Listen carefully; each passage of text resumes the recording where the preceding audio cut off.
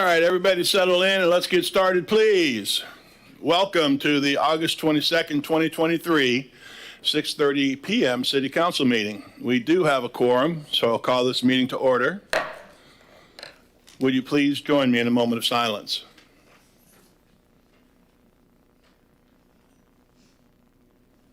And the pledge to the flag. I pledge allegiance to the flag of the United States of America and to the republic for which it stands, one nation, under God, indivisible, with liberty and justice for all. City Clerk, would you please read the rules to speak? Yes, sir. Individuals wishing to speak on agenda items must complete a sign-up card prior to the item being introduced. Those wishing to speak on quasi-judicial public hearings must complete a sign-up card and sign the oath. Sign-up and oath cards are available on the table. Individuals wishing to speak on non-agenda items may do so under petitions from the public present. This opportunity is offered twice in the meeting, and individuals may speak at either the first or second petitions, but not both. No sign-up card is required.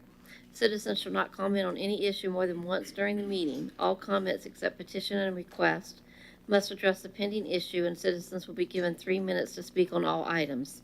Citizens wishing to speak on the consent agenda must submit a sign-up card identifying the items of interest. Each speaker shall be limited to 3 minutes to speak on the entire consent agenda. All sign-up cards and exhibits being submitted to City Council shall be placed in the box on the table. As always, thank you very much. I need a motion to approve the minutes of the July 25th, 6:30 p.m. meeting. So moved. I'll make that motion. Great. I have a motion. Second. I have a second. All those in favor say yes. Yes. Minutes accepted. City Manager. Good evening, Mayor, Vice Mayor, and Council. We are on agenda item 6A, which is the Planning and Zoning Commission. The Planning and Zoning Commission semi-annual report is included in your agenda packet as written. No action required. Thank you very much. Continue on. On to 6B, which is the North Brevard Commission on Park and Recs. The terms of regular members Bianco Alamo and Corin Oberman will expire on 31 August 2023. The two members have expressed their willingness and desire to continue to serve on this board as City Council appointees and have requested a reappointment for 2 years with a term to expire on 31 August 2025. Currently, there is one additional application on file for your consideration. Mr. Christopher Reynolds has expressed his willingness and desire to serve on the North Brevard Commission on Park and Rec as a regular member with a term to expire 31 August 2025. Okay, I will start off with this one because I am the liaison for this board. These are two very fine members. Corinne and Bianca do a great job. I would go ahead and say at this time that I have some concerns that, aren't ours. But since we have been moved from monthly meetings to quarterly, for example, last meeting we didn't have a quorum. So I don't believe we've met since April. So I'll just leave it at that. I think that's a concern that we need to address. And we used to be a monthly meeting. I think sometimes people are more in rhythm with a monthly meeting, but for whatever reason, when we had a quarterly meeting, we just didn't have the people. But with that said, I am certainly in favor of simply renewing the two who are on the board and hope that we can meet and have a quorum. So anybody from there? Member Cole? Are you ready for a motion, Mr. Mayor? Anybody else talking? Anybody else other than the motion? Oh, yeah. Okay. Are they here? Are they present? I Do they didn't see any of them, either of them. I could miss them, but I don't see them. Okay, so no, they're not here. But with that, do we have any cards on this? Yes, sir. Stan Johnston. Go ahead.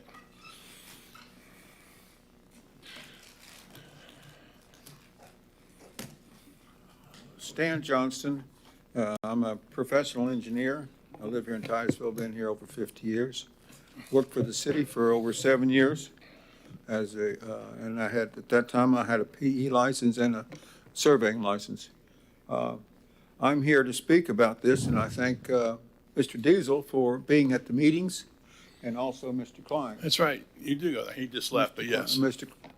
Klein at the meetings. And there's a topic that is on the agenda item right now, but they couldn't do it because the county is doing some crazy things with the times and so forth, making it very difficult for people to attend. But as far as these people concerns, I went over the resumes of these two people that are already on the commission, and I certainly think that they're well, not think, I certainly approve of their doing, but they're struggling right now with something which I have brought to their attention, and that's the sewage spray. This is a big deal, and they want to discuss it, and it's something which I've just shared with you recently at the last meeting, is that what's going on is that it's Russian roulette, what you're playing. The city is spending $50 million on what they say safety, but they spray the public with sewage. It's very dangerous, and it's not good. And so, thank you. I'd like you to consider that. It's a difficult position because the city is what? Stan, thank you. Thank you for your words, and thank you for your thoughts on the meeting problem. Any other cards? All right, I can take a motion. I make the motion that we approve and reappoint the two members of the Parks and Recs Commission. Second. Do we need to name the names in the motion?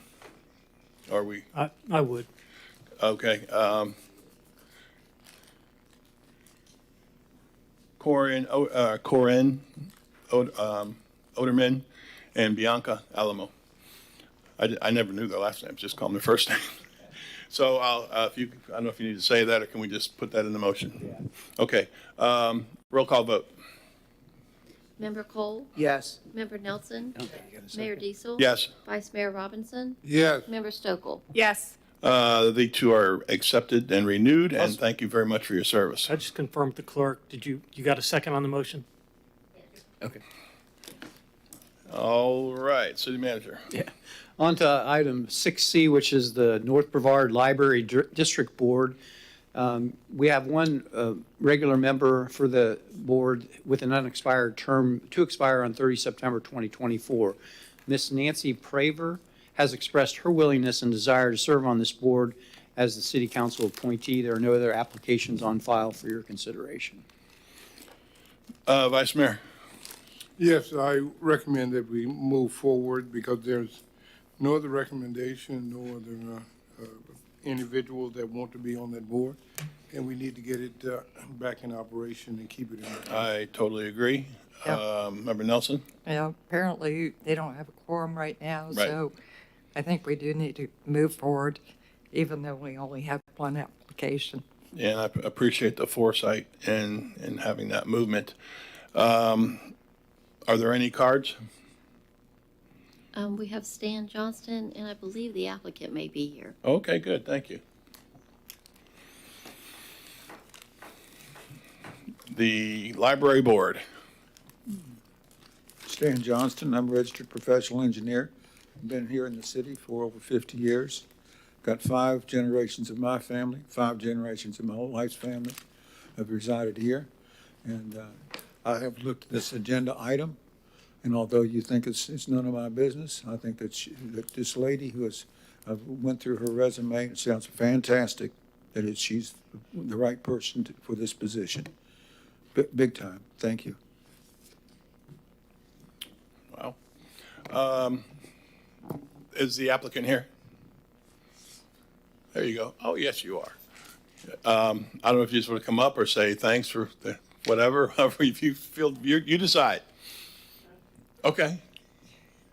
Yeah. Yeah. My name is Nancy Praver. I've lived in Titusville for a long time, but I've been working for the Brevard Public Schools, and I'm a recent retiree and looking to find a new routine and new opportunities. So I was a elementary school library media specialist All right. for Brevard All right. Public Schools.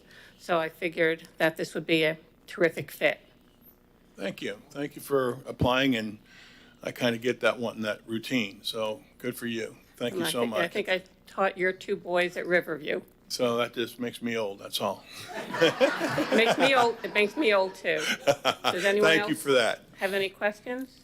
Vice Mayor, is that a question? Or you just No. No questions. We thank you for applying for this position. We really, really do. Well, that was nice. Let's have a motion, or do we have a motion? No, I didn't have a motion yet.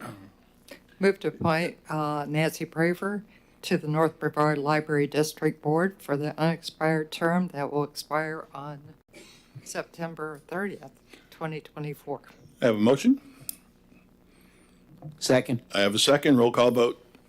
Member Nelson? Yes. Mayor Diesel? Yes. Vice Mayor Robinson? Yes. Member Stokel? Yes. Member Cole? Yes. It passes with appreciation. Thank you so much. Appreciate it.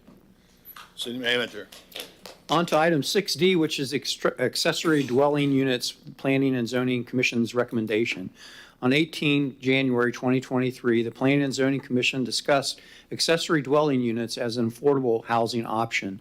The commission was concerned with why the ordinance was not utilized more often and if there were standards that could be made more flexible. The commission then recommended that City Council consider the changes to the accessory dwelling units.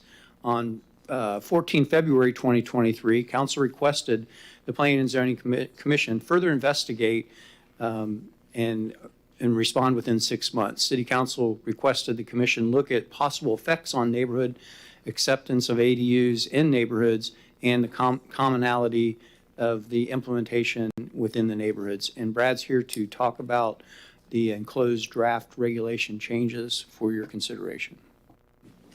Okay, Brad. So the Planning and Zoning Commission, I'm just going to point out what they specifically are suggesting to you to change in the code.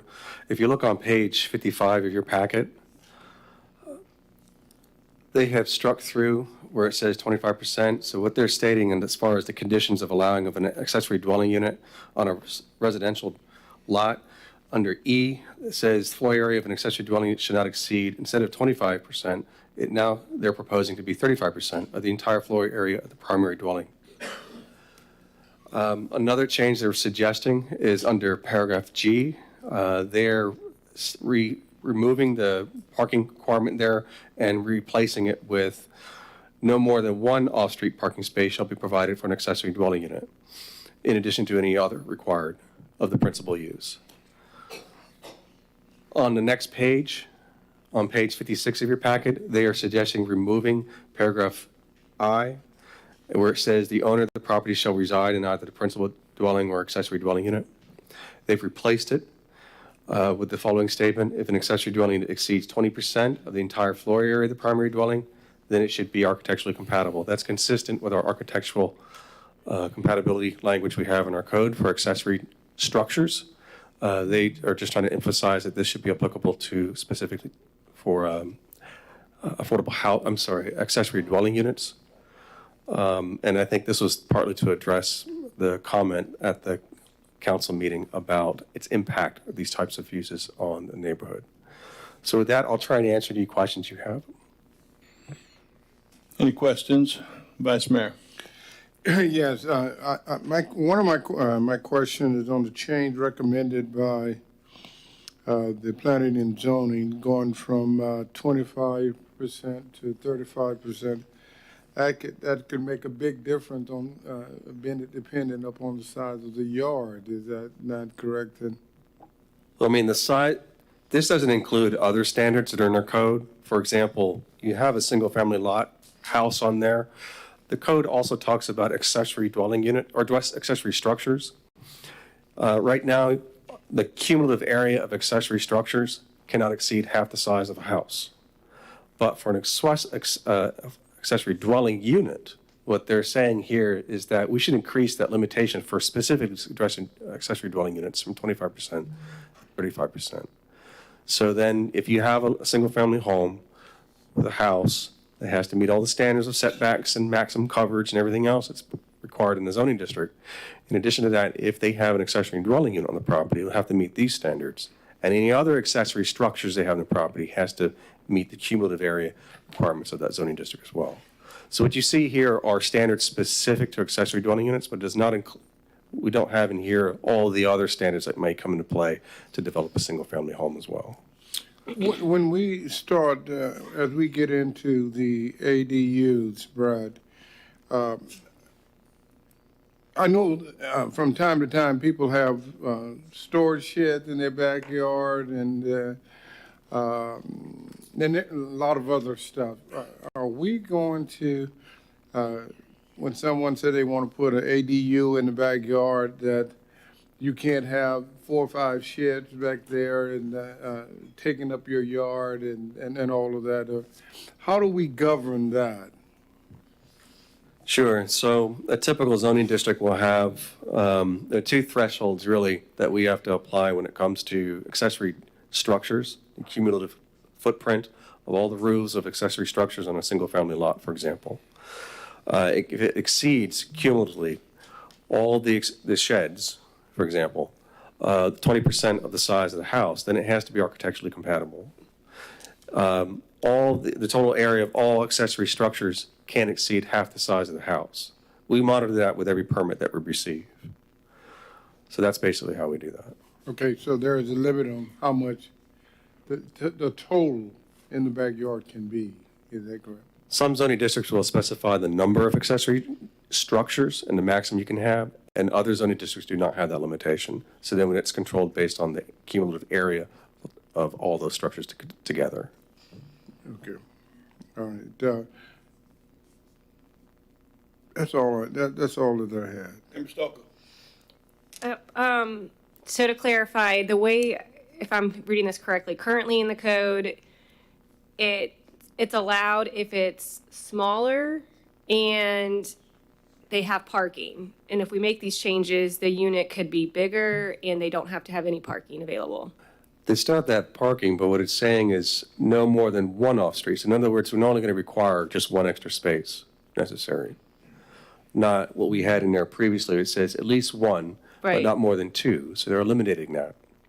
So, right, and so I'm reading no more than 1. So say somebody in R1B right now wants to do this. They have any parking requirement? Well, what would that look like? So a single-family home in that zoning district is required to have provided 2 parking spaces on the property. If they have an accessory dwelling unit added, this will allow them to have an additional 1 space on the property. Where would that go? That depends on where the property owner would like to have it go. So that could be adjacent to the existing driveway, or it could be another driveway going to the back of the property. But they're not Anyways. required to have another one, So it's correct? no more than 1 shall be provided. So when I'm reading that, that means that it's not required. So to me, if it's not required, they could be potentially parking in the street, and that would be, we don't govern that. That's possible. They could park in the street. Okay. Do we have people inquiring about this, in your opinion, like wanting to do this, coming in with interest? We've had a few this ordinance has been in place for several years now. Haven't had a real influx of requests or interest in this. We've had a few projects that have been approved and permitted based on these conditions, but many others also have decided not to go forward because of the restrictions on there. So I think that's what the P&Z is really trying to address. Okay. Honestly, I could probably count on both hands how many we've permitted just in the past few years of accessory dwelling units. So it's really not a lot. Brad, could I ask you to confirm based on what Ms. Stokel asked? Currently, they can have 2 off-street parking spaces for an accessory dwelling unit. This would allow no more than 1 for an accessory dwelling unit if this change is implemented, correct? Say again, it says no more than 1 Currently, off-street. you can have 2 off-street parking spaces for your accessory dwelling unit. If these changes are made, they can only have 1, they can no longer have 2. Correct. Vice Mayor. Yes, just a question, and I probably know the answer already. The accessory dwellings have to meet all the codes and standards by the main that are required for any standard home. Is that correct? They still have to follow the Florida Building Code. Okay. if that's what you're asking. Member Cole? The architectural compatibility aspect, or the I, that was not included in it before? It didn't have to be architecturally compatible with the existing dwelling?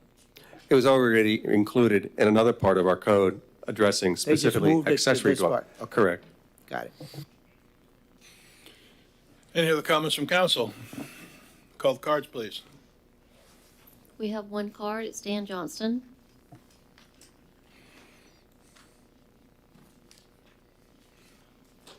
Accessory dwelling units. Stan Johnston. I'm a registered professional engineer, and I just want to go with you a little bit about this, is that I am, as a civil engineer, this particular item is under my jurisdiction. So in my calling card I have here, it says is that I'm an expert witness on some engineering matters, not all, just some, and that is especially endangering the health, safety, and welfare of the public. This particular item, as I see it, does not endanger the health, safety, and welfare of the public. Also, I want to share with you is the purpose of my PE license. This is my purpose. The purpose is to protect the health, safety, welfare of the public. And also, I want to add, our board, our Florida board says also it includes and private property. So I'm mentioning this to you because I want you to know what my position is, what my job is, and what my duty is. So, and I would like you to sometime respect that. So I do not have any objections to this particular item. Thank you. Thank you, sir. No other cards? Yes, sir. I'll take a motion.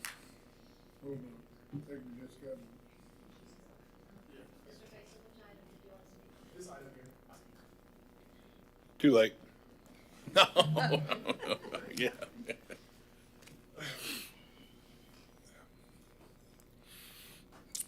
Good evening, guys. Again, Aaron Faison, 530 Loxley. As a member of the Planning and Zoning, I kind of want to give you guys a little bit of what we were thinking about with this particular ordinance. So first off, for ADUs that go in the backyard that are detached, the first requirement is you have to have at least a lot that's 10,000 square feet or larger. So when we look at easements and how close you're going to be, so that's a quarter acre or better. Okay, so somewhere in that ballpark is the size of the lot. And so then what we were thinking about was putting that in the back. Next is also a minimum size requirement for the home. I think it's 12,000 square foot if I'm not mistaken. And so 35% of that would get about a ADU about 600 square feet. And so that's kind of what our thought process was behind that. It wasn't, and so when you mentioned also about the architectural design, of course, we want to also go ahead and make sure that the ADU that's placed in the backyard or where it may be also matches the home. The other part about ADUs that we didn't really address was inside the home. So ADUs not only have to be, can they be detached, they can also be inside the home. But we were just looking at trying to hit a minimum threshold, if you will, of about 600 square foot of an additional unit. So hopefully that kind of gives you guys an idea of what we were thinking about with those numbers and why we did what we did. Are there any questions? Member Stokel? That helps to clarify a little bit. So I do have a question for Brad. For the chart that's on page 55, where we have, R1B, R1C, R2, R3, some of those, I feel like those lots are smaller. So how does that fit into what he said, that they would only be applicable to lots that are at least a certain size? I'm not familiar with that minimum size, so. Okay, that's where I whatever- was If the confused. zoning district has a minimum size, R1B, for example, is 7,500 square feet, if they're able to meet these criteria, then we'd be able to permit an accessory Okay. dwelling unit. And I think that's where that's my concern, and I feel like I would be a lot more on board with this if I knew they were larger lot sizes. It concerns me a little bit if they are these smaller ones, so that would be where I would want to iron that out a little Well, bit. that was a big conversation that we had, was minimum lot sizes for a detached. Again, speaking detached, that was a big conversation that we had, that detached home ADUs can only go into a lot 10,000 square foot or larger. So I'm unfamiliar with that part, that it's Okay. allowed in 75 or smaller, but I know our conversation was 10,000 Okay. square foot or larger, detached. Okay, that's good to know the intent there as we kind of discuss this. Thank you. Thank you. Very good. Thank you, sir. Appreciate that. You stop the clock before it goes off there. Any more cards? All right, we can take a motion on this, if I have one. I would like, yes, I would like to make a motion to maintain this the way it is right now. I'm concerned about the smaller lot sizes that weren't included in that. Sir, currently the code allows them right now. The code allows? Yeah, the ordinance allows. So this restricts it this restricts it then? No. What the P and Z is trying to do is make it even more flexible. So right now, you can have a property that is zoned R1B, which is a minimum size of 7,500 square feet, minimum width of 75 feet. If you can get a house on there, it meets the minimum size, and you can also get an accessory structure. And in that case, it could be a dwelling unit in the back there. As long as it meets all the standards of the code, they can get that permitted. And that's current ordinance. Go ahead. Okay, Member Nelson. Okay, so I would move to approve it the way planning and zoning, Approve the recommendation. approve the recommendation of planning and zoning. I understand your concern about the lot size, but I think when you have a house on a lot, you're either gonna have enough room for an accessory unit or not. If it's a small lot, you're not gonna have that room. So I'm okay with it. I have a motion to approve the recommendation. Well, I just want to be clear, you're not necessarily approving the recommendation. I think staff's looking for, based on the recommendation, advisability to come back with an ordinance to incorporate those changes for your consideration. Well, let me just say, the agenda says the alternatives are approve the recommendation or don't approve the Right, recommendation. I'm just letting you know, it would require an ordinance to come back to you for your consideration. Well, I can do that, I too. can only follow the agenda. I don't know what she's got. So we will do a motion to have staff bring back an ordinance for our approval based on what planning and zoning has recommended. Is that I clear? second that. All right, so we simply are we're not approving anything. We are doing what?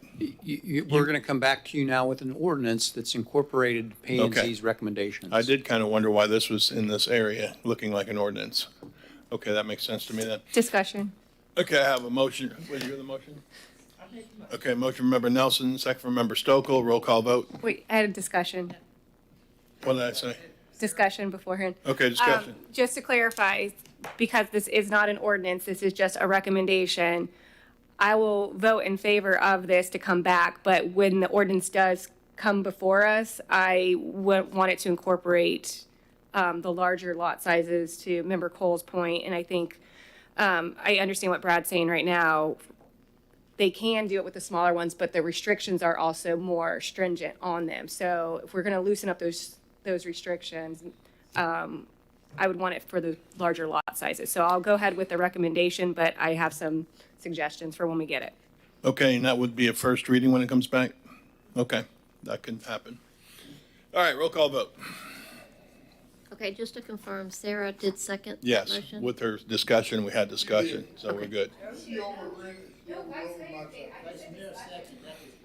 Okay. Okay. So Vice Mayor second. Okay. Mayor Diesel? Yes, Vice Mayor Robinson? Yes. Member Stokel? Yes. Member Cole?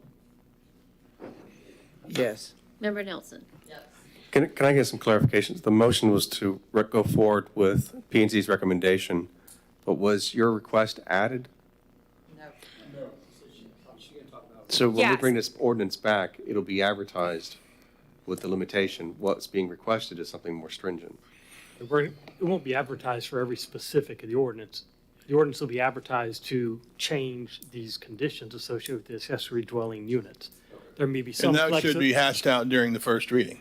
Sure, so but understand, if your discussion during first reading is to go beyond what was advertised to the point that it makes it misleading, it might require it to be re-advertised. Be reread. Okay, I got it. I got it. I think we'll be fine. Brad, do you have that? Okay. Member Stokel, you good? Okay. All right, city manager. On to item 6E, which is the concept of the proposed urban forestry program. On 14 March 2023, council was presented with the Titusville Environmental Commission's draft plan, which was titled Concept Plan of the Proposed Urban Forestry Program, with a request to hire a full-time arborist. Council directed staff to assess the plan, analyze, and provide cost estimates for the proposed items, including the feasibility and the cost of an arborist. In addition, council requested staff review the resources, impacts, and staff's needs to implement the plan and determine strategies to engage the community. On 9 August 2023, the staff report was presented to the TEC for comment. The TEC recommended approval of the concept plan as proposed in the option 1 for the urban forestry program, and suggested programs and activities with a focus on allowing its developments as prioritized within the resources we have available, so that the plan will be in place and how we move forward can be determined as we move along. The TEC recommended that the council seek grant funds to implement the urban forestry concept plan. And the option for council's consideration, there are 4 options in your packet, and Brad's here to answer any questions that you may have on this agenda item. We've laid out in the staff report to you on page 61 our analysis of the TEC's proposed plan. I've also included an email from Kevin Cook with Public Works, his assessment, analysis, and costs of what was the strategies that were proposed in the plan. The plan itself that was developed by TEC is on page 64 of your packet. Based on our analysis, I won't go through this unless you have any specific questions or you'd like me to go through it. But I'll just reiterate what the city manager said as far as the options. Adopt the TEC's plan. Just know that we don't have it budgeted. Second option, ask us to submit a urban forestry planning grant to the state. We estimate the cost of this would probably be about $50,000 to do a plan. Just understand that a grant requires a 1-to-1 match. A third option is to convene an ad hoc committee with very narrow mandate. And then the fourth option, of course, is no action. Now, TEC did come back and say that they recommended when we brought this, we informed them what we're going to present to City Council. They recommended that Council adopt option 1, which is TEC's original plan. But they've also asked or wanted to emphasize that some of the aspects in that plan can be prioritized over time. So it's not necessarily an adoption of the plan and then go ahead and find some money for it and implement everything immediately.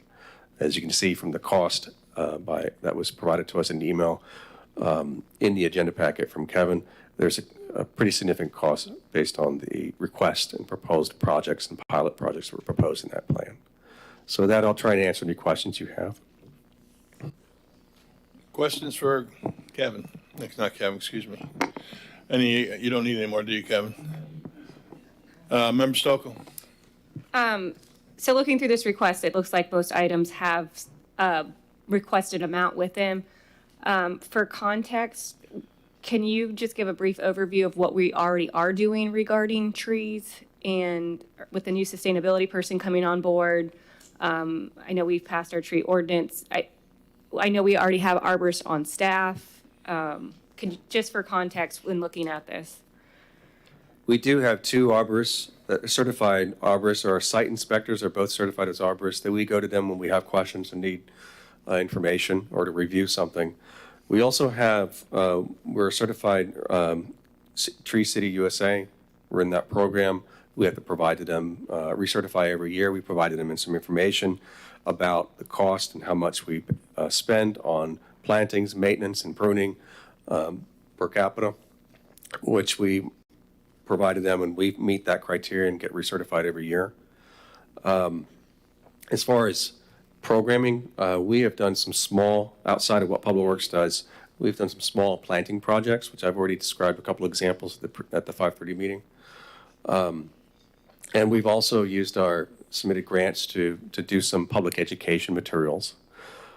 We do have on page 68 of your packet, we've provided to you an excerpt from the adopted Sustainability Action Plan. If you remember, that was adopted earlier this year. And it calls for the council, or city rather, to develop an urban forestry management plan. But it does give a time frame within the next 5 years. There's a significant cost. I've given you an estimate, what I think it might be, about $50,000 minimum to do a robust plan with public engagement involved. So that's what we've done, and that's what we have in our planning documents. Okay, Member Stokel? Any other council comments at this time? Member Nelson? Yeah, Brad, or Kevin, I'm not sure who, we are starting to do the planting of the trees on the streets, correct? Or will be? If you're referring to the Gateway program, that's the only one I'm familiar with. The stormwater boxes. Yeah, Public Works can probably better. Yeah, we have, I think we have three areas of town that will be getting tree boxes added as part of stormwater features. There'll be filtration boxes. Some will be underground filtration, but there will be tree boxes added, particularly the commons and city hall basins Okay. downtown. So City Hall, Commons area, any other place?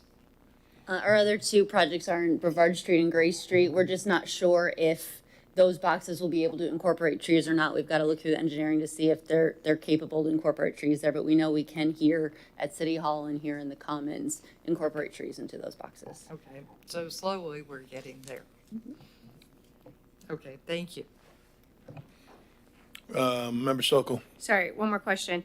In regards to the page 68 with the Sustainability Action Plan, I remember, I think Rachel actually presented on this when she was here. We do have 0 to 5 years. Do we have internally a plan of when we would like to incorporate some of these items yet? Are we still in the planning phases? Are we going to wait for our new hire to kind of start mapping out? Direction to you tonight. I mean, what was proposed by TEC is they went ahead. We've on page 61 of your packet, I've referenced a conversation that Rachel and I had with a professor at the University of Florida. Mm-hmm. And someone we spoke to and met with prior when I and many members of the public went to Tampa to sit down and listen to them about their tree canopy program, the tree ordinance, and the members of IFAS that were there. This professor is with IFAS. He recommended following actions. The first action we've already completed. Find out where you are today. That's the canopy assessment report that Planet Geo did. Now we know. The next step, figure out what you want to do. Come up with a plan of action. Maybe that has a vision. Maybe have some goals and strategies. And definitely maybe have a conversation. If you're going to come up with a canopy goal, it should be, that's something that there's no scientific basis for it. It's really just what does the community want? So he suggested maybe doing some kind of public engagement to figure that out. What does the community want? Then you know for sure what you can do, prioritize over time and how you want to allocate resources, whether it's your own resources or what kind of resources you want to seek, such as grants. So that was his recommendation. Okay, and so for us, our staff internally, that's probably the next, I want to say that was, I remember Rachel, I think, speaking to that before she left, that would be the next step in this. And then we would start allocating out resources depending on feedback from that in our discussion. Right. Okay. Vice Mayor? This may be an odd question. Is there any communication between TEC and the arborist, certified arborists that we have on staff before they submit this stuff? Members of TEC they routinely speak with our staff members. But if they have questions with an arborist, we certainly get them in contact with an arborist or any other staff member if they have a question of what we're doing. But I think what you're asking is, do they have a regular Well, it seemed like if communication? TEC wanted to find out what the city can do, what it'll do, and it seemed like the certified arborists that we have on staff should kind of be part of that conversation at some point before they submit this all to the city. It seemed like, because I know in places that they want to have arborists hired specifically for them. But if they're not using the resources that are available to them now, it's just confusing to me. If you have this talent and you do not use it, probably before you come up with all of these recommendations, so to speak, and have sit-down conversations. This is what we're looking at. What do you think about the city? How is the city going to, our staff is going to entertain this particular idea or this particular thought? Seemed like that would be the way to go. My only response to that is if you want to look at page 67 of your packet, it's the last page of their plan. Okay. They've identified the TC has identified what they believe the real role of this new hire would be. It includes being an arborist and everything else, including being the coordinator of the whole programming and being a reviewer of anything tree related. So it's kind of consolidating a lot of different positions and responsibilities throughout the city into this one position. Well, and I understand that, but, seeming to me, I mean, again, I'll be off, I've had a command or two or something like you would sit down and if I was going to make a decision about doing something and I had experts in the area before I made that decision, I would consult them, and then based on their feedback, I would come up with something that included their recommendations and how they could, because the odds of me getting it approved or getting it accomplished would depend on the experts that I receive feedback from. I understand what you're saying. Yeah. Okay. And that's why I wanted to know what is the relationship between TEC and the, quote, certified expert that we have, as TE sat down and said, oh, this is a good thing for Titusville. And okay, let's talk to the experts at the city and find out how can we come up with a plan, maybe not all that we want, but some of that what we can get done together. Is that off the wall? No, we can certainly have, the TC members can certainly speak with our arborists and find out what their role is or what their understanding is, if that's. Yeah, that's what I'm asking, is that you have these experts that are available, that have that talent. Talk to them before we get a package. I know that you review the package once it's turned in from the TEC members, but before it's even get to that point, the expert should have been included in that process. If nothing else was said, this is what we are thinking about doing. Okay? I may be wrong, but. Well, I would agree with you, Vice Mayor, and quite honestly, I'm not sure who the arborists are. But with that being said, I would think on this topic that one or two of the arborists might ought to be sitting next to you. That's just my thought. I mean, I think it would help to have that there. Go ahead. Well, for me, it would help if it was coming in small bites, because I understand this is a goal, and I agree with the goal, but I do better when, I don't know about the rest of you, but I do better when it's small bites. So next year, this is what we're going to do. The year after, we're going to do that plus something else until we get to where we want to get. So for me, I look at it and go, what is our priority? And that's what I want to know. Yeah. Do we plant on the streets? Do we do the tree giveaway? Where do we put our money? And then next year, new budget cycle, we turn around and say, okay, let's put X amount toward it. And hopefully the sustainability planner or arborist comes up and says, this is how much money we need. And then we go forward. So for me, I'd like to have it in smaller bites. And I'd like to know, sort of like an order of priority. I want to do this first, this next, kind of thing. I'm looking at you, Lauralee. It just makes it easier for me because I'm not real good at doing the shotgun approach. I'd like to have it laid out. Number one's going to be this, number two is going to be that. And know that we can afford each step. Because Yeah. that's always an issue. Well, we want to do this, we want to do this.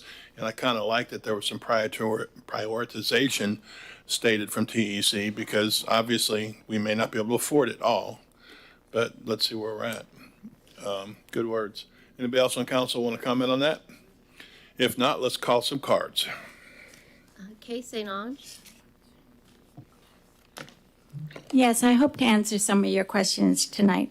In 1810, Savannah City Council directed the planting of trees to shade public squares, creating today's beautiful shaded parks in Savannah. Titusville City Council can create a similar legacy if you choose option 1 in staff's analysis. Adopt TEC's plan, the concept plan for an urban forestry program for the planting of trees along streets and in parks.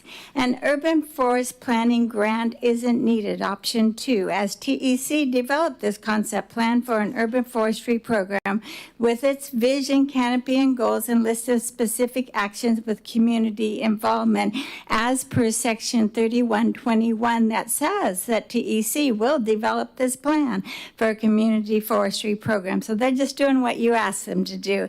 Indeed, the concept plan is community driven, so I don't know that an ad hoc committee is necessary. With support and input from many groups, including the Marine Resource Council, the Sierra Club, Audubon Society, League of Women Voters, Friends of the Enchanted Forest, and Native Plant Society. They've all been presented this and are endorse it or support it, and many of their members have volunteered for tree planting and are willing to volunteer some more. I have their contact information. The proposed urban forestry program is a multi-year program with native tree planting, which council may prioritize, or the plan itself provides 3 projects to launch the program. It provides you that prioritization, but if you want to prioritize a different way, please do so. This is just a concept plan. It can be changed, it can be adapted, and it is flexible. Each project addresses specific issues. It's not just fill a whole field with trees. That's not the idea. Each project is to benefit the residents in a particular way. Projects to reduce temperatures by shading streets, sidewalks, and trails. To quote, provide for a tree-shaded and comfortable environment for all users as per the comprehensive plan. The comprehensive plan says you are to shade streets so that all users will be in a comfortable environment. TEC suggested start with Project 2C, tree plantings in the downtown parks. Parks and Recreation wants sable palms and cedars planted in Sandpoint Park to stabilize that shoreline and to shade the trails. I've met with the supervisors of Parks and Rec, and they have stated that. Project 2B and 3A address tree equity, planting street trees in low-income neighborhoods. Of this Just Plant Trees is a map that I drew for you, and I am not a cartographer, and I will turn it around for you as well. Go ahead, I'm finish. sorry, but can I have more time? I want to answer your questions, I truly do. So, Hold on, let's go put 2 minutes on the clock, please. okay. Am I good? Yep. Okay, the city of Titusville has 39 census blocks per the U.S. Census Department.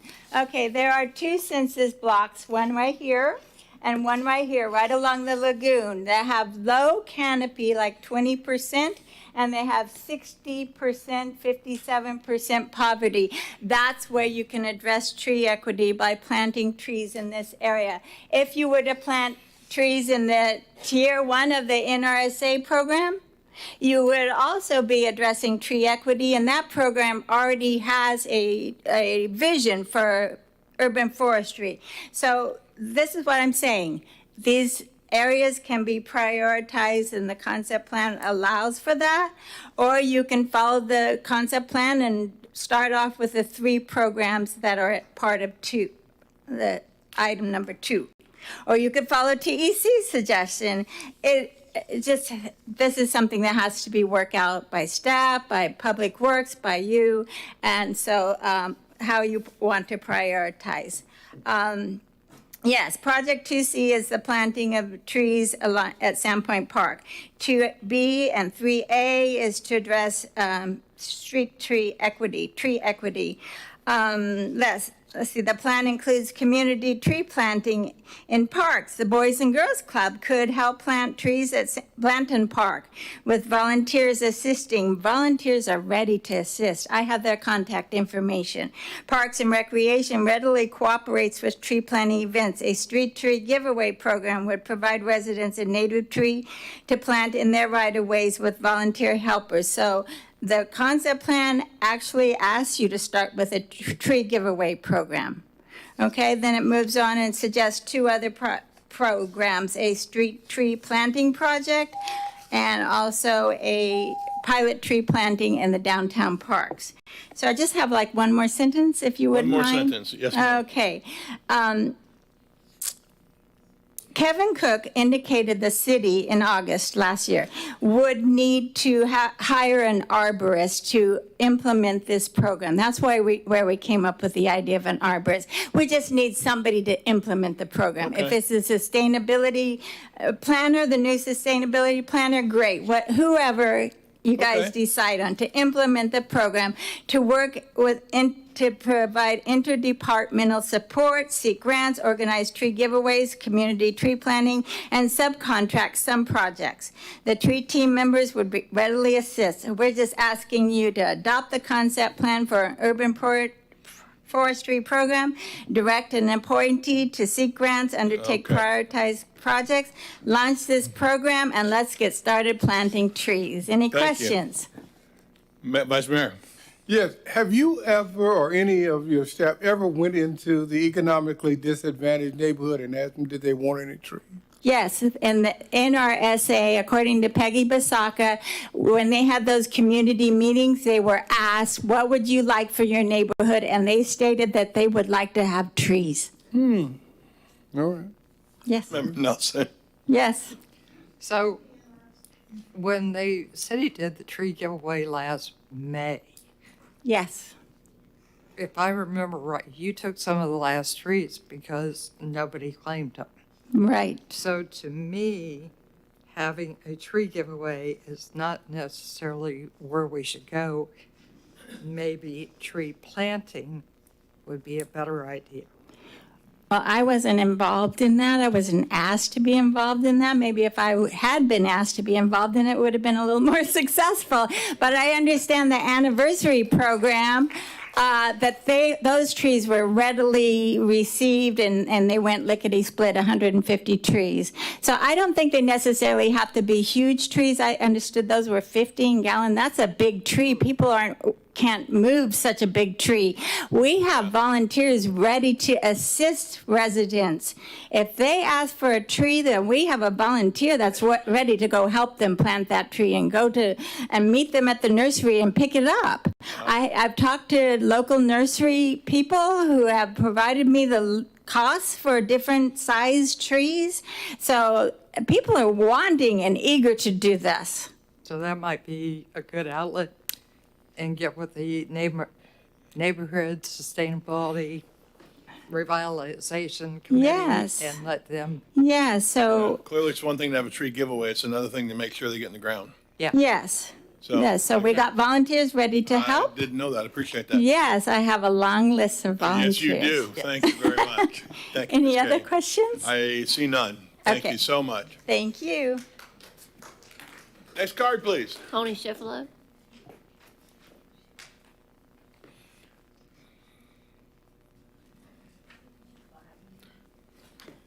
Schifolo, Tropic Street.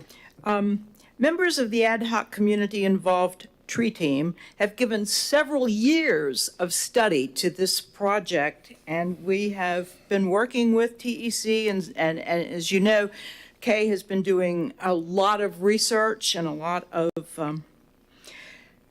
writing, and the plan that has been submitted to you is option one, the TEC concept plan. It's the only one that's you should even look at. Option two, get a grant to develop a vision, canopy goal, and list of specific actions with community involvement. That's what the TEC option one is. You don't need to do the work that's already been done to get to this point. Option three, convene an ad hoc committee with direction to develop a vision, canopy goal, a list of actions. Is there an echo in here? It's kind of redundant. It's essentially the same thing as option two. And option four, take no action.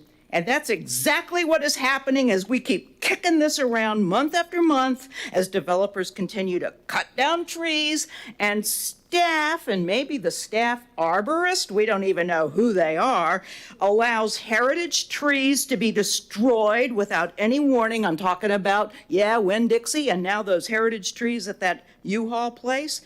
No warning. No talk to TEC as the designated tree board, or no warning to the public, people like me who would have been, out there hugging that tree. Keep in mind, it was in 2013 the city hired Arbor Pro to develop an urban forest master plan, which the city never adopted. So let's just vote for option one. Don't keep kicking it around. We talked about it over in West Titusville when we named it Canaveral Heights. We talked about trees. They want trees. It's in that plan. It's in the plan, the vision for tomorrow, all over the place. Canopy trees here, trees there, Garden Street, South Street, gateways, plant trees. What is the problem that we keep kicking it around? I wanted to say something else. I got plenty else to say too, but I'm not going to make this meeting go to midnight. Thank you, young lady. Appreciate you. Next up. Mary Spar.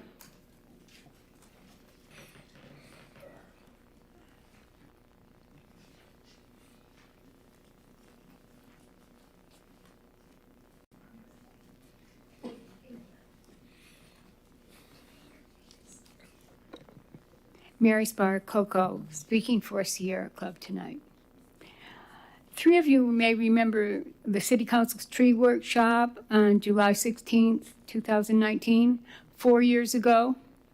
At that workshop, Peggy Busaka mentioned development of a tree canopy program on her chart.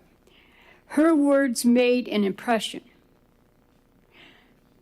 Brad mentioned that a page from the Sustainability Action Plan is included in your agenda packet.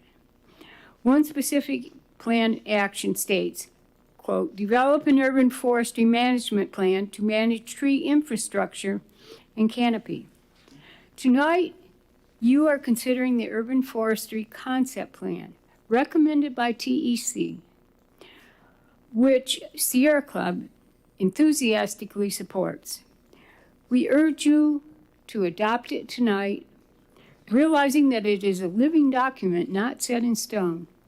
New ideas can be added, and what is not practical can be set aside. Staff and City Council are free to add ideas and suggest changes in different priorities. We see this plan you are considering tonight as the basis or starting point for the urban forestry management plan mentioned in the Sustainability Action Plan. Using this concept plan as your living document for the Sustainability Action Plan can save the city a lot of time and money. I believe you have preferences for what projects would be good for launching the plan. It is becoming clear that for FY24, a tree planting grant is necessary.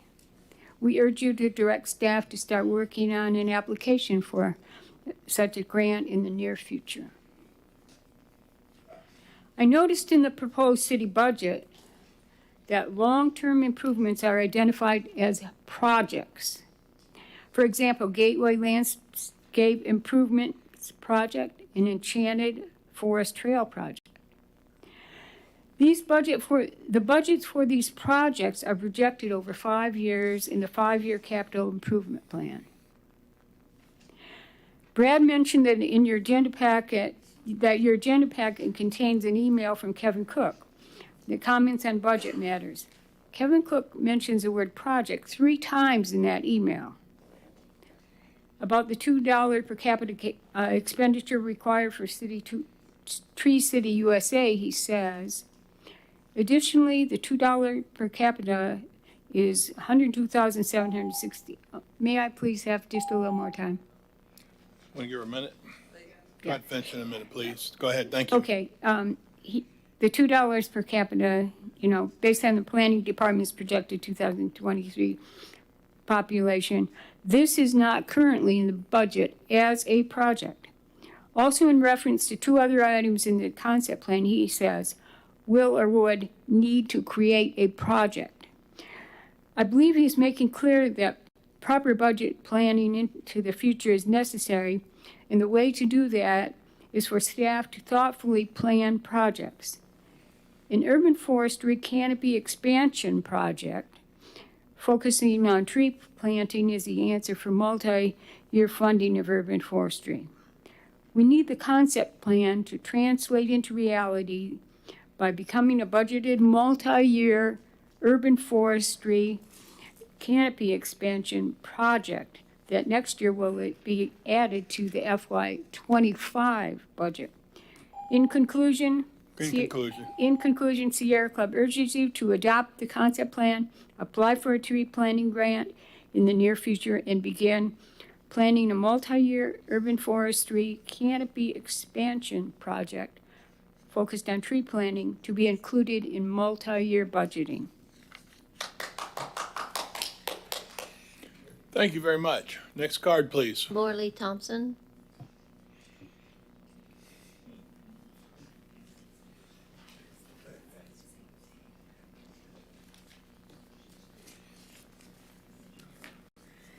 Laura Lee Thompson, 3550 Irwin Avenue, MEMS. I'm going to try to answer some questions here. The reason that the TEC recommended hiring an arborist is because we've been told many, many times that we can't really use the 2 arborists that are already on the staff because they're actually members of the planning department. And as you guys probably know, the planning department is really, really busy, and they have important work to do in the planning department rather than trying to handle street tree giveaways and things like that. They just don't have time. They need them in the planning department. So that's the only reason that we recommended hiring the arborist. We didn't realize that we were going to get a new sustainability planner, but you know, I think that the new sustainability planner can handle a lot of these things. As I said before, this is not something that has to be done in year 1. We can stretch it out and not, you know, I'm going to repeat it because the options that have been given you for consideration, really, there's only one option that you should vote on, and that's option number 1, adopt the plan. Why would we want to get another grant? We just did that, you know, to develop the vision and the canopy goal and all of that. We just did that. Why would we do it again? And we have the tree team. Why do we want to add another committee to develop a vision, a canopy goal, and a list of actions when those things are sitting in front of you in the concept plan that has been provided? And number 4, take no action. As Mr. Klein pointed out, we've been operating as a Tree City USA for 20 years with no plan, and we're supposed to have a plan. Eventually, somebody's going to figure it out, and they're going to kick us out of the Tree City USA category because we don't have a plan. We need a plan. I've seen many, many presentations, you know, from Kimley Horn and down through the years, all the different, consultants that we've had.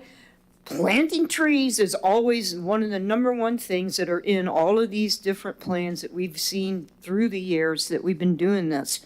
So, and the TEC made it easy. They prioritized item number 2C, which is planting trees in the parks that are near the downtown Titusville area. we made a priority for you. So I'm begging you, please, just adopt the plan. That's all you got to do. Approve the plan, and then, we'll move forward. But we can't move forward. We've been talking about trees for 4 years. Please adopt this plan so we can move on. Thank you. Hold on a second, real quick, just so I get this right. The action of the plan is the part that says city to establish a goal to increase, am I right there? The citywide tree canopy to 48%?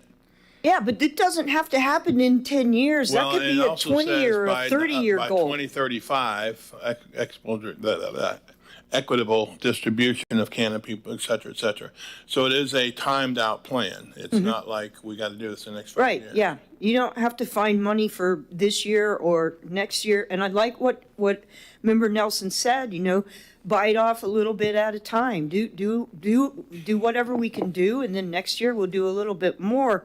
But we have to get started.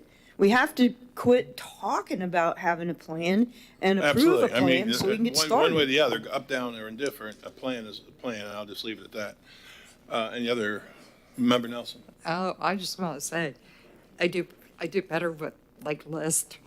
So to me, I don't know about you guys, but working with the neighborhood revitalization committee and planting trees in that area seems to me the most appropriate. I did check some of the parks, like the dog park. Yeah, the dog park really needs trees. Yeah. Well, the problem is you've got oak trees, and when they start growing, you're going to have a lot of tree in there, a lot of tree. What's wrong with having a big tree in the dog park? Well, the question is, are they going to start overlapping? Are they going to? Not if you plant them far enough apart. Yeah. I'm looking at my dad's old oak trees and thinking, yeah, we have trees there. It may take another 5 years, but at some point you're going to have a huge canopy. In the dog park? Mm-hmm. With the trees that are there now? Mm-hmm. I'd have to go look at it, but I don't recall seeing a lot of shade in the dog park. After I talked to Kay the other day, I went to Sandpoint Park, Blanton Park, and Dog Park, sort of with the idea of where do we put trees? And that was when I sort of went, maybe not here. So, yeah. So I like it, but I realize this is a goal. To me, if we look at this document and say, this is our goal, this is not what we're going to do next year, we're going to do what we can next year and go forward from there. I think that's what everybody said. That's what everybody has said. We would be very happy with that. All right, thank you. Wait, Member Stokel. Oh, my question is more for Brad. Okay, then. With the Sustainability Action Plan, I know we have one page in our agenda packet. I know it was multiple pages. Do we have some of those projects going on right now and some of them that are included in this next budget cycle already? Do you know? You're talking about items that are listed in the sustainability plan? Action Plan, So yes. we are looking at what we can implement in that sustainability action plan. I'll give you one example. We found that there is a grant with the U.S. Department of Energy that could possibly help with implementing one strategy that's in here. So we're continuously looking at see what we can potentially implement. Now, the sustainability planner is involved in helping implement and finding resources and projects that we could help implement this plan, but that's just one task that she has. She has several other projects she's working on, including the resiliency plan. Okay. I think that's kind of where my viewpoint is I appreciate and I feel the passion of the community and TEC members, but then I can't help on the flip side knowing, being on council, things that I feel like we have done. It seems like we haven't done things, but then we were one of the first to implement the LID, low impact development, that other cities are now using. We've done the tree ordinance. So I feel like we are taking steps and we are continuing to move. I feel like I'm hearing like they want the urban forestry, the whole concept plan like approved today. my goal is to make sure that we keep moving forward and that we have budgeted amounts and we have a cohesive vision moving forward. What I'm hearing, and I could be wrong, is it seems like the highest priority is the urban forestry right now. And so as we are implementing these things right now, they're ongoing. I believe there are some in this next budget cycle. We do have a new sustainability planner that is looking at this. So I think we are moving in that direction. So I don't know. It feels like we're not doing anything, but I feel like we are doing, and we are doing things. And I don't know how to communicate that. It may not be as quickly as we would like, but I do feel like we are making really great progress. Member Nelson. I would agree with you. I think we are making progress. I was really happy to see the sustainability plan, but I think this would sort of give us a framework to be able to say, these are our goals, let's work toward them. Might not get there next year, might not get there 2 years from now, but it's sort of a framework to say, let's move in that direction. And as long as we understand it like that, I think we're okay. Next card, please. Maureen Rue.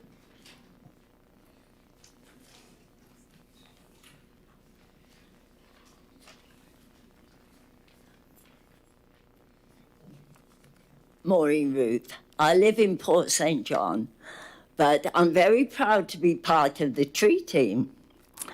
I am also a member of the board of directors of the Marine, I'm sorry, I have a bad throat, of the Marine Resource Council and the League of Women Voters of the Space Coast, and co-chair of our league's chapter for natural resources. And I'm also on the Sierra Club ex-con board with Mary Sparr, who has done terrific work on the tree urban forestry. Both organisations support the concept of the urban forestry programme and the TEC's recommendations. I cannot imagine an environmental organisation not supporting these recommendations. And I really hope that you make a decision tonight to go ahead with the option 1 that the TEC recommended. And they are critically important, especially in our present climate conditions, trees are. There is data worldwide on their importance to human health and clean air. And also, trees placed around buildings can reduce air conditioning costs by 30%. Trees can also increase property values by 20%. Planting billions of trees worldwide is the most beneficial and cheapest solution to climate change, according to the universities around the world. And we've got to start thinking of these things and do what we can where we are. Thank you very much.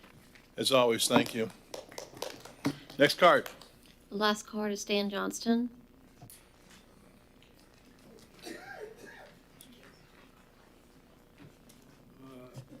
Stan Johnston.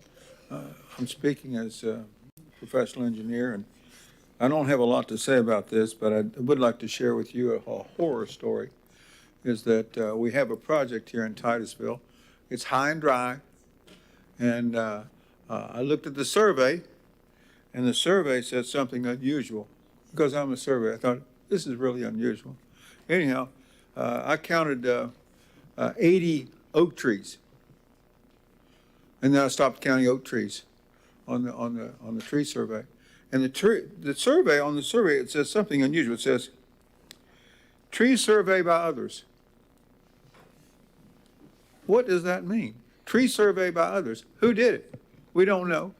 What accuracy does it have? We don't know. How in the world can they put it on the survey with the, you gotta have corners and all kinds of things to locate things. So anyhow, my wife and I own 2 of the 3 acres of this project called SNJ Oaks. It was Elizabeth Oaks, now it's SNJ Oaks. And all of those, how many of these trees, oak trees, did they save? 0. They're all gone. So this is what happened. This is high and dry property, and the city of Titusville gave them all kinds of waivers and all kinds of things about so that they could develop the property more. And so I think this would be like something like Mr. Robinson was talking about, something like New York City or Brooklyn, and where we created, it looks like it's like trying to create a slum. So it's got 28 townhouses on it, and it just took the property high and dry and just mowed everything down. I think there's 1 tree left. It's not an oak, but the project is called SNJ Oaks. So proper planning is important, which someone else had mentioned that. And there's something noticeable on this. It says request to hire an arborist. I thought that was kind of interesting. Is that your city of Titusville is considering a request from the TEC. TEC is what? An advisory committee. Well, just about 2 weeks ago or so, but maybe 3 weeks ago, is that the TEC said, well, we want you to tell council that we acknowledge the sewage spill that happened. And guess what? Brad Parrish and city manager said, no, we're not going to do that. We're not going to tell council what we're doing. We're not going to tell council what. So I think that was a bad thing that happened. So we've got some bad things going on. That's all. I don't want to take all 3 minutes. Let you go. Thank you. Thank you. All right, council. So I guess our question is, what do you guys need? Yeah. Okay, Brad, what do we need? And I guess I'm going to add to that, because this will get a little more specific. If we, for some reason, we'll go with any of these. What's the financial burden or requirement? That's a better word. What's the financial requirement this year, right now? Because it sounds like there's a time frame on these that we can do a little at a time. We can. I would say the one thing I was saying, I feel like we have done this in many ways. I don't know, and right now, and I get that we're not here to applaud what we've done. We want to know what we're going to go do forward. However, I do think we have saved a lot of trees with the tree ordinance, and I think there's some developers back there that can probably attest to that. I hear that on occasion, and then certainly the LID. So we want to move forward and do the right things. At the same time, that's important, but what we're going to do next is important too. So I guess I need to know, one of the things we always have to know when we move forward on any project or any ordinance is, what's the financial aspect of this right now? Any of them? So option 1, we stated here you have an option of adopting TEC's plan, but we stated here that the tree education, planting, and new staff that are proposed in that plan are not budgeted. So those would be unfunded items, basically, if this plan is adopted, until a budget is adopted that includes incorporating so something. Technically, we could just say, okay, we want to do that, but right now it's unbudgeted, but it's a plan. That's true. That's correct. And what about the other ones, just out of curiosity, too? So the other one would be to come up with a different type of plan. So this plan that was presented to you was authored by a resident, brought up to the TEC. They made revisions to it and adopted it, and then made a recommendation to give to council to adopt for the city. So there was some public comment made at the TEC meeting, but what the professor that we spoke to about this, about the steps that you go through, said if you go through a plan that includes public involvement, it's kind of like an amendment to the comprehensive plan, or any kind of master planning or community planning or neighborhood planning. There'd be some kind of public process in order to determine what your canopy goal is, what everybody agrees to on that, and any strategies and policies and values that you want to incorporate into that plan. So you have an option, really. You can go forward with what TEC has developed, or go with option two, rather, that would require us to actually have to seek a grant to help fund this plan that we would develop. That would take probably about a year to do. Three is no cost to you, but would be cost to resources of staff time, really, just to manage an ad hoc committee. And then four, of course, is no action on this. So again, none of this is budgeted.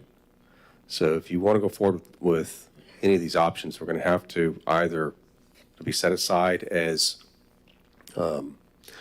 unfunded items, especially if you just go forward with TC's plan. And then you're just going to have to find some resources potentially to allocate towards any of the strategies that are identified in that plan, either this budget year or next. Member Stokel. Yep. Can you explain the community engagement piece? Because I do know we did surveys and we had focus groups and whatnot prior. So what would this community engagement piece look like, I guess? That didn't happen with this plan that's presented to you. Okay, so that was for again, the action plan. a resident Okay. drafted this plan and brought it to the TEC. The TEC made changes to it. There was public comment made at that meeting, Okay. and then it was adopted and recommended to City Council for approval. And then I guess my question, I don't, have we ever approved a concept plan before? What does that mean? Does it go anywhere? Does it, what weight does it hold? So the only other example I can think of is that about 10 or more years ago, there was an approved bicycle plan, which is pretty much a map. That's all it was, that TEC had developed and that Public Works had determined, they estimated what the cost would be to implement it. So it was just a concept, basically, that TEC had recommended council approve. And I think at that time, council did. But it was basically a map with some lines of where proposed routes can go. So it wasn't a full-blown plan that with a vision and goal and steps and strategies or budget or anything included with it. So that's the only other example I can think of. So I feel like looking at this, like a concept plan in my head would be us saying, hey, we would approve this. This is kind of some direction for staff of our vision. So I feel like our option is to say, yes, we like the concept plan. We know that some of them are unfunded, but this is kind of the direction we want to go in. I could be okay with that. My other thing is if we don't do that, I think we would take the time to kind of maybe go through some of these, maybe not at this meeting, at another meeting, and say, which are our top three, for instance, or do we want to keep on there, hire an arborist, or do we agree with all of these, would be another option. I'm okay if, I feel like what's happening is they just want some more, the tree team, TEC wants some more guidance and direction of seeing movement happening, which I'm okay with if that's a vision that needs to be communicated, because I do like the work that's been done. I like the plan. I like the ideas. My concern is the money. My concern is the time. And my concern is how does this align with other things that we have going on right now? But that's just kind of where I'm at right now. I would play off of that, Member Stokel, in agreement that I think that the word I heard out there, I think was Laura Lee, we need to have a plan. Well, it's hard for me, and don't want to keep dwelling on that, but you don't go into a game without a plan. And, how well you implement it or how much of it you can implement. Sometimes your quarterback gets hurt. You got a plan B. But in this case, as I read it, and that's why I was asking, the action city to establish a goal. I don't know that is a specific mandate, but what it does do perhaps is get us all on the same page of we have a goal. And it's not like it's saying, by next year. And I understand it's an advisory board and ultimately we call the play, but I like the idea, just plant trees. I like the idea of planting trees. I also like the idea of being able to afford it and doing it in a mannerly a way that you mentioned, Member Nelson, small bites, but I want to move forward. And I think that terminology is not real forceful to us. I don't think it's certainly not confrontational. I think it's city to establish a goal. Now, everything else after that is a goal to increase the citywide tree canopy, blah, blah, blah. I get that. But I think that plan to reassess tree canopy every 5 to 8 years. I think that puts us on the same page, and I could be missing that. Member Cole.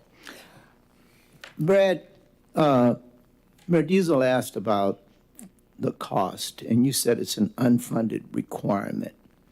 Overall, do you have a rough order of magnitude estimate on what option one would cost? And, you know, obviously we could spread it out over different fiscal years, but is there any rough order of magnitude estimate? Yeah, I would refer you to page 62 and 63 of your packet. I attached the email from Public Works. Okay. And Kevin did an analysis. He just kind of assessed what he thought would be the cost based on his best practices experience. So I'll give you an example. You know, 100 trees per census block would equate to $54,000 per block selected. Another example, just to plant a tree with labor and everything included, probably about $540 per tree. There is the impact of 1,540 trees just to get within 11 years in order to get to, I think here's what he says, to raise the canopy to that percentage, which is currently the goal is proposed in this plan is 48%. Over the next 11 years, just based on the acreage cited is approximately 1,540 trees per year that will need to be planted at roughly 540 trees. That is an annual impact of $831,000+. So, yeah, this is something that would have to be spread out, and what's a manageable 10 years, 20 years, or more. Yeah, sure. Yeah. That's just an example. There's more analysis on page 62 and 63. I think the city to establish a goal in 2035 is in there that we're trying to, be a go-to year. But also in there, it says reassess we'll call it every 5 years. It seems to me that it could be I think it was noted out there that it's flexible, but yet goal-oriented and directed. I believe me, I don't want to, have anything out there that says we've got to have $150,000 this year, and we've already, we're tight in the budget, et cetera. I get that. But I think what this is saying is city to establish a goal to increase the citywide tree canopy in 2035. I see it. I get it. Member Nelson. So my thought is the sustainability planner can, as these grants come in, can make the decision on which of these items should be a priority. Because I was sitting there going, I want a priority. I like priorities. I want to know that I'm going to do A first, B second, C third. But as the grants come up or the availability comes up, I think it needs to be the sustainability planner who says, this is what we're going to do now. I don't think she'd be able to be in a position to do that. Now, that's why if you did a plan that spells out specifically, like the Sustainability Action Plan actually spells out specific strategies, time frames, and you can pick and choose how you want to prioritize based on the cost and time frame that's illustrated in there. The concept you have in front of you doesn't give you that level of detail. The other thing, I'm sorry. If we had this, and these are our goals, how would you prioritize it? Well, if you're asking for my recommendation as to which option to choose, I would think you'd probably want to go with option 2 in order to have someone be able to develop something that's more robust and more detailed and actually lays out in a reasonable amount of time what's really feasible for the city. And obviously, you won't be able to fund everything that's in that plan. I'll give you an example with the multimodal transport trail plan that we did several years ago. And some of you may remember that. So it includes several events and public engagement opportunities that the consultant did with the public to get a vision, get an idea and the themes of what was important, working with stakeholders, and then bringing that before you as far as a narrative and description of what we think, what that consultant believed was really feasible and what was a priority for you. And actually laid out in a matrix what should be more important, what should be secondary, and even the costs and a time frame. And so that's something I would think you probably want to replicate if you want to go down this route as far as a planting program. The other thing too, this plan that's presented to you tonight has on page 67 a request for you to hire a new full-time employee. And so I estimated $60,000. Public Works came back and said, based on what you see here in the task, it's going to be a lot more. Right. That's consolidating everybody together that we have and all the different resources. We have a sustainability planner doing some education, some small projects. We have people on Public Works doing actual planting, and then you have administrative involved. So it seems like what this plan is asking for is all that to be rolled in as one person, to be the point of contact for everybody to be able to talk to whenever there's any tree question, period, and to be responsible for this whole program. We currently don't have, so in other words, if you adopt this plan, you're asking us to go ahead and find funding for a new full-time employee potentially. See, I'm not thinking that. I'm thinking that's a goal that within the next 10, 15 years, that's where we'd like to be. But it's not something that we need to do today. Because you do have a sustainability planner, you do have arborists that can, sort of help out as needed. So the question is, if we were to say, yeah, let's do this, how do we prioritize it? Can staff prioritize it? Can staff say, yeah, there's a grant that's going by and that will provide $50,000 for tree planting in low-income areas? And seek grants, obviously. I think they're out there. And that's what TC asked for. If you go with option one, adopt their plan, they're asking you to go ahead and seek grants where available. Okay. Member Stokel. What is the difference between us passing this concept plan versus us as council just telling you this is the direction that we're thinking of? Please go back with staff, the sustainability planner, and give council updates as to our progress on how you got. I'm concerned that we're getting too much into the nitty gritty day to day. Like we don't have full comprehension, I feel like, of the daily tasks. So I feel like I'm just picturing if somebody were to come and say, in my role working, like, okay, we think that you need to do this, this, and this, without getting the full picture. So I feel like I would feel more comfortable. I think we're all in agreement that this is the direction that we're wanting to go in.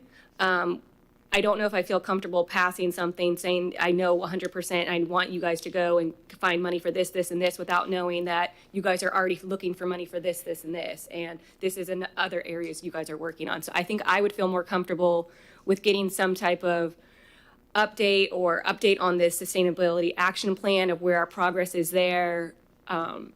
That's just, I feel like there are things that are happening right now that I'm not fully aware of. Sustainability action plan just helps staff, since you adopted it, that helps us figure out how to prioritize resources when we bring it to you for budget or any other program or planting, or grants that we submit. Mm-hmm. But as far as tree planting and management of forest, we don't have a plan. So we don't have anything to go by as a policy document adopted by you to say what is a priority. So that's what's being presented to you tonight. Even though it's in the sustainability action plan as to develop a plan? All that's saying is for us to develop a plan. Well, if we develop a plan, then we can figure out exactly how we want to prioritize public works resources, sustainability planner resources, or any other resources that we have as far as how we want to allocate staff time to develop something, seek a grant, do plantings. That's what that management plan was supposed to be about. So in absent of that, all we have right now before you is this concept plan from TEC. So would it be appropriate for us to say, take a look at the TEC's concept plan and with staff come back and develop a plan that has more detail with budget amounts and has staff feels is appropriate of priorities, or would that not be appropriate? We could, but it just means our staff time is going to be reallocated from Okay. other projects. That's the only thing. See, and I think that's where I get confused because I don't know what other projects that are being worked on currently. I know we have a lot of projects. We're a little busy right now. I know. And I think that's where I'm a little bit struggling. One option you do have is to send this back to TEC to clarify or to even give you a more specific priority list if you want to do that. Yeah, I feel like I would probably prefer that, just to give us like, okay, one, our top priority. This is what I think we need to work on this coming year. Please try to allocate money for this.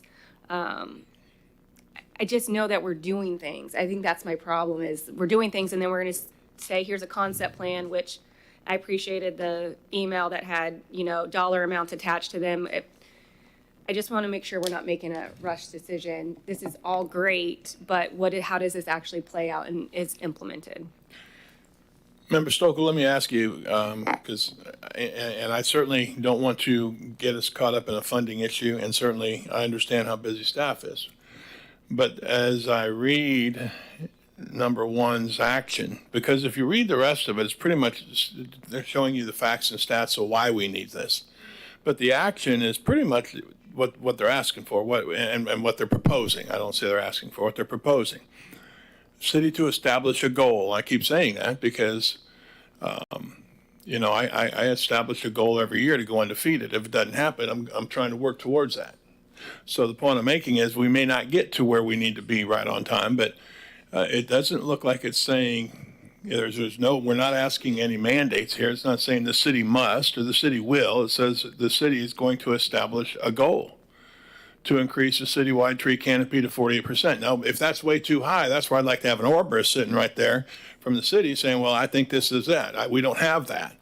So I can't ask the arborist, is that too high? I don't know if it's too high.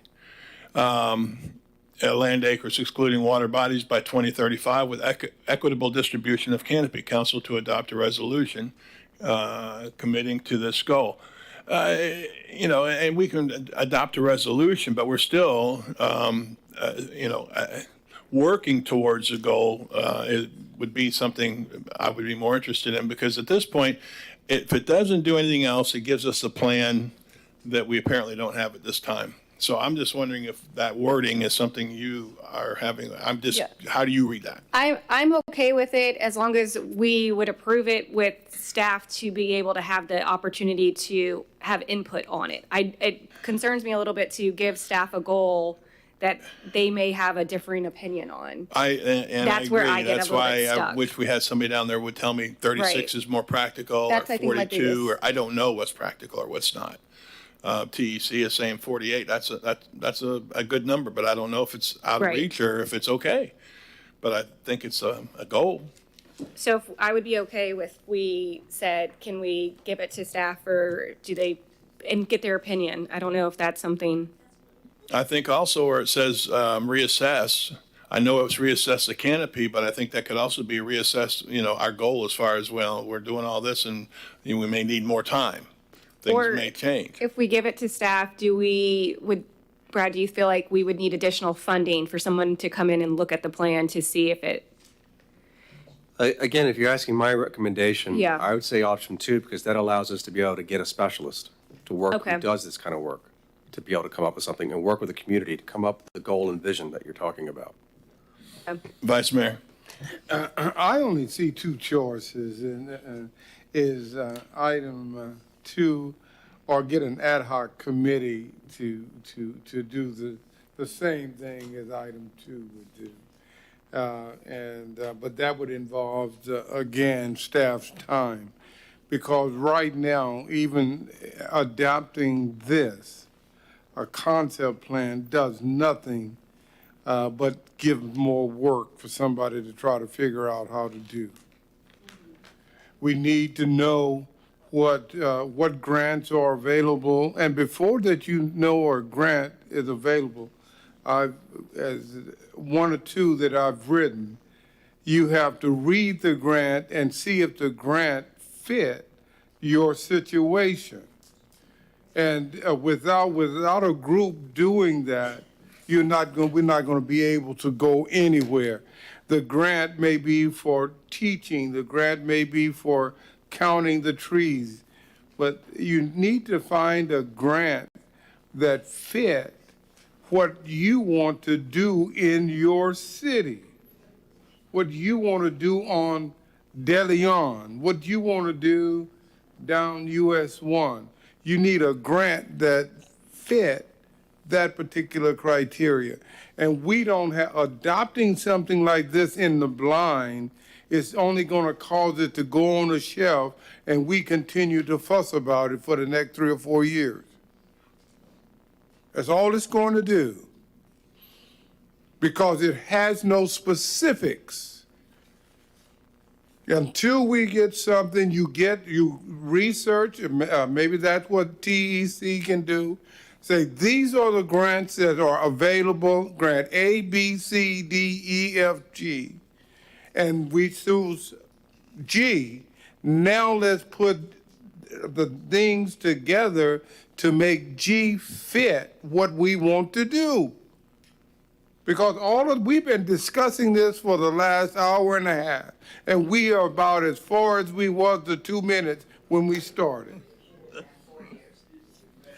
And it is time to stop it, pushing it back and forth and back and forth.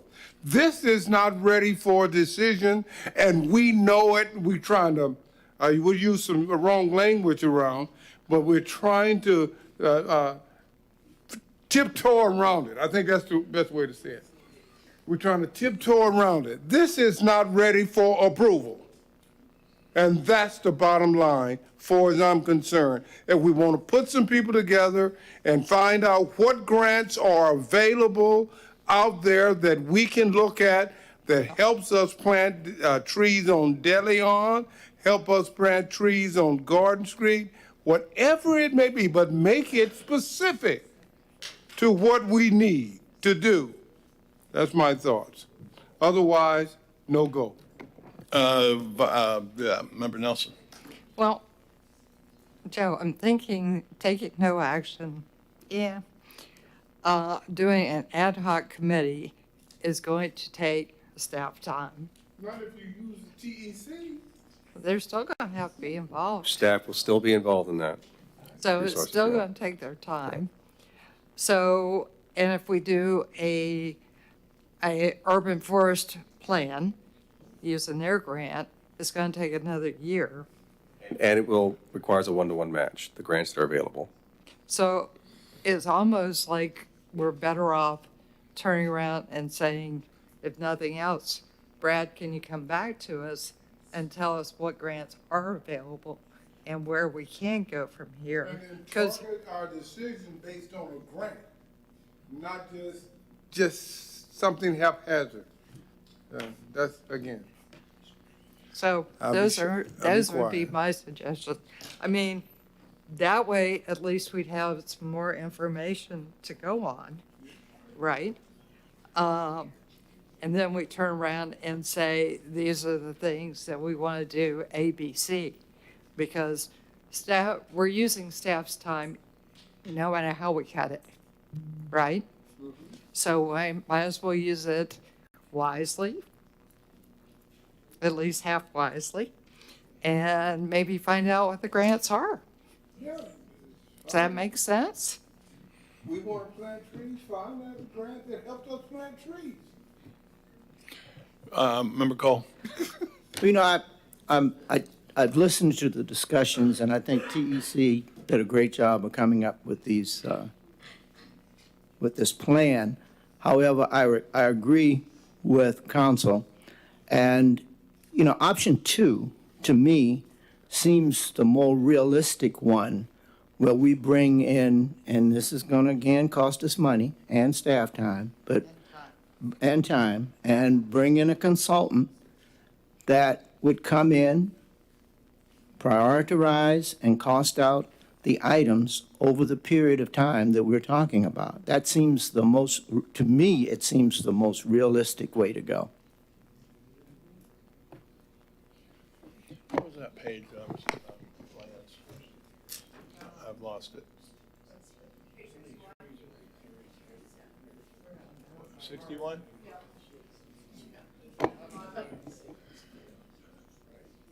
All right, since it's been agreed that we beat it up and all that other kind of stuff, anybody interested in making some sort of motion, or we're just gonna kind of hope it does itself? I'll make a motion that we do option 2. That's my motion. I'll second. I'm in favor of option 2 as opposed to no plan. I want a plan. I still don't think that we corner ourselves if we go with where it says the action is a goal-oriented action in Plan 1. I agree with the mayor, but option 2 would be better than not doing anything. I can't leave here without doing anything. I think we have to have a plan, but I like the way Plan 1 was written when it says action. It says to have a goal of moving. It doesn't corner us in any way. It just tells us, let's get on a track and move forward. I get wanting to have, having the grants first, but sometimes we got to know what we're doing before we can get the grant. And then I know what you're saying, we need to find out what the grant will do before we move forward. So I see both sides of that. I just feel like in my life, and I feel like we have to have a plan and then kind of try to follow it. I thought that little sentence in the goal gives us an idea. I just don't know if it's unrealistic without an arborist here on the other side saying that's just too much. I don't know. But it also says we can readjust in 5 years. And- Or maybe we want to readjust quicker than that. And I think I like the idea, I like number 1 first, but number 2 sets out a plan that staff can read, can follow, and each year come back and say, this was where we are on that plan. So sort of gives us accountability. Member Stoker. Yeah, I feel like what I'm hearing from staff is that I think they're okay with 1. The problem is they don't know if 1 is feasible. And so they're saying, let's go with 2 because this is where we will bring somebody in and make sure we have a feasible working plan with a goal and set strategies. I feel like if we go with 1, I don't know what will happen. We'll say it, and then I feel like we'll be putting staff in a situation where they're really not sure how to prioritize, what to do, and having somebody come in to do that essentially. That's kind of why I was going with 2. And I would say, and again, not to be reticent, I would say that this would be a good time that we knew already from our arborists if they thought it was feasible. I don't like being up here right now not knowing if it's feasible or not. So I will only say that 1, I think, is written in a way that says it's a goal. Let's see if we can't get there. But I don't want to have no plan. That's not an option up here, I don't think. So right now, we have a motion for Plan 2. We have a second. I would likely vote for a plan than no plan. I'd prefer the one that says we have a goal in Plan 1, but I'll leave it at that. Roll call vote. Vice Mayor Robinson, Yes. Member Stokel, Yes. Member Cole, Yes. Member Nelson, Mayor Diesel. Yes, Plan 2 is a step and it's a plan. I like the goal-oriented thing of the other one as well. So I'll leave it at that. So Plan 2 at this point, I think it's fluid. All right, City Manager. We're on petitions and requests of the public. Okay, there we go. Hello again. You. You know Dan, don't you? I do. I've sent him before. Dr. Kathleen will work to remind you, and I'm here to present very quickly the survey that we did as part of the Royal Oaks Neighbors. And the purpose of this survey was to find out how people in Titusville as a whole, not just the Royal Oak subdivision or area, felt about growth and development. And we did a web-based survey for that, and we got 680 responses throughout Titusville. So I'm going to go really quickly through what we found, and I'm happy to answer any questions. So the first thing we asked people about is what level of growth they wanted to see in Titusville. And most people wanted some growth, so I guess that's reassuring since we're going there. However, also, the most desirable response to that was a small level of growth, and then followed by medium. What people really didn't want, and there were only about 4% who did want a very large level of growth. So I think people are looking for something that isn't moving too quickly. Then the next, and I'm just going fast, my apologies, but the next question we asked about was what type of housing would people like to see in Titusville? And the vast majority of people really wanted single-family homes. The vast majority of people really did not want these high-density homes. That's not what was desired by the people here. Now, some people had comments about the issues of affordable housing and addressed that fact as being part of it. But I think there were other issues that came into play. And this is the one I want to talk to you about right now that was really strong, is we really asked people about what their specific concerns were about the effect of growth in Titusville. And really looking, I asked about water supply, drainage and sewer, schools, emergency access, traffic, and quality of life. And consistently for all of those, people were either very concerned or somewhat concerned about the effect of growth on most of these things. 62% of residents are really worried about the effect of development on the water supply. 73%, and this is no surprise with all the conversation we've had, were very worried about the effect of development on drainage and sewage disposal. 54% were very worried about the schools. 55% were very worried about access to emergency services. 73% were very worried about traffic. So traffic and sewage were probably our biggest ones. But 65% of the residents really just were real worried about the quality of life. So this is a real concern, and that's why I wanted to share these with you. I'm skipping over, and I'm going to just go to two more results, and then anything. Question? This is going to beep at you. Hold on. Can we give her 1 more minute, please? I'll talk fast. I'm from Boston.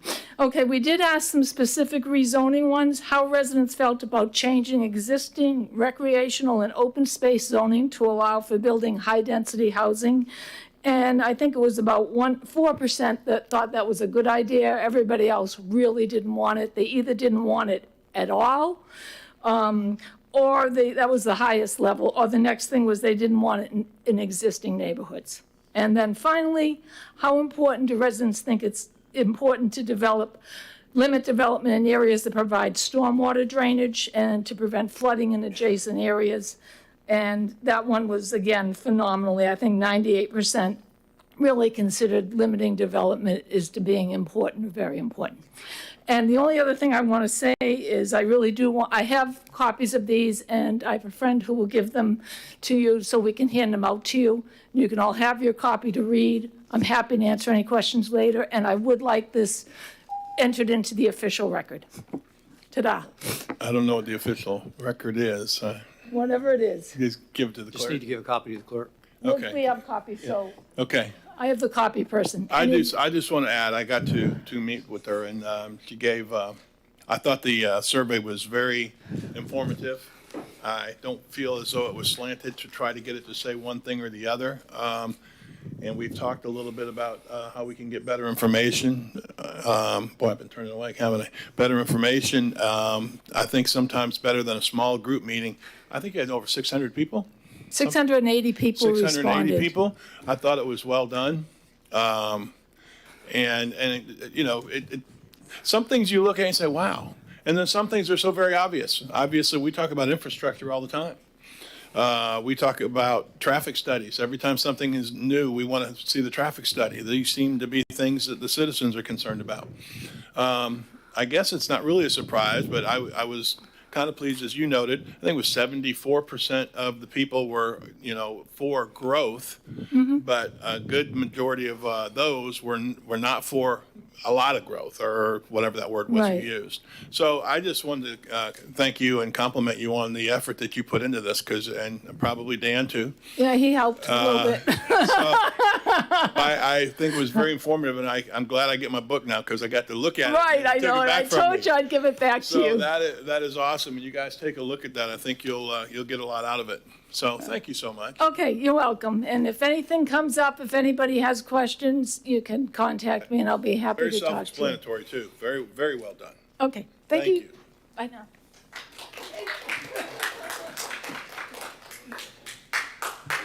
Where were we? Yeah, we're in petitions and requests. That's where we're at, right? Okay. Next up.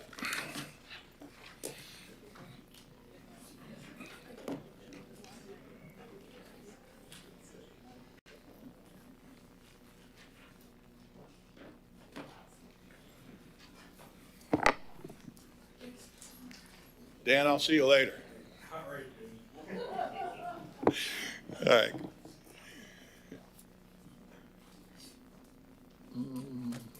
Well, I hope I don't get dragged out from this council meeting because it says petitions, requests, it says non-agenda items. So I'm going to speak about an Yes, sir. agenda item.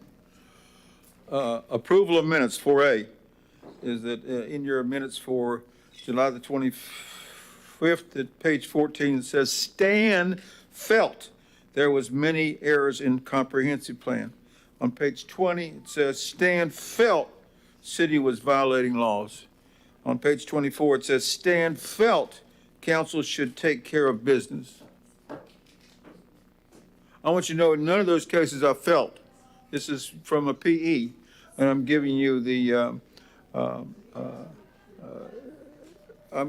truth, and I'm giving you facts, and I'm giving you findings, and yet it says felt. So I want that word removed from felt, and saying that I'm saying there are many errors, and that there's cities violating laws and so forth like that. For example, when I say the city manager is a shyster and a hustler and a liar and a cheat, I'm not saying I feel that way because I've got the facts that says that.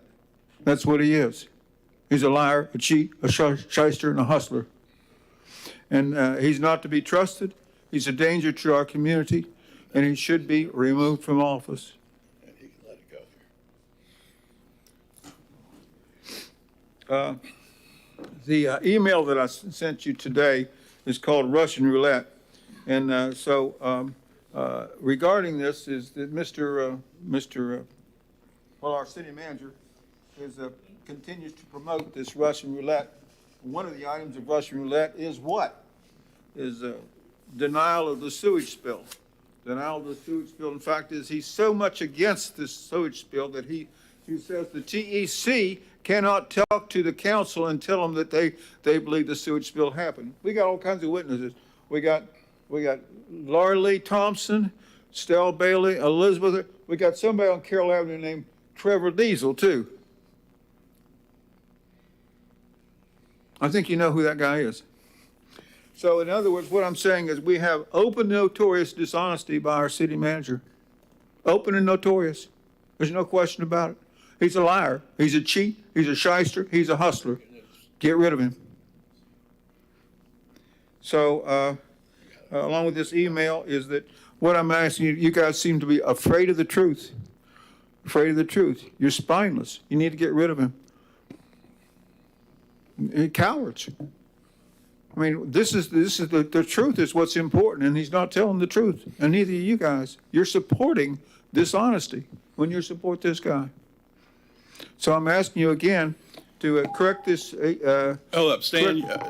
You certainly have the opportunity in petitions or requests to go off like that. That doesn't mean it's correct, and it doesn't mean that I agree with you, and it doesn't mean that it's a little disturbing because certainly no one here has ever said that to you. Said what? So anything you just said. Nobody's talked to you like that. That being said, well, maybe I'm not. Maybe I'm not a shyster. Maybe I'm not a shyster. Okay. So maybe I'm not a hustler. I'm just going to leave it at that maybe right I'm now. telling Right the now, truth. I'm talking. He's not telling All the right. truth. So you're done. Your time is up. I just want to tell you that it's disappointing that you feel like you got to unload 3 minutes like that. So that's okay. You got it. Go ahead. Have a seat. Can we have a stretch break? I kind of want to wait till we get through petitions and requests, and that might be it. Hold on. We'll have this guy here. Come on. Yeah, as soon as we get done with that. Yes, ma'am. You got something? I do. This is dedicated to Stan.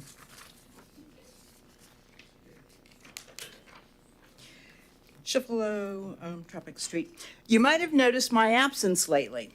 It's not a lack of interest in recent issues such as the Tropic Street rezoning request or the urban forest program implementation, which isn't happening. Rather, I am a working artist. Come on. I see you. I see you. We are, I just had to spend a week in the mountains near Asheville with a group of alternate routes artist activists, practicing our art and rehearsing our activism. We are artists of all disciplines with deep connections to nature and great concern for our natural environment. Thus, we use our art in its various forms to create awareness of issues around social justice, economic equality, environmental equity, and we are working to dismantle all forms of oppression. This is vaudeville. Oh. Is that ooh? Ooh? Oh?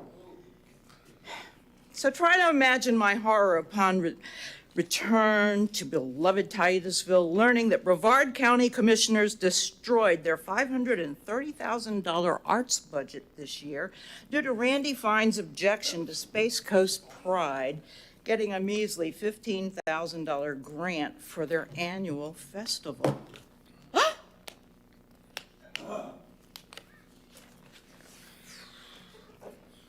I had planned to stand before you to suggest we investigate a Titusville Arts Council to foster and support various artistic endeavors that strive to strengthen community involvement to make our city great through the arts in its various disciplines: performance, spoken word, variety acts, music, dance, site-specific installations, sculptures, photographic exhibits, art in public places. Instead, I have to mourn the decision by Brevard County Commissioners to divert all $530,000 arts dollars to serving silly tourists swimming on our beaches. Come on, vaudeville. Boo, hiss. Boo. Thank you. I'm a proud 48-year member of Alternate Roots. 48 years long now I've been there, dedicating my life's art toward empowering folks to stand up for their rights, whatever their particular struggle of inequity within their immediate community. There are plenty of inequities within the Titusville communities, and I will endeavor to bring them to your attention. May I have one more minute? Let's try to do 30 seconds, see where you go. I got one more paragraph and one Okay, more go. sign. Yeah, no more Give signs. it to me. Anyway, there are plenty of inequities, and I'm going to try and bring them to your attention over the time that we have together in the future. But for tonight, let me go on public record to say to you, support local artists in all our artistic endeavors. Art only amplifies the desire for greatness in whatever medium it is expressed, and the glory in its achievements reflects on those who foster and support its growth and expression. Let's create a local Titusville Arts Council to explore the possibilities. Oh. Applause.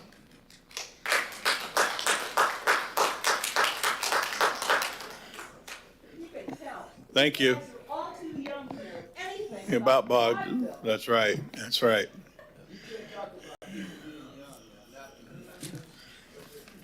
Anybody else with petitions or requests? I see none. With that in mind, we're going to take a 5-minute water break, recess.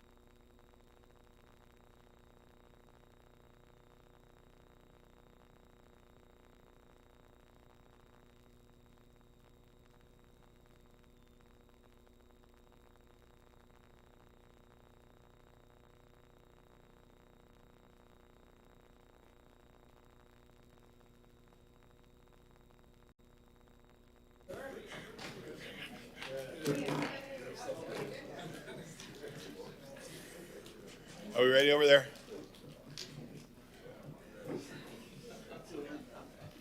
What, we're going over there. He was just here. All right, here we go. All right. City Council meeting back in session. City Manager. On to consent agenda item, it'll be items A through J. Council, do you have any questions for staff on consent?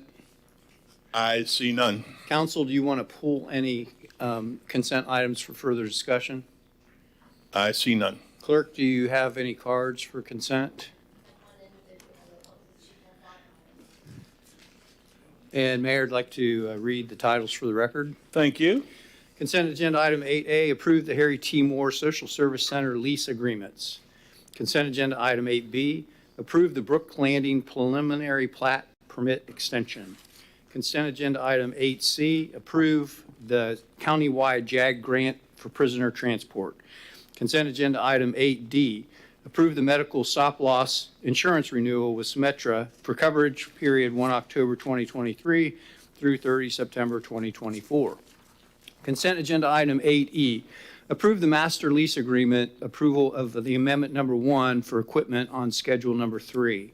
Consent agenda item 8F, approve the awards contract group dental and COBRA administrative services. Consent agenda item 8G, approve the collective bargaining agreement between the IAFF Local 2445 and the City of Titusville. Consent agenda item 8H, approve the collective bargaining agreement between the Laborers International Union of North America Local 630 and the City of Titusville. Consent agenda item 8I, approve the collective bargaining agreement between the Florida FOP Incorporated Police Officer, Corporal, Sergeant, and Dispatcher and the City of Titusville. Consent agenda item 8G, approve the collective bargaining agreement between the Florida State Lodge FOP Incorporated and the Lieutenant's Bargaining Unit and the City of Titusville. All right. Council, anything at this point? If not, call the card. Stan Johnston.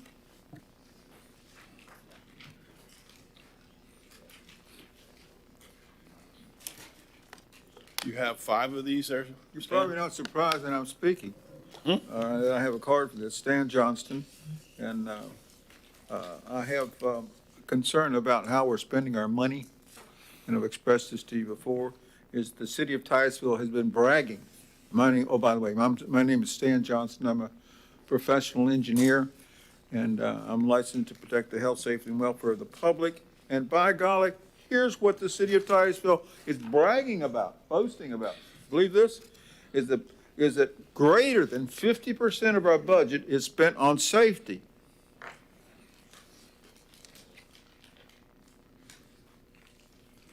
And these are budgeted items right now we're looking at. We're talking about money on these. And greater than 50%. So that's greater than, our budget for the next year is greater than $50 million to be budgeted on public safety. Stop the not clock. one penny. Stop clock. Just so I'm not confused, is this a letter here? Is this an item on consent agenda? Because I'm looking for it. Well, what I'm doing is I've got several items, and I'm approving them. All right, we'll come through and Although I'm approving them, I'm talking about the way you're spending money that I disapprove of. Well, I'll relate them to that. Start the clock. You can do that. You've done it before. Did what before? You related things around the corner. Well, in this case is that some of these items have to do with a lot about spending of public safety, like, for example, the police officers and so forth like that. And they are. A number of these items have to do with public safety. And so you're boasting about public safety, but when I ask you to hire a PE to dispute my findings of, for example, the city of hiding their dirty laundry, you don't get anyone to dispute me. You don't get anyone to dispute me. For example, just a few minutes ago, I was talking about open and notorious dishonesty by a member of city staff. And you don't want to hear about it. But the thing is if you remember what we've talked about before that I've sent you a number of times, is that 4-way test the number 4 that the Rotary has about is the truth, fair to all concerned, goodwill, and so forth like that. And the thing is that right now is that you're having, what I handed out to you is an issue of Russian roulette. For example, this is a photo that you've seen many times, and it is what? It is Russian roulette that you're playing. Walt days there. Same thing with spraying people and same thing with denying city sewer spills. It's all Russian roulette. And that's not good. So what I'm asking you to do is to adjourn this meeting. You need to stop meeting and concentrate on what is going on, getting the truth out. Thank you. Thank you for being done, but I will say, Stan, you've done a good job of staying on topic, but I couldn't find anything on here. Go. Couldn't find anything. All right, next up. No more cards. Council. Move to approve consent agenda A through J. Second. Motion by Member Nelson, second by Member Cole. Roll call vote. Member Stokel? Yes. Member Cole? Yes. Member Nelson? Yes. Mayor Diesel? Yes. Vice Mayor Robinson? Yes. Consent agenda passes unanimously. City Manager. On to item 9A, which is Resolution 19-2023, confirming and certifying the rate and annual stormwater utility assessment rolls. Staff? Sure. Yeah, so we're asking for approval of resolution number 19-2023, which will certify 16% rate increase on the stormwater assessment, which amounts to $115.14 per ERU to fund stormwater services for the city of Titusville. All right, Council? Member Stokel? Yep. Can you just briefly describe how much we typically have raised it in the past and why this one might seem to be a little bit higher? Yeah, I know that, I believe our most recent raise was 8%. The year before that, we did not have an increase. Mm-hmm. So we've had a large increase on expenditures coming through for operating and capital. So this is a little bit of a catch up from the year that we didn't have any, plus inflation has really pressed upward. That's what I was wondering. So just to qualify the impact a little bit, it's $1.32 per month impact to a fully loaded resident ERU. Yeah, I wouldn't say it's really funding anything new. We're just keeping up with what we're doing. Do you think that, and you might not be able to answer this, like in next year or in the future, do you anticipate that same type of increase, or would it be lower to try to do more of a steady kind of rate increase like we do with the water rate, or is it too unexpected right now with inflation and projects? I think we projected having one more year, not as high, but in the upper single digits before returning to more of a CPI based approach. Okay. So we have some targets to get reserves built up and such to move through the next couple of years. Okay. Thank you. All right, any other council? Call the card, please. One card is Stan Johnston. Stormwater utility assessment. Start her up. Stan Johnson, professional engineer, and I'm looking about health, safety, and welfare of the public, and it has to do with stormwater. So here's the question that I posed to you, and it's even writing back in 2016. The question is, how can anyone build a dam? Listen, how can anyone build a dam immediately downstream of houses already in the 100-year flood zone? I think the city should try to answer that question, because you can't, but you did it anyways. Parkland Estates, Baker Subdivision. Let me read it again. Question, how can anyone, I'm talking about stormwater. How can anyone build a dam immediately downstream of a house already in the 100-year floodplain? Parkland Estates, Baker Subdivision. How can you do it? You did it anyways. You broke the law. You don't answer the questions because you're afraid of the truth. This is bad stuff. Understand what I'm saying? I said, how can anyone build a dam immediately downstream of a house already in the 100-year floodplain? How can you do it? You did it because you just have the power to do it. You did it illegally. You did it illegally. One of the things, for example, when you build a dam, you're supposed to have compensatory storage. You don't have compensatory storage. You know what compensatory storage violate that law does? That law says two things cannot occupy the same place at the same time. That's compensatory storage. But you did it. You violated it. It's a violation of my laws. It's a violation of our laws. Stop the clock. Stan, you going to talk about assessment billing? Pardon? Stormwater assessment billing? Yeah, and I'm talking about, in other words, you're I spending know money. you're talking about You're stormwater, spending but money you're on not this talking and you're about not. billing. Pardon? Talk about, this is certifying the rate and annual stormwater billing. Okay, I'm against Sorry. what you're doing because you're planning this budget. You're planning the budget, not even considering what the problems are. Not this problem right here. In other words, this is floodways. Floodways are supposed to be maintained even outside of the city of Titusville. They're supposed to be maintained according to your stormwater master plan of the greater city of Titusville, according to FEMA and according to logic, according to the law that two things cannot occupy the same place at the same time. You're violating repeatedly laws. Nonsense, negligence on your part. You're supposed to be using your money to solve these problems. You're supposed to answer questions. You won't do it. You won't hire a PE to dispute my comments. You won't do it. Because look at that. I mean, I talk about this guy being so bad and what Stan, stop the clock. You're done talking about stormwater billing, aren't you? This is stormwater. You're not. You're getting This ready is to talk over stormwater. here. What do you You're going to think get on this is? topic This is or you're going to stormwater. sit It's all down. crowded. I'm going to give you 5 seconds to figure it out. Go. Start. Okay, this is stormwater. You should be spending money on this because you're violating the laws. You're violating your own laws. You're violating laws of what I have to go by. You're violating Gauss law. Gauss law says water flows downhill. When you have this kind of nonsense right here, you're violating the law that water flows downhill. Nonsense, negligence. Well, that's what the city of Titusville is. Russian roulette. This is a story of Russian roulette right here. This is Russian roulette that you're playing. Nonsense. Thank you. Yep. Get ready. All right. Anybody else? Yes, we have Tim Ellison, and that's the last card. I bet you will talk about the topic. Well, I'm going to, yes. I'm the pastor of Way of Life Baptist Church, Tim Ellison. Okay. It's on 1571 North Singleton Avenue. And our rate is going from $841 to $975.25 is what our rate's going to. It was $841 last year, and it's $975.25. I'm not really arguing the fact on all that.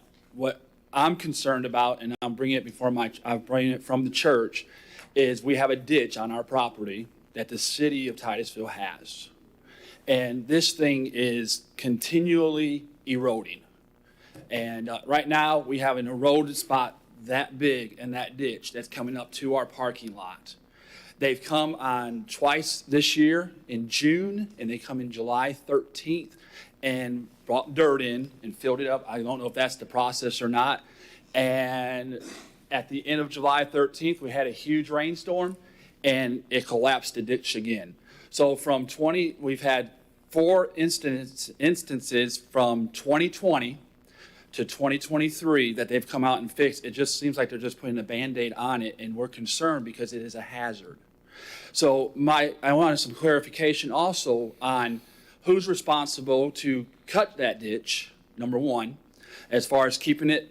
And I'm not against that, but what's happened is it's eroded that we can't even bring a lawnmower over it. Oh, I'm sorry, a lawnmower over it anymore.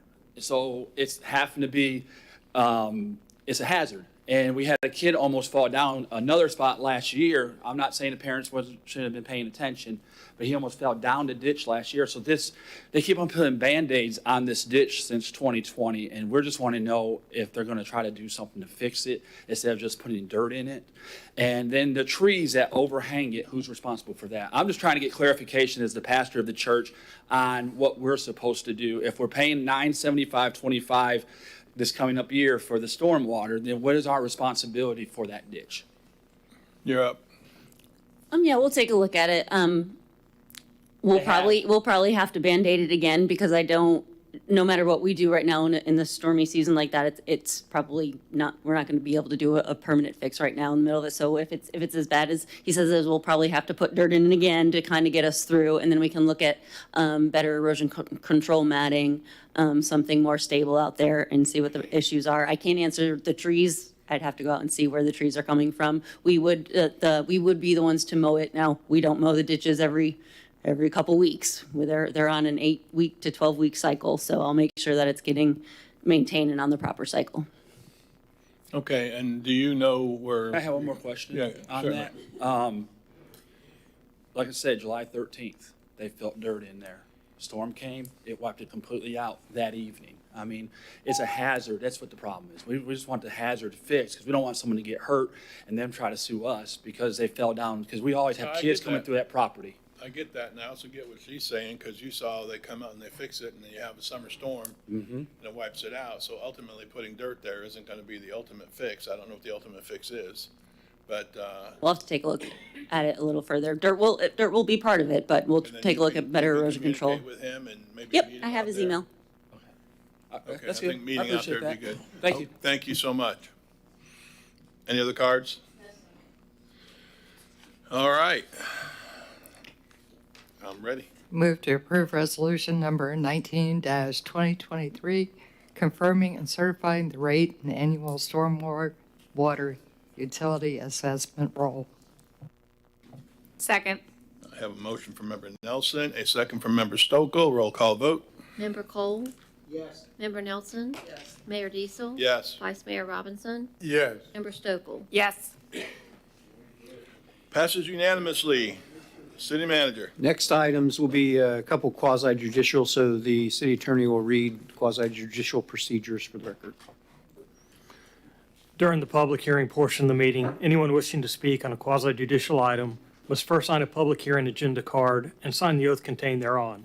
These cards are located on the table at the entrance to the chamber. If you have photographs, sketches, or documents that you desire for the city council to consider, they must be submitted into evidence and will be retained by the city. Please submit such exhibits to the city clerk.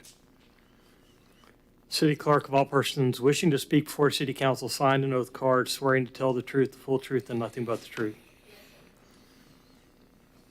Staff and applicant, have all witnesses that intend to speak signed an oath card swearing to tell the truth, the full truth, and nothing but the truth. Yes. If there is anyone present who has not signed an oath card that wishes to speak on a quasi-judicial item, please submit a card at this time. City clerk, have all agenda items been properly advertised? Yes, sir. In the event that a council member has received an ex parte communication, either verbal or written, outside of the hearing, the council member shall disclose the identity of the person, group, or entity with whom the communication took place and the subject of the communication, including all opinions or facts discussed. Any written communication must be disclosed and made a part of the record. Also, in the event that a member has conducted an investigation or site visit or received any expert opinions regarding the quasi-judicial item, said visit or opinions shall be disclosed.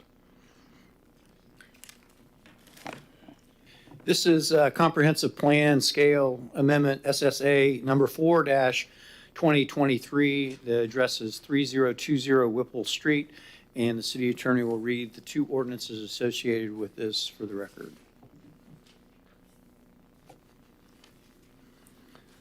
Ordinance number 33, 2023. An ordinance of the City of Titusville, Florida, amending the Code of Ordinances by amending ordinance number 60-1988, which adopted the comprehensive plan of the City of Titusville, by amending the future land use map by changing the land use designation on approximately 1.26 plus or minus acres of property located west of Whipple Street, having Brevard County parcel ID number 21 35 29 00545 from the conservation future land use designation to the residential 2 future land use designation and providing for an effective date. Ordinance number 34, 2023.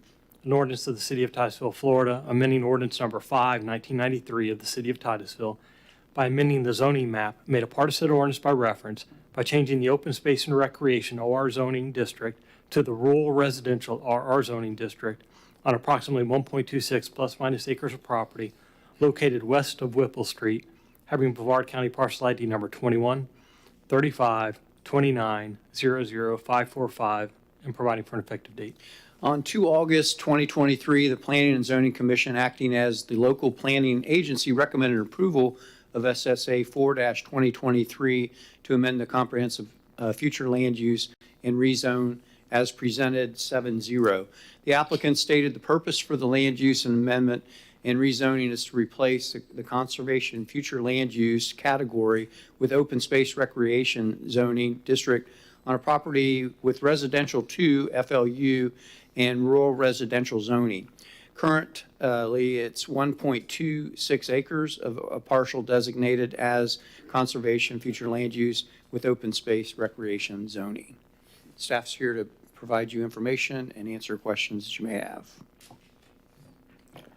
I'm just going to refer you to page 327 of your packet, and it's just directed to an aerial. I'm sorry, 1327. I'm like, oh boy, We're I'm above way off. 3,000 or 1,000 now. So you'll see the aerial there. This property is, again, 1.25 acre. It's at the end of Whipple. That's the only access to this property. It has about a 50-foot wide frontage there in width. It's unimproved. The applicant's stated purpose for this change and the land use and zoning on this property is to establish one single-family home. However, no concept plan was provided, so we evaluated this change, which you'll see proposed on the next page, 1328. You'll see the current land use configuration on the property and the proposed if this is adopted. So it currently has a large portion of the property, probably about a third of it, as conservation land use and OR zoning.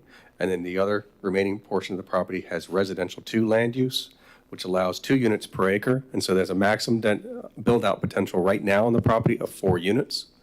With this change, it will allow an increase up to 6 units. So we evaluated this based on the full build-out of potentially having 6 residential units on this property.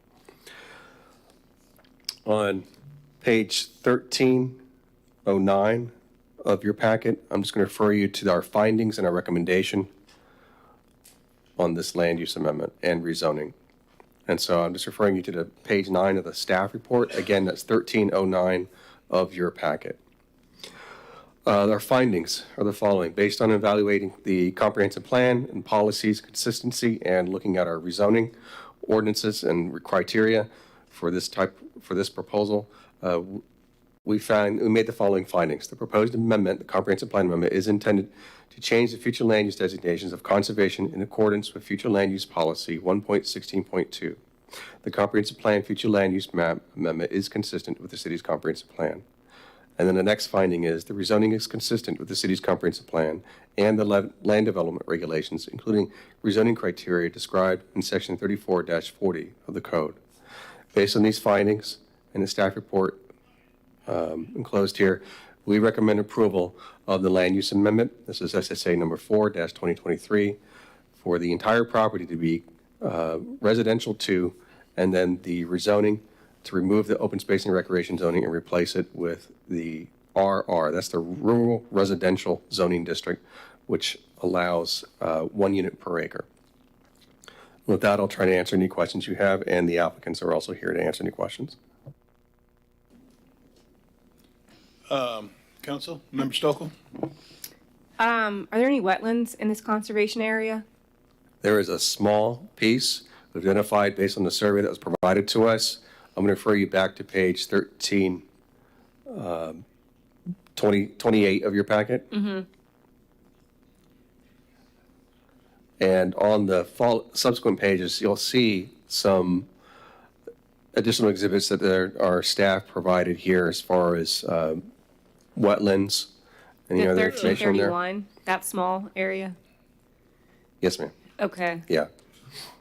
Okay. And I think you answered my question. I was wondering what would be the most intense, and you said 6 units, and it's looking, I'm trying to see how the properties surrounding it. I feel like it's consistent with the zoning and the land use around it, but there was no concept plan attached. So is that something that is typically attached or required or asked of? It's encouraged. The code does not require it. So Okay. if we don't have that, we'll look at it on the most intense potential build out on the Gotcha. property. Okay, thank you. Any other council? Nope. Applicant? Come on down. Good evening, council. So as you heard, this is a Name and address for the sorry, record. Ashley Novander for the applicant, Michael Stolars. I'm in Vero Beach. Okay. So thank you for listening to us tonight. So this is a technical amendment. We based it on a wetland survey we had done recently to confirm that very small portion of wetlands is just on the west side. We're looking to build one single-family residence here, pretty much essentially in the middle of the property, a 2,500 square foot house that will all be submitted, for the building permit and everything. No wetlands will be impacted. It's just a simple single-family residence, and if you have any other questions, we're here to answer. Member Stokel? Yep. I'm assuming you said it's in the middle of the property, so that's why you're requesting the land use and zoning change. Yeah, essentially that's like the most buildable part of the property. There's some setbacks, and then there's actually a oak tree on the east side that we're trying to preserve on that side. Okay. And then do you know why you guys chose not to submit a concept plan at this time? I believe we're still working with the architect to get everything drafted, but I think when we're ready to get everything Just built. probably a timing issue? Yeah. Then, okay. Yeah. All right, thank I you. think we're ready to. Vice Mayor? Did I hear you say you're trying to save an oak tree? There's a I just thought I'd bring it up, right? There's an existing oak tree that we just You're didn't want committed to it now. damage. Yeah, so, yeah, there's an oak tree that we don't want to damage, It's her goal. so, yeah, it's our dedicated goal. Big difference between being committed and a goal. Yeah. Anybody have another question? Okay, I think we're good. Thank you. And you'll get another opportunity. We're fixing a computer here, I think.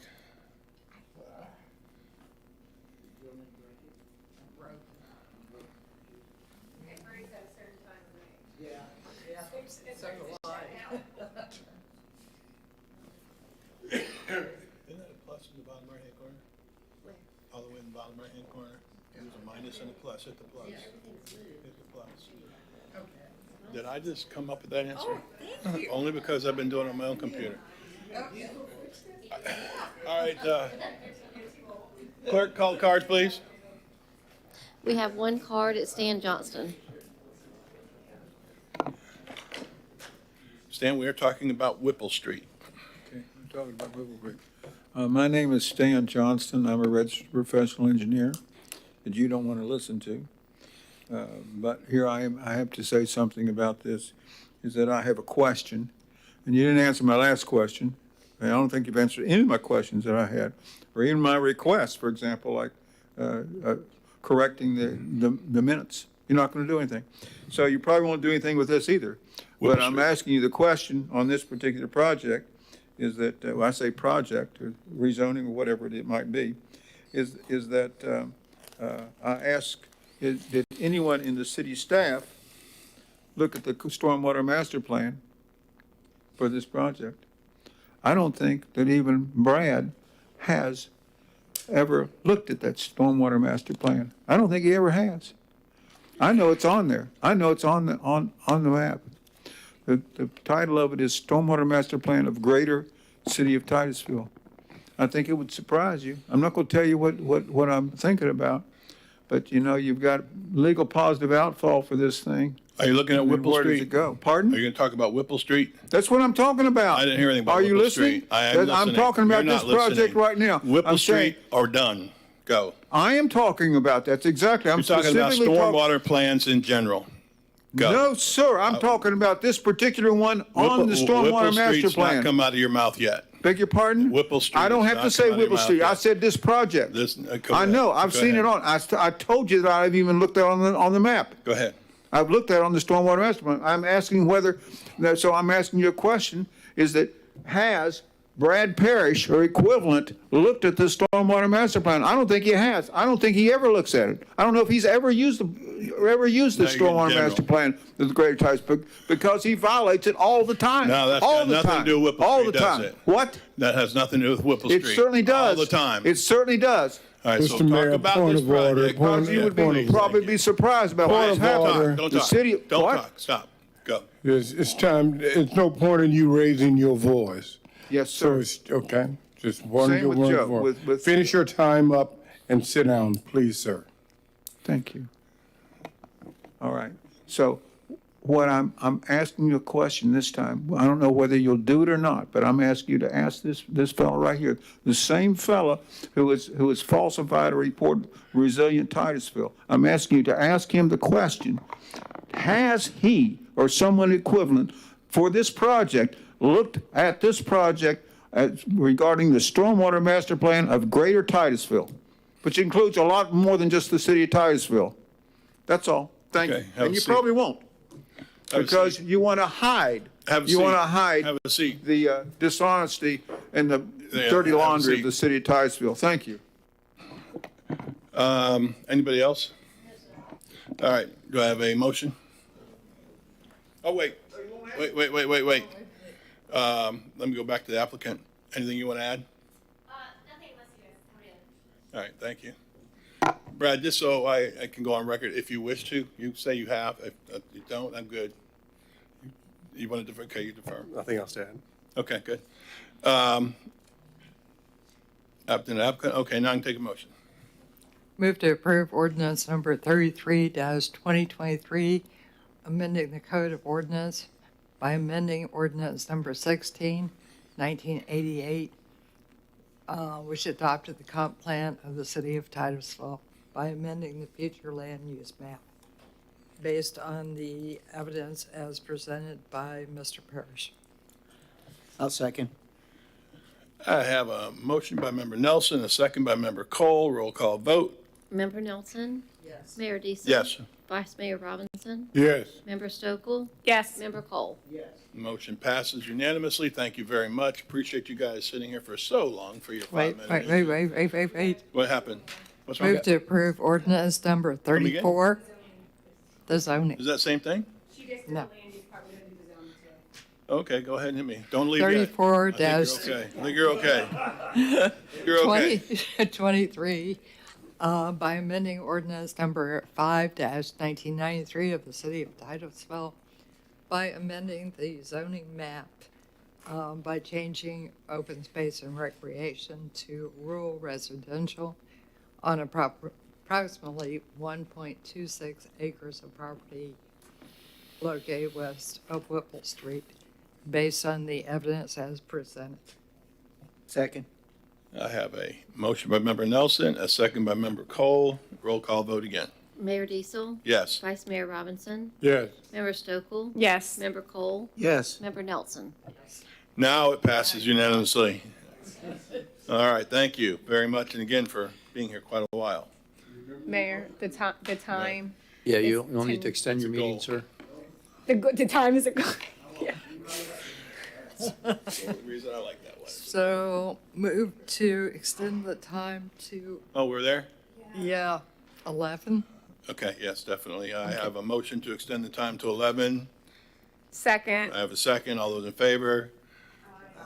And we have we'll go to 11 o'clock at least. Here we go. City manager. On to item 9C, which is small-scale amendment number 3-2023, Evermore Multifamily, located at 1925 South Park Avenue. City attorney will read the ordinances for the record.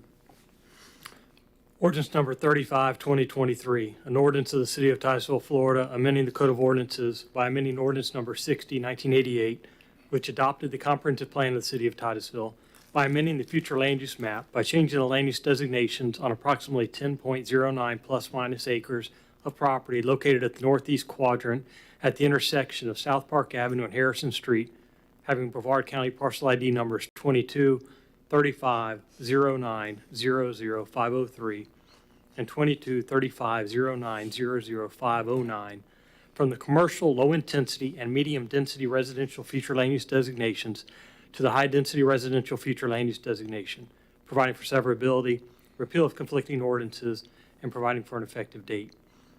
Ordinance number 36, 2023.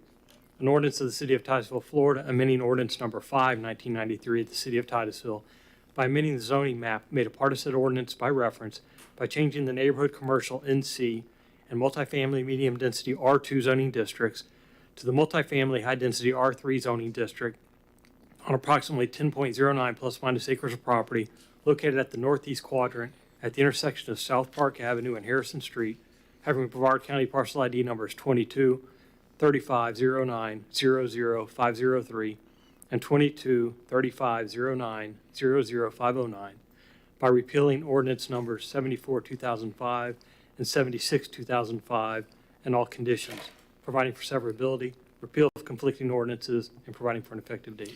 On 16 August 2023, the Planning and Zoning Commission, acting as the local planning agency, recommended approval of SSA 3-2023 as presented with staff's recommendation.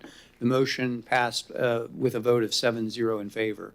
The applicant, Woody Rice, with Epic Consultants of Florida LLC, on behalf of the property owner, Harrison Park LLC, is requesting a small-scale comprehensive plan amendment with rezoning of approximately 10 acres of land located at the northeast quadrant of the intersection of South Park Avenue and Harrison Street for the purposes of constructing multifamily residential project consisting of 7 townhomes and 196 apartments in a gated community.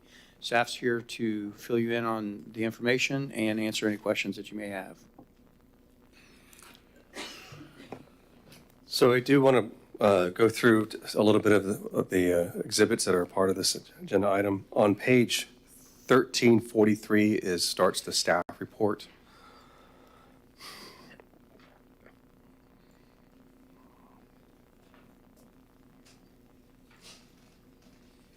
The applicant is proposing to change the land use on this property from medium density residential to high density residential, and it's really the difference between of 10 units per acre to 15 units per acre. And then also replace a commercial commercial low intensity land use, and replace that with that high density 15 units per acre land use as well. And then the zoning, replace the residential 2 multifamily, which actually has a maximum of 9 units per acre. Replace it with the R3 zoning district, which has that 15 units per acre.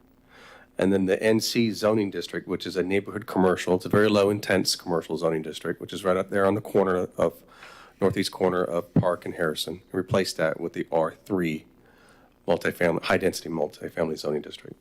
If this goes forward, we would recommend the following conditions: that a maximum of 203 residential units shall be permitted consistent with the concept plan as proposed. So this land use and rezoning application does have a concept plan, and we reevaluated it based on that concept plan. Without the concept plan, the maximum build-out potential with this, if this was approved, could probably be about 214 units.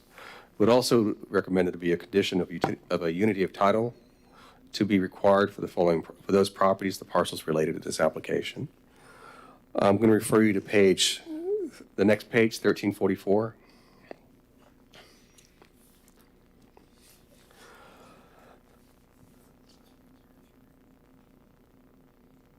So you can see on the property on the table there, the existing conditions, future land uses, commercial low intensity, medium density, high residential, high density residential, and conservation on the property. So it's 4 different designations. And then the zoning has neighborhood commercial, medium density, which is R2, R3, and OR. It should say have OR in there as well, instead of conservation. So if this was approved, you'll see only 1 land use category, or I'm sorry, 2, you'll see the high density residential, and then what is currently conservation will remain conservation. And then of the zoning, if this is approved, the zoning on the property will be the R3, and then what is currently OR, open space, will remain as open space. On the next page, 1345, I'm sorry, 1346, looks like. We did try to provide some history on this property. There's quite a bit of history. We've looked through a lot of our records, and there are a lot of different proposals on this property. But I'm just going to refer you to the table we have there on that page, 1346 of your packet. So this property was part of the rezoning, citywide rezoning, which happened in 1993, and the R3 zoning district was put on that property. It was a high-density multifamily zoning district at that time, and whatever the standards were in place were in place at that time, which may have been different now. In 2004, the property was rezoned from the R3 zoning district to community commercial, which would not have allowed for any residential use. In 2005, the property was rezoned again, with a portion of it going back to R2 and NC, which is currently on the property. Then in 2008, there was a proposal to make the property to R3. Actually, that's a typo there. It was, there was an attempt to try and rezone the property from R2 to R3. Again, that maximum 9 units per acre up to 15 units per acre, and that was denied by council at the time.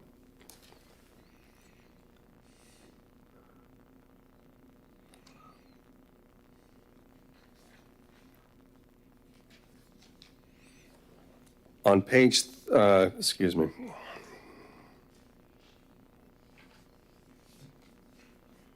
I'm going to refer you to page 1373 of your packet, and that's the concept plan.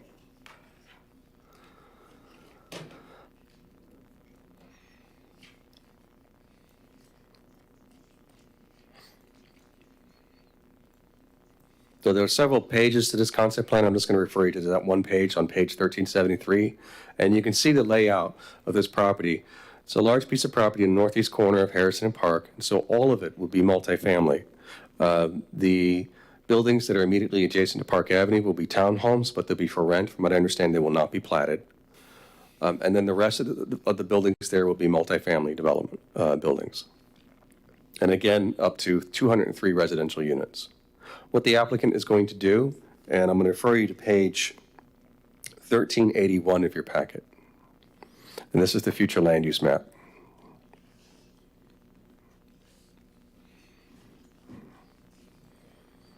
So you can see on the map to the left on page 1381, you'll see that the property is primarily medium density residential, MDR, and then the corner there is CLI, that's commercial low intensity.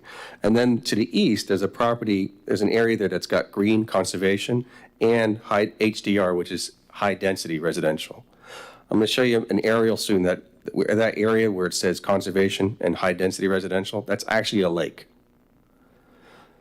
On the map to the right, on that same page, 1381, you'll see, if this is approved, you'll see the new configuration of land use categories. The majority of the property will be high-density residential. You'll no longer see commercial.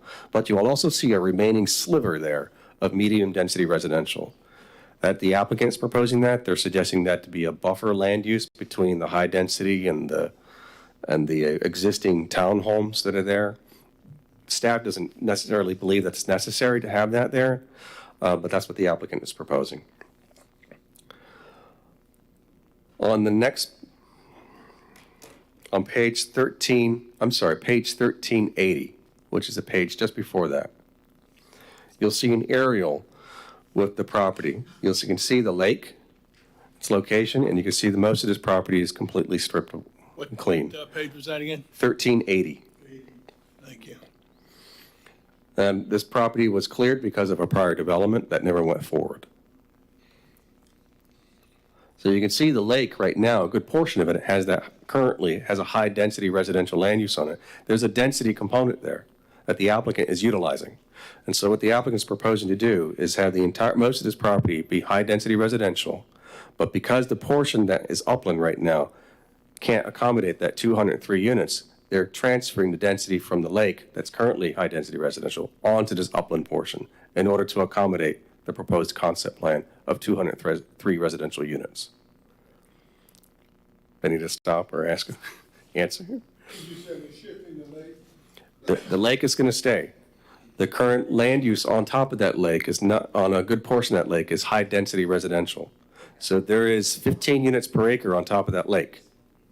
What the applicant is proposing to do is to transfer it over to the upland portion. I had a question. Member Stokel. Can you just clarify why we have high density residential zoning over a lake? I do not have a good answer for you on Okay. that. Yeah, that was in. Yeah, Applicant, could you come up too? The lake was part of, yeah, there will be an answer. From what I understand, the lake is part of a stormwater system that was approved for the development to the north.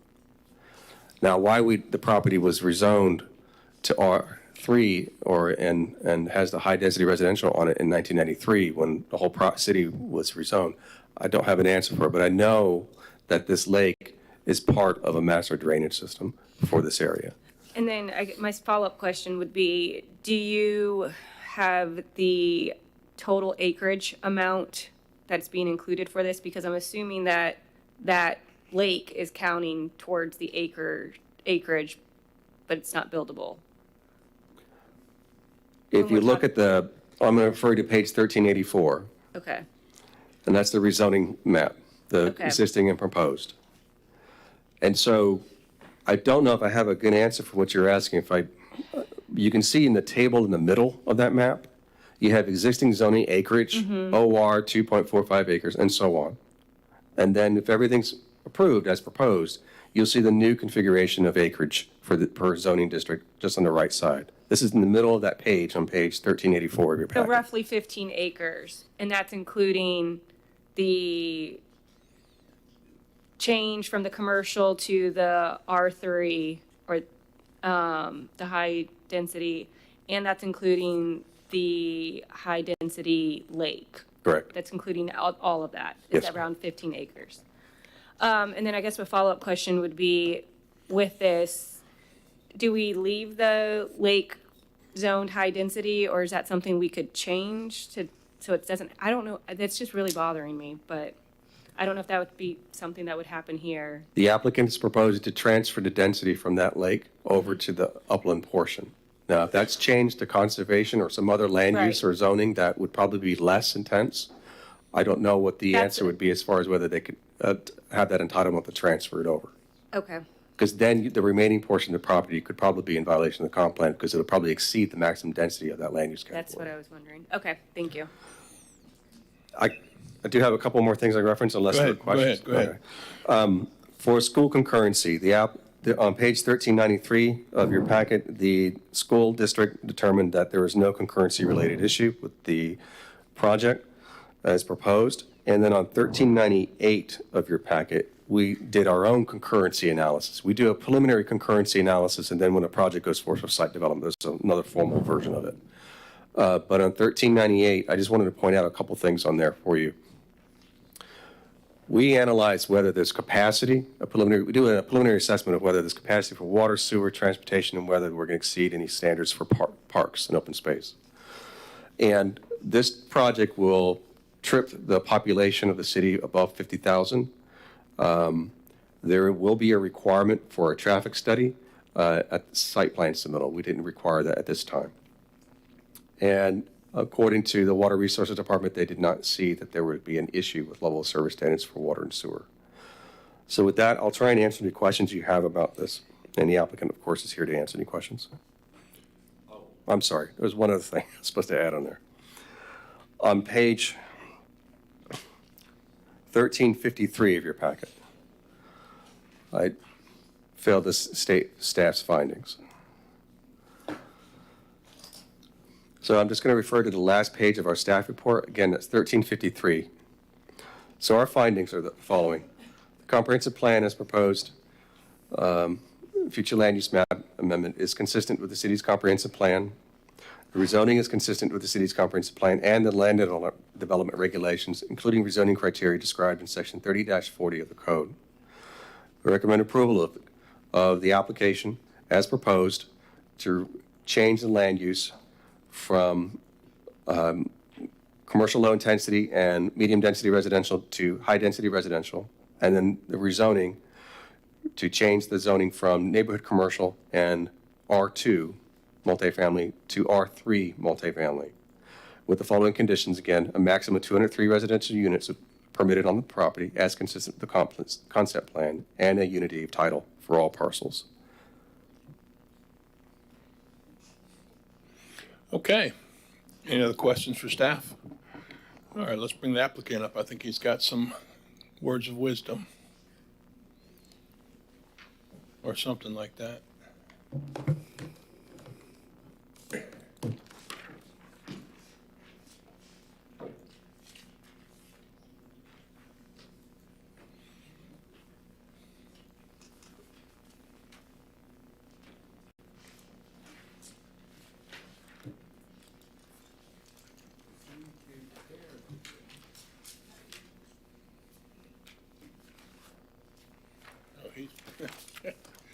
Carried.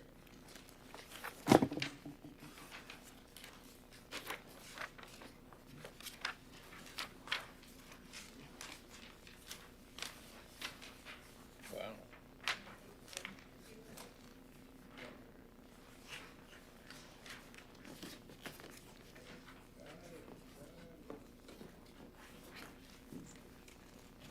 Wow.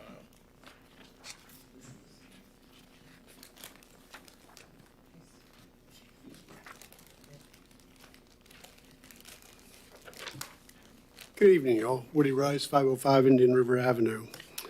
And tonight, this site is the type of site I think that the city would love to see developed. And you say it's almost a model site. Well, you say, well, why would he say that? It has no environmental impacts whatsoever. Not impacting any wetlands. It's all upland. It has no wildlife impacts. There's nothing there. It's an infill development. If you look at page 1383 in your agenda. 1383.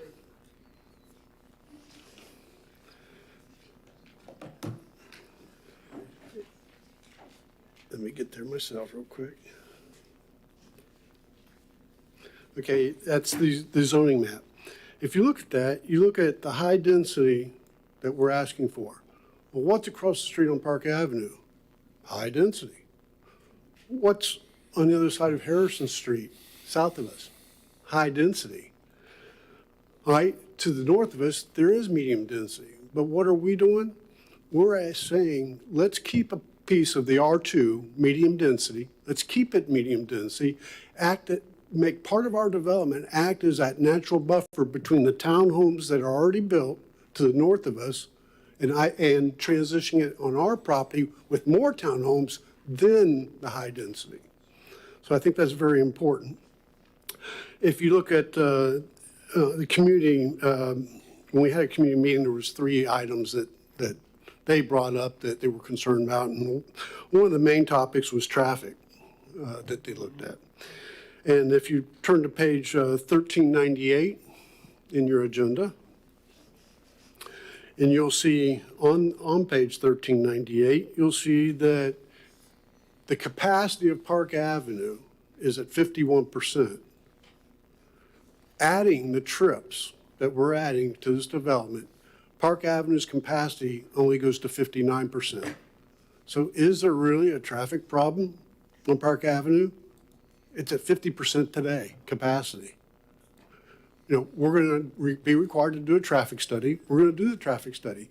If the traffic study says you need to do a left turn lane or a right turn lane or what have you, we will implement that as part of the development. It's on 2 collectors. What a great development of this size to have with 2 collectors. We're not impacting any local roads. Although we have frontage on Heritage, we're proposing not to impact those neighbors to our north with traffic going out on Heritage Drive. We're staying on Harrison Street and on Park Avenue. If you turn to page 1380 in your agenda real quick, and this is very important. Although I really enjoyed your tree discussion tonight, what do you see on the aerial from 2023? Or maybe I should ask, what do you not see? You don't see any trees. The site is completely cleared. Well, guess what's going to happen with this development? We're going to plant trees. We're going to increase the canopy. We're not taking canopy away, we're adding canopy. Okay? So I think that's important. How many trees would We're going to meet the code, and I think the code has a certain canopy coverage, and we're going to meet that canopy coverage. And we probably will enhance it some because of the type of development it is. Your concurrency statement says it has utilities. To answer your question with the lake, it's not a lake. It's a stormwater management pond is what it is. Okay? That's why it has R3 on there, and that's why it always has had the R3 on there. Because if you look at development and you look at other multifamily developments, let's use our current one, like the one on Sycamore Street. Look at the zoning map and then look at the stormwater ponds. Oh, they're R3 because they're part of the development in an R3 category. That's why the R3 is there. It's not a natural lake. It's a stormwater pond. Okay? Okay, let's go to, what is this? Let's decide, what is this development? Well, first of all, it's a Class A development. It has upgraded amenities, materials, and the site plan is all upgraded than what you typically would see in a multifamily development. The proposed unit count that we're proposing, the 203, allows us to achieve a much higher standard that we wouldn't be able to achieve without that count. So if you look at the neighborhood commercial, let's just look at the commercial. And that's one of the other, that's one of number 2 in the community meeting, that the community said, we want to get rid of the commercial stuff. We don't want this site to have commercial on it. Okay, we agree with that. Well, let's look at, if it were to stay commercial, what are some of the uses that your code allows? Well, let's see, I can have alcohol sales, I can have convenience store, I have gasoline sales, medical, I can have a lot of things that's probably undesirable, okay? So we're asking, make it all residential. It fits the neighborhood. That's what the neighborhood wants. It fits the area. The community, other key was the surrounding land values, okay? And you think, and my answer to that was, this is gonna end up being a Class A apartment complex with townhomes, okay? Probably one of the nicest developments that we have in our city. And the reason why I say that is that you look at what enhancement we're doing. Let's look at the rendering here. This is an actual rendering of the site plan. So when you go through here, you look at the boulevard entrance coming in, Park Avenue's here. This is actually Harrison right here. So you're coming through this, and you're looking down a boulevard straight all the way to the clubhouse here. So what do you see? You see the clubhouse. You don't see any parking, cars parked there, blocking views or anything. You're just seeing landscape, clubhouse, and a beautiful entrance view. You're also seeing 2 kiosks. There's a kiosk there and a kiosk there, and the site plan has them in your packet. I tried to label them in the handout I gave you. It's labeled there too. But there's 2 kiosks on each side here. One's for mail and one's for shipping, like in Amazon boxes or what have you. So they're 2 buildings. They're not really just isolated. And there's actually pull-off areas for our residents to pull off and access each one of them. They're not parking spaces. They're just pull-off areas to get your mail, then move on to your apartment. So that's another amenities. These 2 things here, these are pickleball courts. I think we're going to be the first development in town that's going to have pickleball courts. We have a gated, fenced-in playground area for children. We have, we're going to have vehicle charging stations. We haven't determined exactly where on the site we're going to put them, but we're going to have vehicle charging stations sort of spread throughout the site. We're going to have we have a dedicated maintenance building right here to assure that, and it's going to have restrooms, okay? And to assure that the maintenance, long-term maintenance on this facility is properly done. We have a little up here, but on your site plan, it's a little easier. Up here is the 7 townhomes, okay, that you see. And that's actually acting as a natural buffer from these townhomes that are R2. And we're going to follow the same standard here, R2, 2-story. They're not going to be 3-story, they're going to be 2-story. Okay, so that's important. That's to the north. This is Park, and this is Harrison right here. This is Heritage. Yeah, and the Okay. 2-story is going to be where? I'm sorry. The 2-story. Point to your 2-story units. Yes, the apartments are going to Yeah, be 2-story are going to be apartments. 3. The townhomes Yeah, are going to be they're 2. to the north. Yeah, I got it. Right. We have an exit that's right here off of Harrison. onto Harrison, and that exit is for everyone to exit. But it's actually a controlled exit for only those people that are residents in this development to come in on. The main entrance is where visitors come through, and we have a reject lane, we have that, and we have proper stacking in that area. Let's talk about stormwater. That pond was permitted to include impervious surface from St. John's for this development. But what we're going to do, because we want it to be a nicer community, we're going to step up and we're going to enhance the stormwater. We're going to put LID.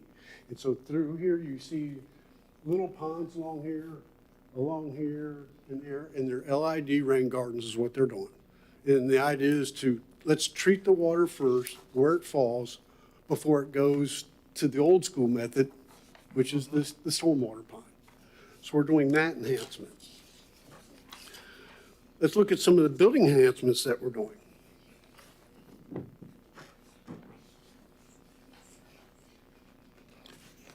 Okay. So there's just a typical building that we have. It's a very clean, contemporary look. It has balconies built in. It also has a roof line. If you look at the roof line here, this is just not your straight roof that you see four corners. It's architecturally pleasing and it has a roof line. We have garage units. So if you look at these there's garage units in here.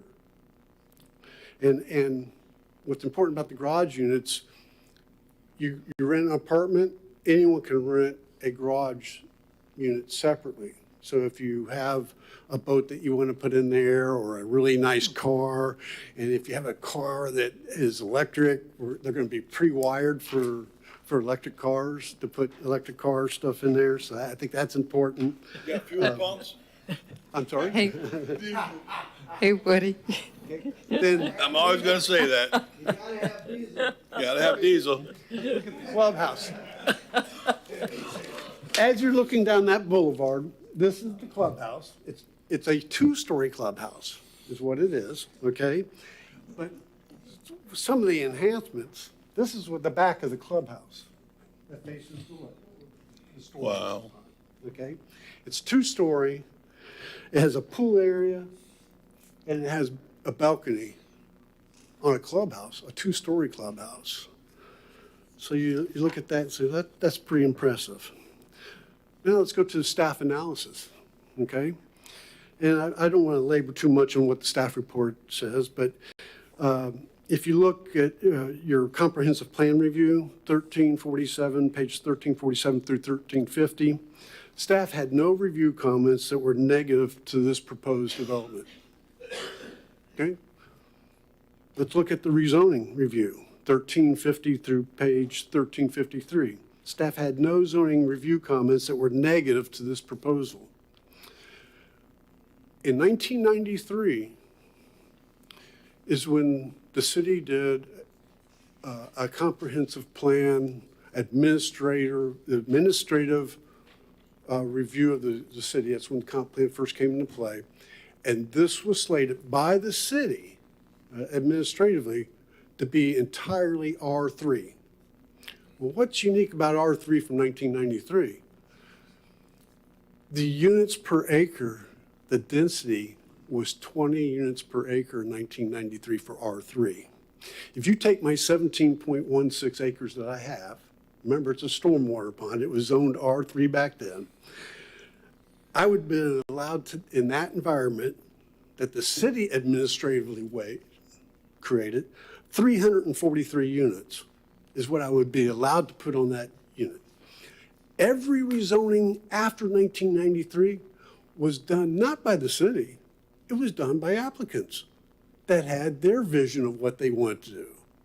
So the city, in their wisdom, and with the growth and the comprehensive plan, when they had a chance to do it, they put all R3 on this site, 343. I'm asking for 203 total. So if you take the 17.16 and you divide that into my 203, I'm only asking for a little bit under 12 units per acre,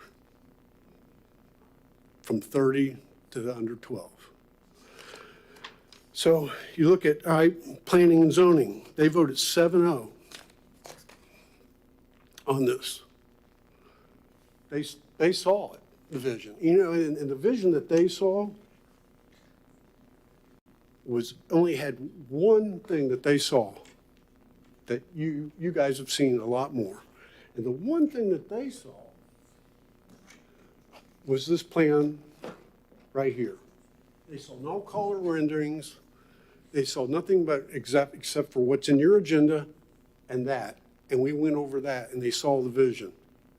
And the comments that, you know, and I'm going to, it's not a direct quote, okay? But it says, you know, this layout looks great. You guys put a lot of thought in this. The other comment was, this is the type of development you usually see the quality in a big city. Well, why should we settle for anything less? You know?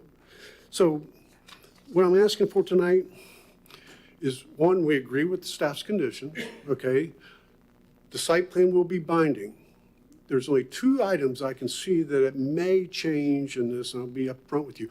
One is at P&Z, one of the members said something to me, was that this intersection that coming out was pretty close to that curve, okay, on Harrison Street.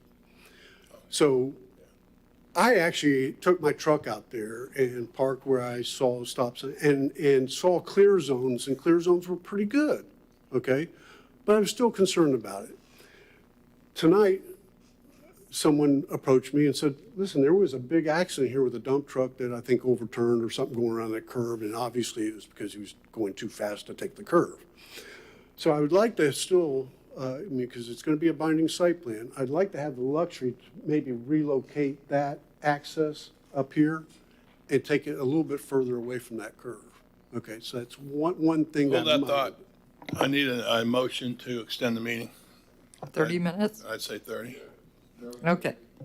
Okay. 11:30. Got a motion and a second. All those in favor say aye.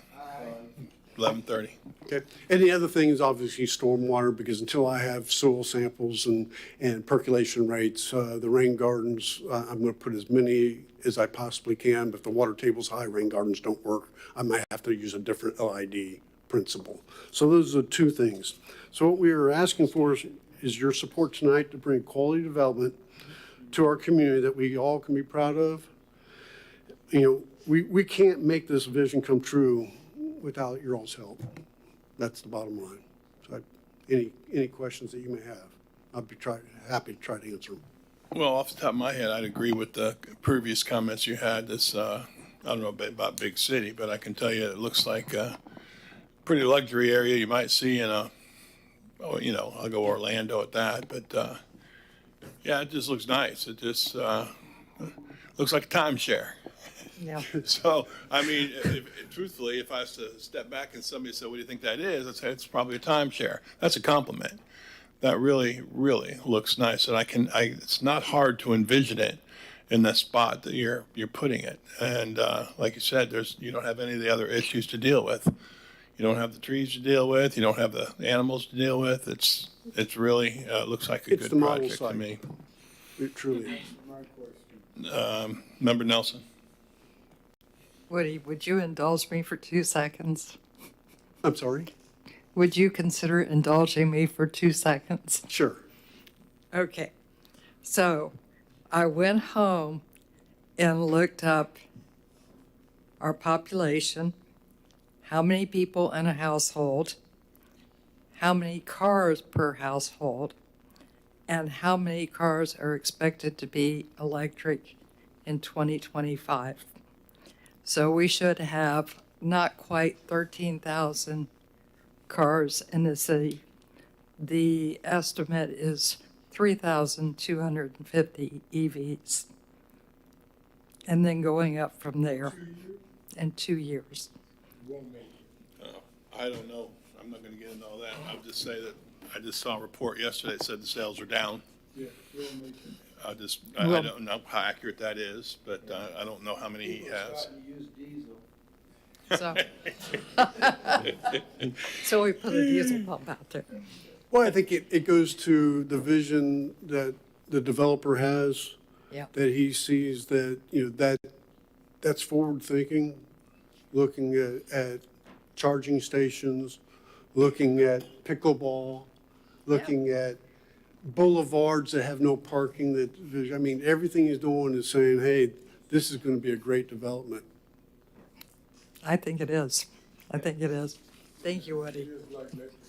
Member Stokel. Yeah, I know. Okay, a couple comments. One, I do like that it's on collector roads. I think a lot of times we'll get applications before us, and there's wetlands, there's conservation, there's open space, and they're really tough. So I like that this is on collector road and it's cleared already. I also like that medium density, we can do 10 units per acre. High density, we can do 15, that you're doing just over 12. So I appreciate that. Thank you. My one thing, if you can make me feel better, or I don't know if Brad can explain, I'm really concerned about that stormwater pond, only because I get complaints every time we have a storm that is overflowing and flooding the townhomes right there to the north of it. And I don't know, I'm not an engineer, I don't know, but I just want to be assured that with all this development happening, that we're not going to continue to have issues. If anything, I want to help that problem that's happening right now for those residents. Well, part of development requirements is your pre-post. You can't have more runoff in your posts than you did in your pre. That's no different than this case. But what's even more important is we're enhancing stormwater. We're not just saying the permitted stormwater pond here that we have is good enough, okay? So anything that we can reserve in these rain gardens, intent of rain gardens is for water to fall there and percolate into the ground there, okay? And that's where it stays. It perks in there. There'll be some in major storms that will have to be piped and run off into the lake, but that's what the lake is for continuation. Okay, and the reason why I'm not quite sure exactly how many rain gardens are, because the land, I think you all have seen it slopes down from Park Avenue all the way down to the lake. So obviously the percolation rates up by Park Avenue are going to be ideal. Okay, as they get a little closer down here by the clubhouse and these back buildings, I'm not sure exactly where the water table is and what the percolation rates are. So I might have to make some adjustments to what type of LID principle I use in those areas. Okay, thank you. Okay. Anything else? No, yes, sir. Anything else from staff? I just have one comment about the request to relocate access points potentially in the site plan. I'm just looking at what we use as a master plan modification matrix that we use whenever anybody wants to modify a master plan. It's tied to a rezoning. This is a concept that's tied to a standard zoning district.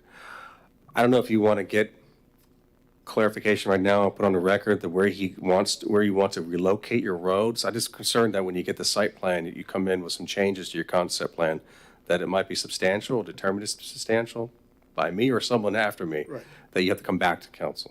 All I want on the record tonight is that for safety reasons, if I need to relocate that access off of Harrison, it is not going to be considered substantial, because anything substantial has to come back in front of this body, that I'm disclosing it tonight, that I might have to change it. If I do change it, it will be, as you come out here, it'll be right there, coming out of that driveway. So I'm moving it from there to there. And it doesn't change any buildings. It doesn't change any of the layout, except for some parking that I'm going to go through here, but I'm going to relocate that parking down here, is what I'm doing. So it's a pretty simple change, but just for clarity purposes, I brought it up because I've had two people now say something to me about it, and I just want to restudy it, get the traffic study that we're going to be doing, and make sure we're on the right track from a safety standpoint. And that's why it would change. That's the only reason why it changed. If the traffic study and everyone comes back saying, no, we think you're good where it is, I'm going to keep it where it is, okay? But I just want that leadway from you all tonight. The alternative is, without that leeway tonight, is we would use this as a guide site plan submitted to us, we compare it to the approved concept plan, and if it was determined to be substantial, we'd have to bring it back to you to consider. So if we approved it with saying that moving the road would not be substantial, would that do it? That's what I'm asking for tonight, is if Yeah. I have to move it, just make a condition that I'm allowed to move that one aspect without it being considered substantial. Yeah, because you don't have to change anything else.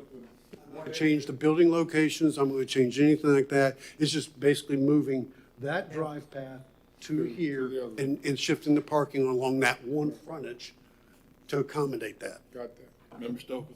Yep. I'd be fine with that. I would just request just to make sure, because I almost am thinking it might be safer where it is for people that are driving like west. We'll be able to see somebody pulling out. If you move it too far west, I feel like the people that are driving, I drive this road all the time, and people speed down that road, and I've seen it. I would just worry that somebody could be coming and not realize somebody's pulling out by the time they see it if it's moved too far west, would be my concern. I agree, and that's why I put it where it did. Yeah, But now I've had one P and Z member and another citizen come to say, hey, we think this is a problem. I just want the opportunity Okay, to evaluate it. just make sure. From a safety perspective. You Yeah. got that big curve in the road. Right, that's what I would be concerned if there's enough time to see around that curve. And so I feel like if I was there right now, I could see far enough east who's coming, and those people driving west can see me pulling out. But if I was too far west there, I feel like those people coming might not see me if I'm pulling out, and I might not see them, just depending on where it is. But I trust that you'll make sure it's the safest. I think it's obvious you're just looking for the safety aspect. If you have to change it, you will. All right, anything else for them? All right, call the card. Danny Trevor, Oh, yeah. Finish that nap, buddy.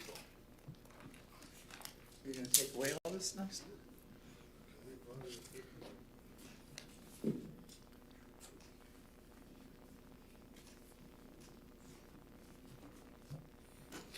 Council, it's so nice to be here tonight. Danny Treader, 2110 South Washington Avenue.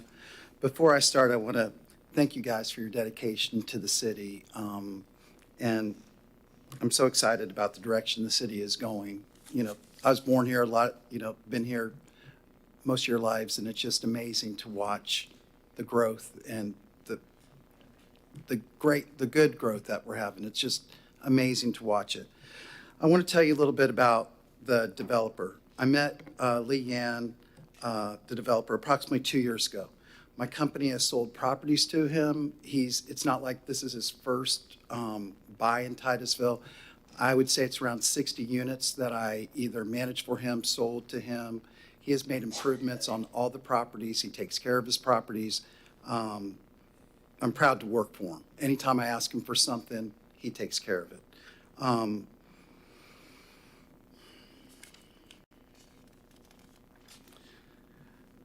About a year and a half ago, Mr. Yan came to me asking, do I know of any properties that we could develop as a Class A development? In Titusville, we're not used to seeing a Class A development. We have a couple coming up, but that question just never came to me because no one ever asks it. And so I looked around and, saw the vacant property on Harrison and Park Avenue right by the YMCA, and I said, this would be the greatest place for a Class A development. And Mr. Rice went over all the pluses. I don't know how many times you've seen it, but I've been on planning and zoning, I've been on Board of Adjustment and Appeals, I've been in front of council many times. And when you don't have any neighbors coming in, crying out that we don't want this here, we didn't hear that in the meeting that we had with the neighborhood, we didn't hear that at planning and zoning, and I don't believe we're going to hear much of that tonight. So I'm very proud to work with the developer, Mr. Rice, and the team that Mr. Ham put together. And I would just like you guys to vote yes for this development. And if you have any questions, of me, I'd be glad to answer them. I see no questions. It carries a lot of weight that you're at 11:15 to get to say that, so that's kind of cool. Thank you. Appreciate that. Thank you. Next card. Lee Jan.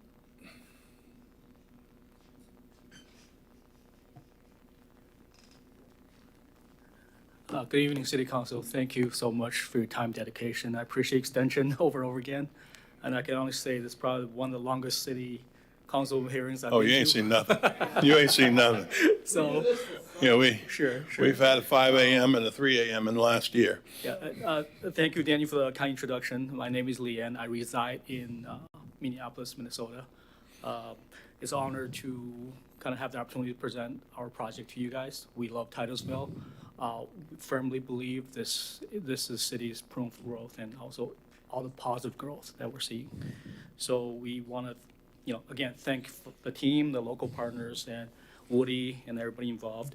We're excited to be here. We want to be a good part of the community, build something nice to look at for everyone, and something that, I myself can be proud of, my family can be proud of as well.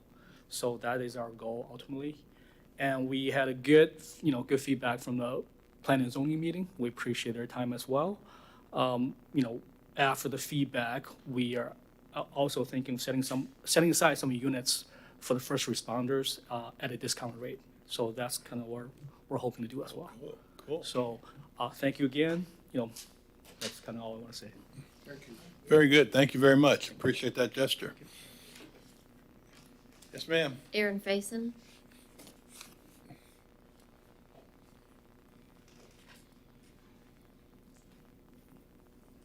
Oh, Mr. Faison.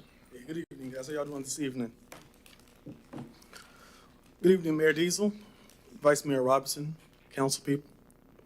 As I stand here tonight, I'm struck by the chorus of voices that have risen in unwavering support, and this was early this evening, and unwavering support of affordable housing. This room has reverberated with echoes of promises and pledges.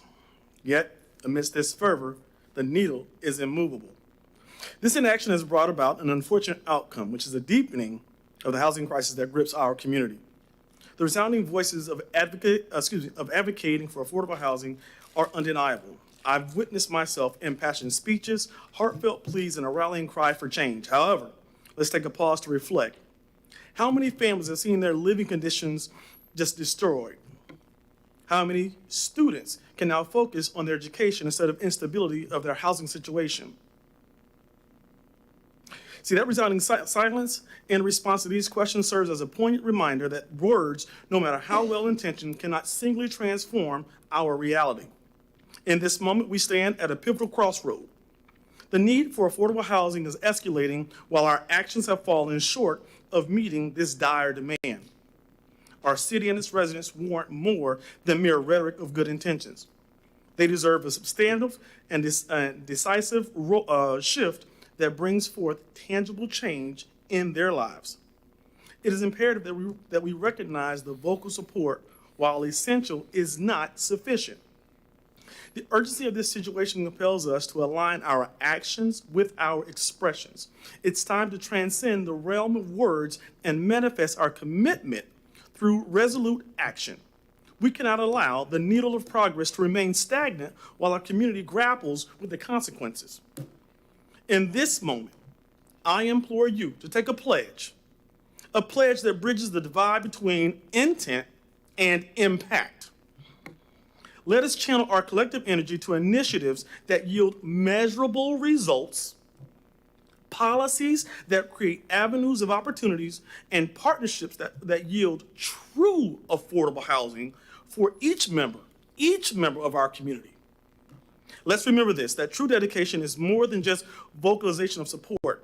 The authenticity of our commitment is gauged by the steps we take, the policies we enact, and the lives we transform.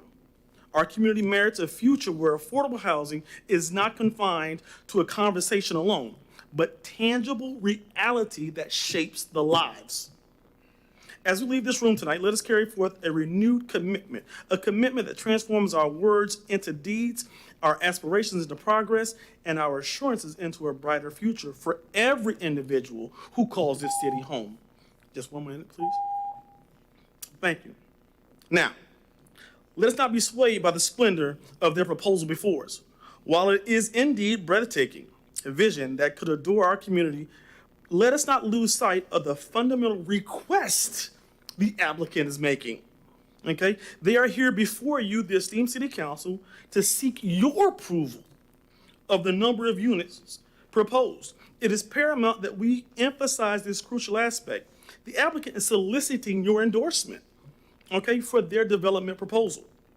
This is our moment to advocate. This is our opportunity to propose that a portion of these units, specifically 10 or more, be allocated to affordable housing. Let us not forget the power we hold to shape our community's future. Thank you. Thank you. Anybody want to comment on that? Vice Mayor? Of course, it would be me. Mr. Faison, could you, I understand I'm very big on affordable housing, and I know a little bit about it. How can could you tell me how can we force someone to force someone or mandate someone to build affordable housing on their property? You know, Vice Mayor Robinson, that's a great question, and actually I was going to address that this evening. But I decided to change my approach tonight and have that one. So it's actually called Inclusionary Zone, or IZ. Many communities are already doing it. Orlando's doing it, Minneapolis doing it. And so what they do is, in this inclusionary zone, when a developer comes in proposing to build something, it is mandated that they set a certain amount aside for affordable housing. Orlando, for example, does 60 AMI. So they put up, I think it's 15% is set aside for those people who are 60 at the 60 AMI, so 60%. So here in our town, for example, our median income is $52,000. Did y'all know that? Did you know that we're also 13% impoverished? Okay, while the average income is $76,000. Okay, so when somebody's building 203 units, I don't think it's too much to ask for 10%, which is 20 units, to be given, not to be given away. It's not given away, right? But to be afforded to those that are in that affordability range. So when you ask the question, how can we force someone? Right. We build inclusionary zones. And I don't disagree with that, but you're talking about something to do in the future. We can't do it in the past. No, we can't do it in the past. But again, they're asking for units. Like Mr. Rice here said, and we could have up to 30 units per acre.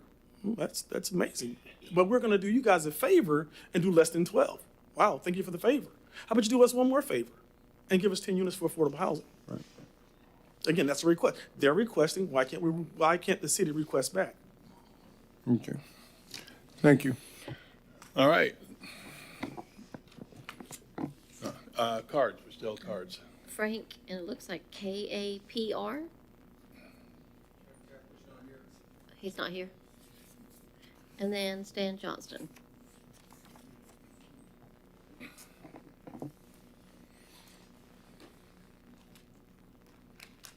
Stan Johnston, registered engineer and former city employee. I've been against this project for the raising the density of it, but after the explanation of Mr. Rice, I'm not against the project. I think this is certainly 12 units per acre is really not high density. That's used to be R2 definition. So I'm not against the project. I do have a concern that concern that Mrs. Stokel expressed. I believe it's the same concern, that it's the drainage in the area, and that even goes even to Blueberry Street. So the city has had numerous times, in fact, they put under drains and stuff in some places on these streets because of the destruction of the base course by saturated soils. So I don't know what the problem is, but it looks like somebody's made a mistake somewhere, or there's a clog somewhere or something. But I don't see that I don't know that it's working better now. But they've historically had some problems with the drainage in that upstream of that area, of that lake. And they put a pond there, and I'm not sure that but in 1989, we had flood zones, and that pond has an AE zone that has no calculations on it, which should never have happened. So I'm just asking for some caution on the development, but I'm certainly not against the project. I think it's a great idea. Thank you. Thank you. Oh, and I apologize for raising my voice. We had, on Whipple Street, is that I was trying to explain is that I wasn't using the word Whipple Street, but I was talking about gotcha. that project in the Stormwater Master Plan. I Thank you. comprehended that. Thank you. Any other cards? All right, council. Oh, no, applicant.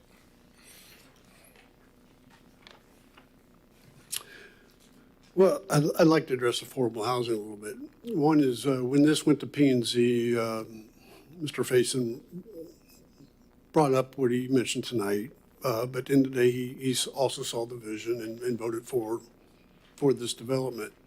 But I did make a promise to him that night that I would talk to the developer and let him make a decision, because to make units affordable at this late stage in the game of planning, as far down as you are in planning, it's not really fair to the developer. But I brought it up, and to Lee's credit, that's when he decided, well, what can I do? And so what he did is, let me discount a few units to, police and firefighters, first responders, and at least give people that are on the lower tier a great place to live, okay? And so that was sort of our response, to try to come that way, but it's a little late in the game to do anything more than that, because how do you go, the zoning rights? The other thing that you look at in developments like that, one, the community meeting,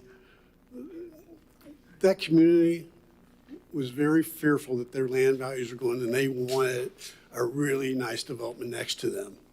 And that's what we promised them that we would do. But the other thing that a development like this does is the tax base. And why is that important? Because the tax base that brings into the city, along with the property taxes, the tax base there with employment and everything, it starts to feed a critical mass to where you have funds available to do more programs, to do things that help gear things toward, more affordable development. So I think there's a culmination. It's about the right development at the right place. And I'm putting in front of you, this is the right development, and it is the right place. We appreciate your support. Thank you. Council, anything? Any questions? Any staff, applicant? Nothing? All right, then we can move forward. Look for a motion. Is that working? Yeah. Move to approve ordinance number 35-2023, an ordinance of the City of Titusville, Florida, amending the Code of Ordinances by amending ordinance number 60-1988, which adopted the comp plan of the City of Titusville, by changing the land use designations on 10.09 acres located in the northeast quadrant at the intersection of South Park Avenue and Harrison, from commercial low-intensity and medium-density residential future land use designations to high-density residential future land use designation. I have a motion from Member Nelson. Second. I have a second from Member Cole. Close enough? We're waiting on the... Oh. Do I do it? Richard, do I need to do the recommendations now or with the zoning? Okay.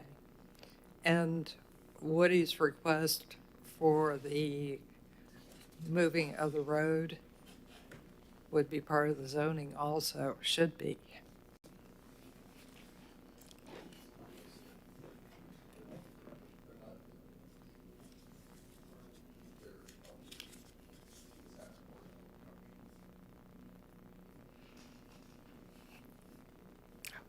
Oh, boy.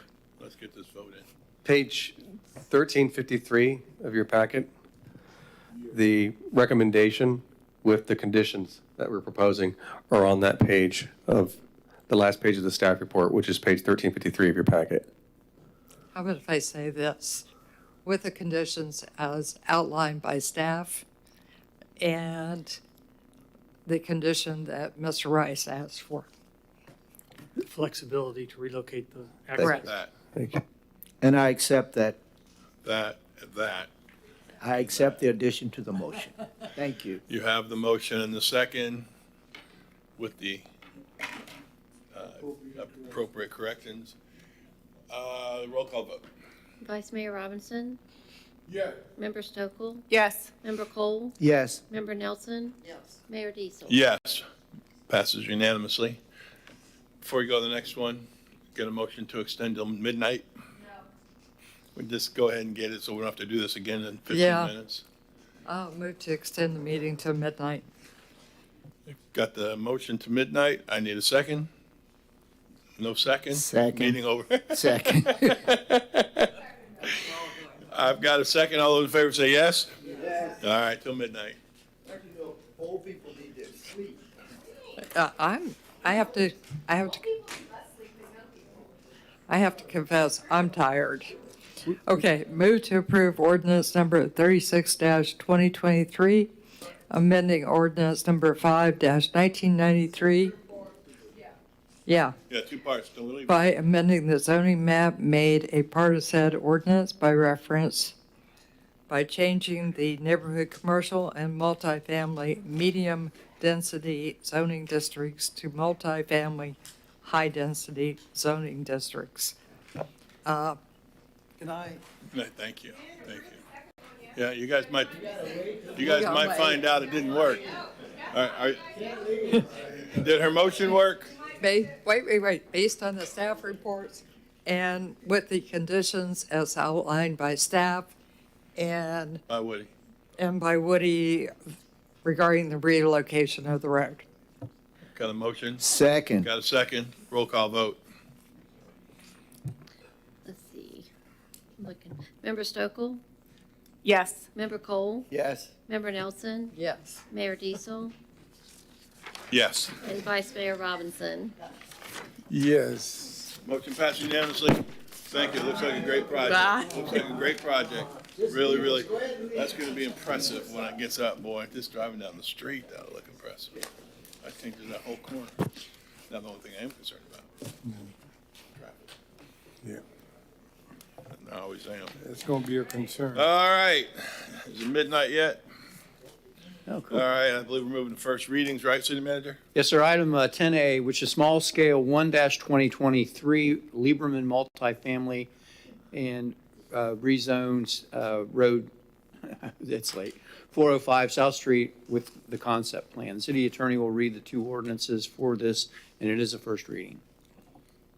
Ordinance number 42, 2023. An ordinance of the City of Titusville, Florida, amending the Code of Ordinances by amending ordinance number 60, 1988, which adopted the comprehensive plan of the City of Titusville. By amending the future land use map, by changing the land use designation on approximately 6.65 plus or minus acres of property located east of South Street, South Route 405, and across from Swan Lake Drive, having Brevard County parcel ID numbers 22 35 08 002 and 22 35 08 00257 from the conservation and high density residential future land use designations to the high density residential future land use designation and providing for an effective date. Ordinance number 43, 2023.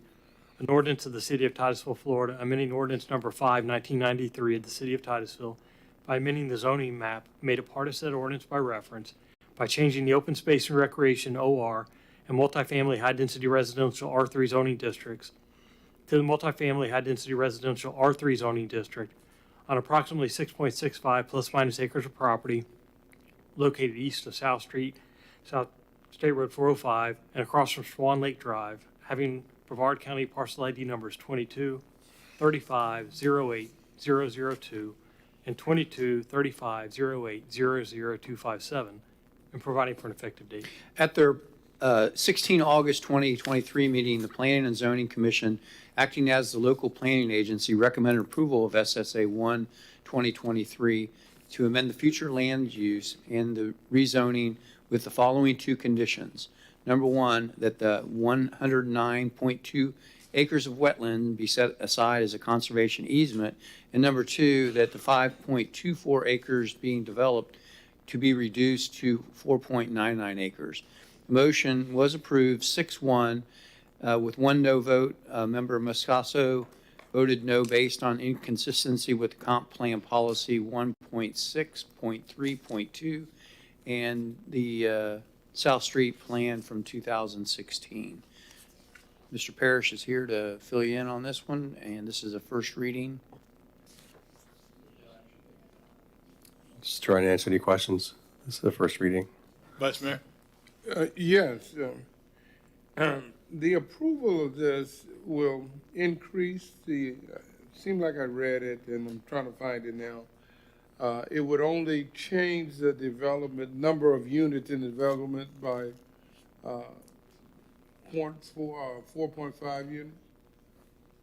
Did I see that in this unit? It was another one that I read. If we, what will change about the about this project? I would refer you to page 1442 of your packet. Okay. And it's the future land use that's currently on the property and what's being proposed. And you can see on the map to the left, the property property boundary is identified with a red boundary. And you can see where the HDR, high-density residential bubbles are on that property. They're adjacent to South Street, State Road 405.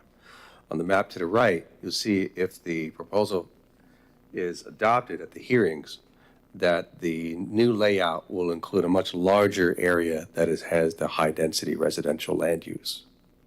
That's the change that's being proposed. This will allow, if this is approved and as proposed, will allow the applicant to go forward and potentially impact wetlands, several acres of wetlands, Correct, yeah. to make a larger area for development proposal. And what is the return? I don't want to lose wetland. So what is the give back? If we give something, what do we get in return? Sure. On page, I'm going to refer to the staff report.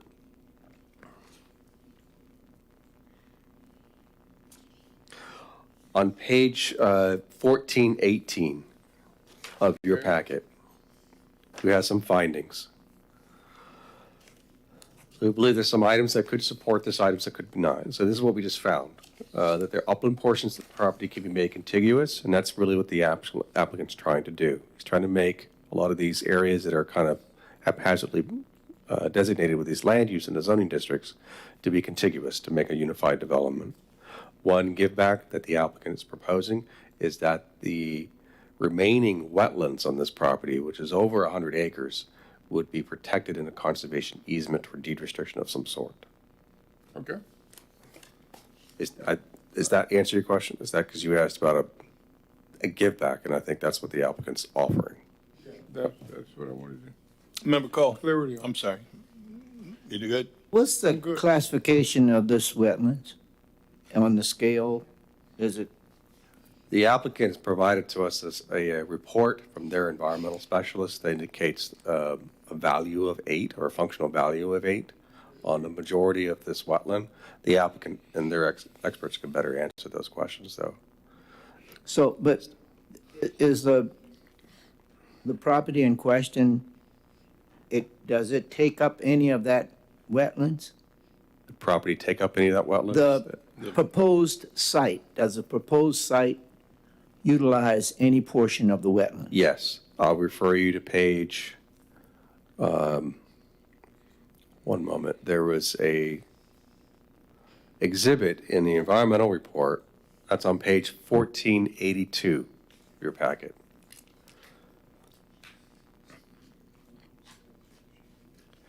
So you can see in the areas that are hatched green, that's the area that is proposed to be filled.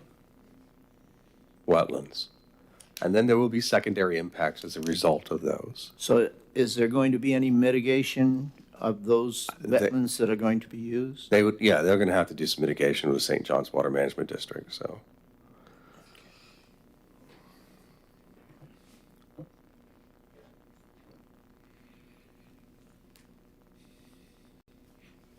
I'm Stokel.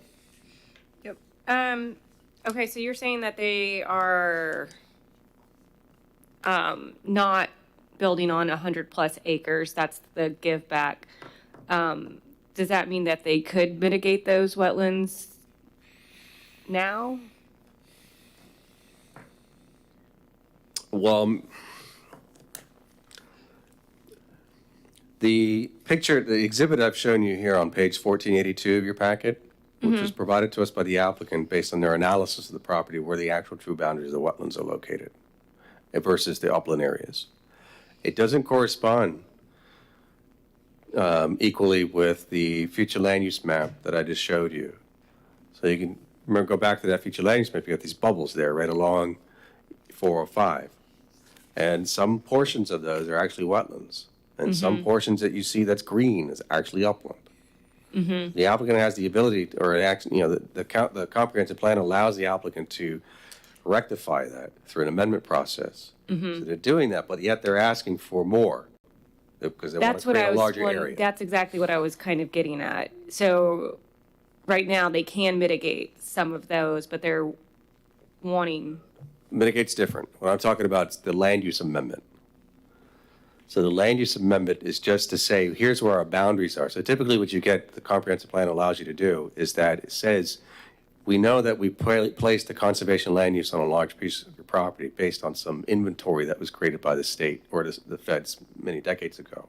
But to rectify that, you give us a wetlands survey, that ground truth where that true boundary is, and then we will change the conservation boundaries of that property based on that new wetland delineation.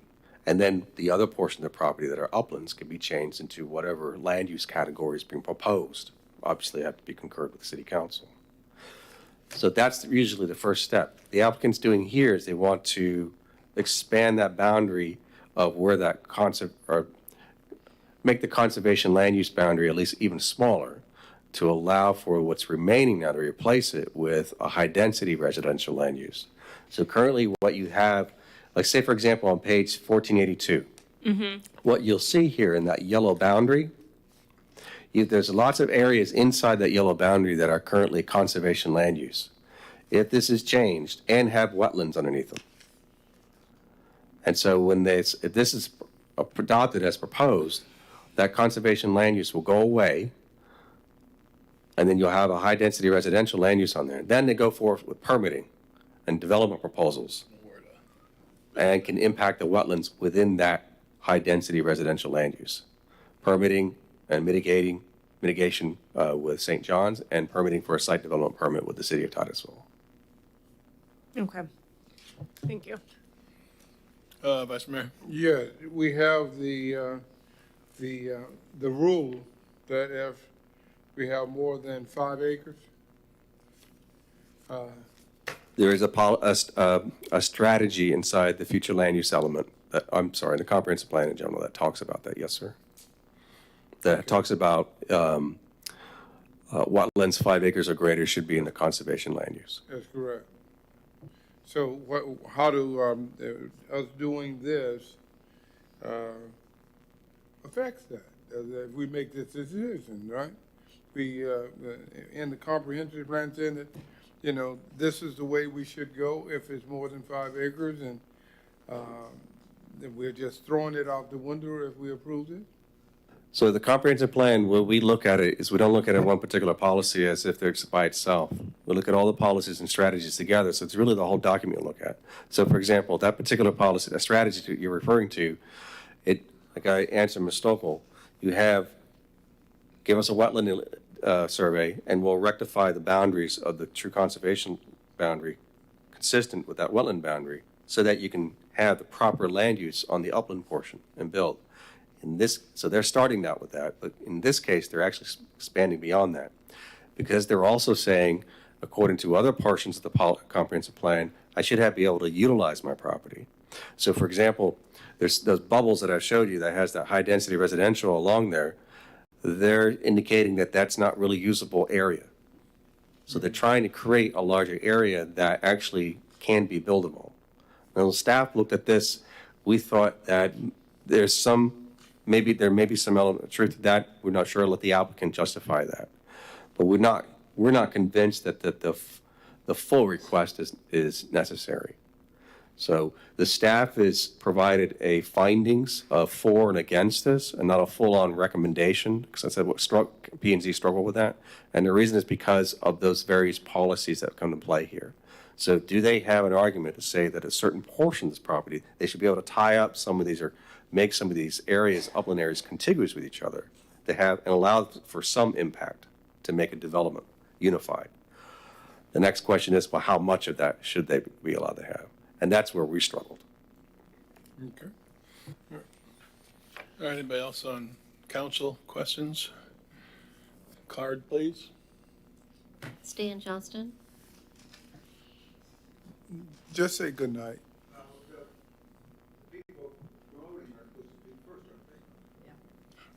This isn't quasi. This is a first reading. It's a quasi, it's not quasi. Oh, it's not, it's a first reading. Ordinance 43-2023, this is a quasi. Yeah, I don't have a card from the applicant. Pardon? I don't have a card from the applicant to speak. You're the only card Okay. so far. Do you want to have him speak first then or not? Yeah, go ahead. I'll let you do that. Good evening, Mr. Mayor and Council. Hello. My name is Bruce Moy with MBV Engineering, representing the applicant. Being that this was first reading, we was hoping we wouldn't have to speak, but be it as it may. So if you look at this property, it's really unique. Obviously, you've got high-density residential along the roadway. We've got some low-density residential up on the top that's in the wetlands. We've got wetlands and residential land uses and conservation and uplands. It's a mess. So what we did when we looked at this property was to see, one, what kind of condition was it in? So we brought in our environmental expert, and we had the property flagged, and we had the wetlands evaluated, and we tried to figure out how much of these wetlands can we physically mitigate and come up with a net gain in functional wetlands. Because, and we talked about this at the P&Z, it's not about areas, about functional wetlands. So if you look at the report that's in your package, what we're proposing is a net gain in functional wetlands, not a loss, even though we are impacting a little over 5 acres. We'll wind up with a net gain between conservation and enhancement, because a lot of this wetland is being invaded by nuisance species that we will get rid of. That's part of the enhancement process to make it what is not functional to become functional. So that's how we get our net gain. Put the remainder of the property, even that part that is zoned or land used as low density residential, will become conservation, and that'll be put into a conservation easement in perpetuity, so that wetland will remain.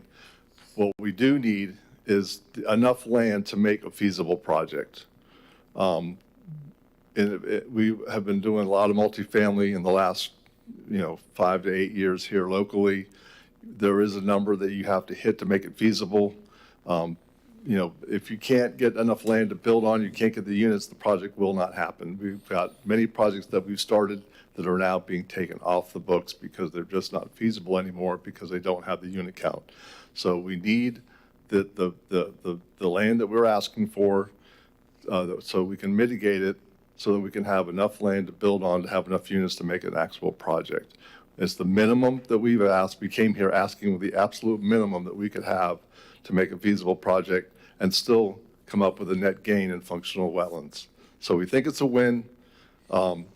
We don't even know for sure until we get into the full design how many units we're going to get because of all the tree, preservation requirements you have, the stormwater management requirements, all those things that we have to look at to make sure that we can fit everything on the site. We can't go too high because you have a height restriction, and even to have the type of product that we want, we can't really go high anyway. So that's the minimum land that we need. We're hoping that we can get your approval. We know this is first reading. We'll have a way more detailed presentation at the second reading. And so we're hoping, since we've waited this long, that we would get the ability to move on. So It's if also you have good you got to speak, I think. Yeah. Waited this long. I think there's something to be said for tossing some of those things out there that you got going. Thank you. So I appreciate it. If you have any questions, I'll answer those now. Anybody up here have anything for you? Did Thank you. good. Thank Okay, thank you. Next card, please. Stan Johnston. Stan Johnson, PE. I think there's a mistake on the agenda item. It says that this is a first reading, and then it says on ordinance 43-2023, it says this is a quasi judicial item, and I believe that the first reading is not a quasi judicial. Am I wrong? Right? This is not the quasi-judicial hearing, but that is a quasi-judicial item. Okay. So it's not Thank quasi-judicial you. until it gets to the Thank second you. reading. Thank you. So he didn't have to speak. That's No, he didn't. You made him. Okay, listen, I'm here as you know, as a professional engineer, and I'm not pleased with a number of things the city's doing. And this particular project, as I said, like I was talking about the Whipple project, and similarly is that I believe that you need to look into the stormwater master plan for this area, because it does drain to the St. John's. And you know what we have. You've seen this picture. So you need to understand what you're doing. This is a Russian roulette. So maybe you don't understand it, but there's no way you can do calculations when you have floodways that are just full of vegetation. Just can't do it. So you're playing Russian roulette with what's happened here in the city, and it's not right. So anyhow, what I asked you to do is I'm not against this project, but I'm against you holding meetings without straightening up the situation of the misconduct and negligence that the city is going through. So thank you. All right, thank you. All right, that's the first reading, no action. City manager. No old business. We're on 12A, which is new business, and this is resolution number 2123, 2023. It's a closure of state roads for Dream Cars for Kids Car Show at 301 South Washington Avenue, 2337 South Washington Avenue on 17 September 2023. You got anything on there, Mr. Brad? No, sir. No, sir. I didn't think so. I don't see anybody. Vice Mayor, you got something on that? Yeah, I just had, I wrote a little note. How will this be impacted by the construction that's going on, or will it? It won't. It won't. It won't? Correct. I just, Go ahead, I'm sorry, Member Cole. this is basically it's going to benefit the Kid Center Parish Medical. It's something that's being sponsored by the Parish Foundation Board, and it's on a Sunday from like 12 to 4. So I'm just pushing it, okay? Yeah, I certainly don't have any problems with it whatsoever. The guy talked to me a long time ago, apparently a former student of mine. And I said, I'm not the guy to talk to. I mean, I don't know with closing roads. But anyway, I don't see anybody else. Call the card. Stan Johnston, Thank you, sir. Motion? I'll make a motion for to support the road closure for the exotic cars that would benefit Parish Medical Center Foundation You took the for easy the one. Children's Center. You don't have to be a lawyer for that one. No, I don't. Yeah, I know what you mean. I got the motion from Member Cole. Second. Got a second from Member Nelson. Roll call vote. did that include the resolution? That's a resolution. Move to Did you approve. say approve a resolution? You did? I didn't hear that. Member Cole, Member Cole, did you mess up that motion? Yeah. It's Resolution 21, 2023. We got it. It's the only thing you had to do. You can't do it anymore. Roll call vote. Member Cole? Yes. Member Nelson? Yes. Mayor Diesel? Yes. Vice Mayor Robinson? Yes. Member Stokel? Yes. Passes unanimous. City Manager. On to item 12B, which is DEP Resilient Florida Planning Projects Grant. Accept the letter of support for the Resilient Titusville Update and Adoption Plan project proposal being submitted for the 2023 Resilient Florida Grant Program. This letter authorizes the city manager or his designee to execute all necessary agreements and documents associated with this program. So basically, Florida Planning Project Grant. Accept the letter of support. Nothing from council. Call the card. Stan Johnston? Stan, it's almost midnight, brother. Yeah, Stan Johnston, professional engineer. Mr. Parrish and Mr. Galindo filed a report called Resilient Titusville some time ago, and I filed a complaint to our human resources for the dishonesty and the lack of objectivity. They prepared this report because they left so many things out. And the fact is, it was kind of interesting. I went to all these workshops, and we talked about sea level rise. We went hours and hours on sea level rise. I went on, and there's nothing about sea level rise in that. But what I'm not talking to you about sea level rise. I'm talking to you about this right here. This was presented at the workshop. Is he close? This is Blackwater flooding. This is from Seems like that could. Fox Lake Road, State Road 50.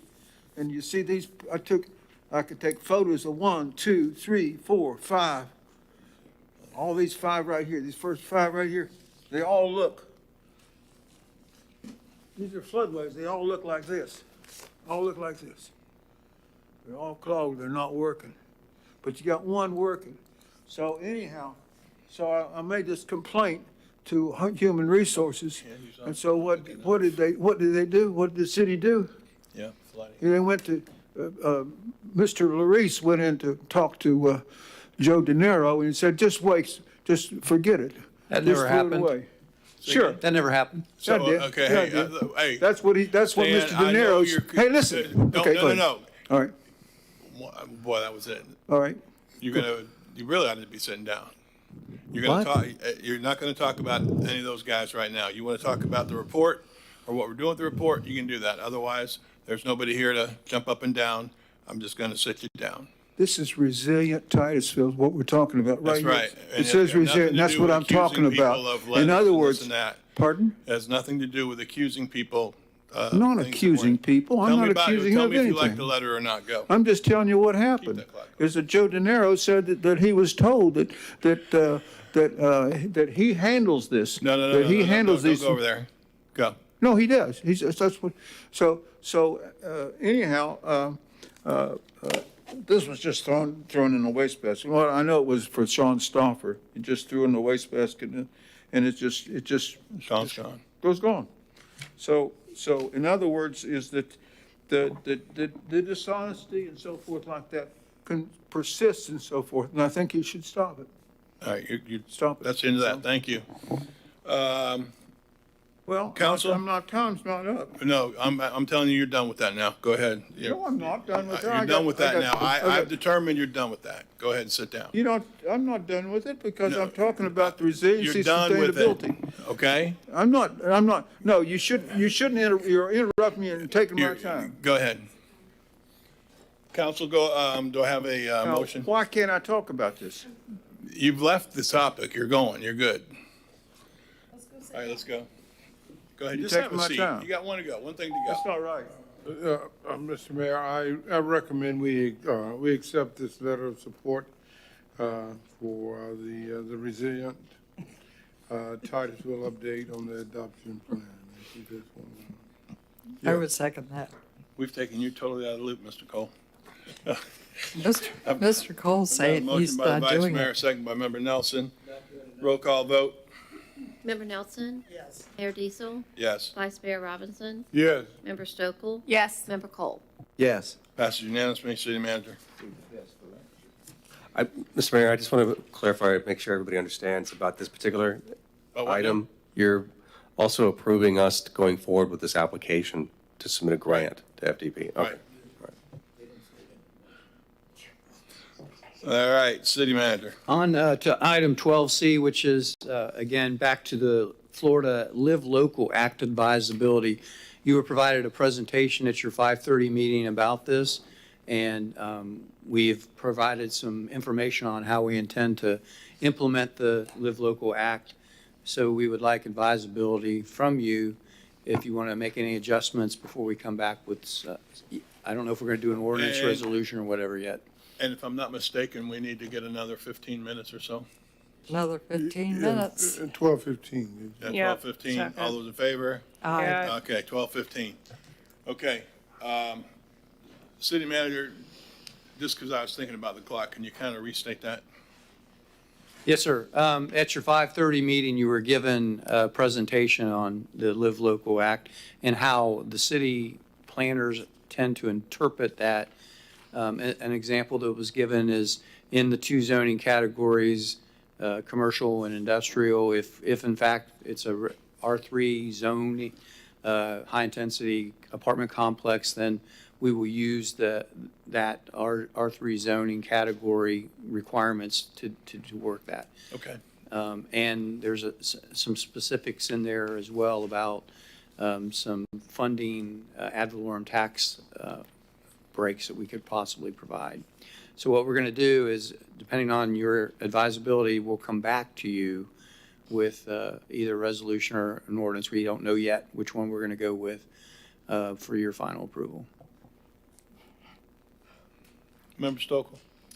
Yes. No, I appreciate the presentation. I think my initial reaction is I kind of want to wait a little bit, just because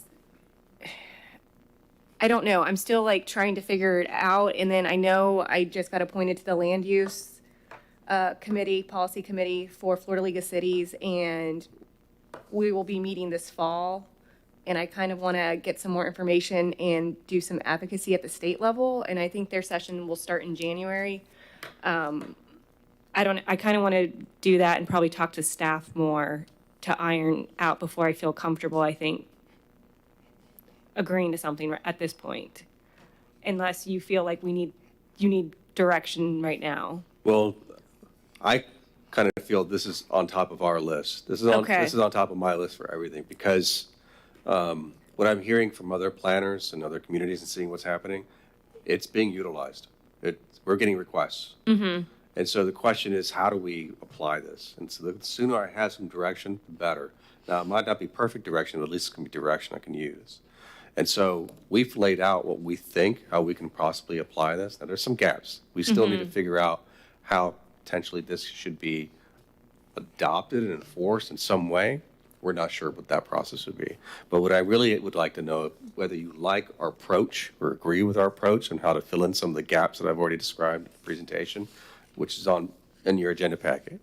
So we've drafted some definitions, some standards that we'll potentially use.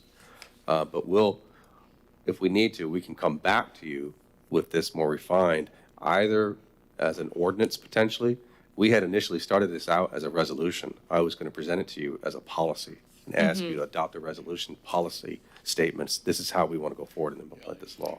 But there were some concerns about that as to what would be enforceable. So Yeah, and I think at this that's- point, I'm really just asking for some direction of whether you support some of these concepts and ideas of interpreting. And I think that's where I don't know yet. And that's where I've been reaching out to some of my counterparts in other cities to see it, and some of them haven't done anything yet either. And I would feel more comfortable just getting a better handle on it. I might be fine.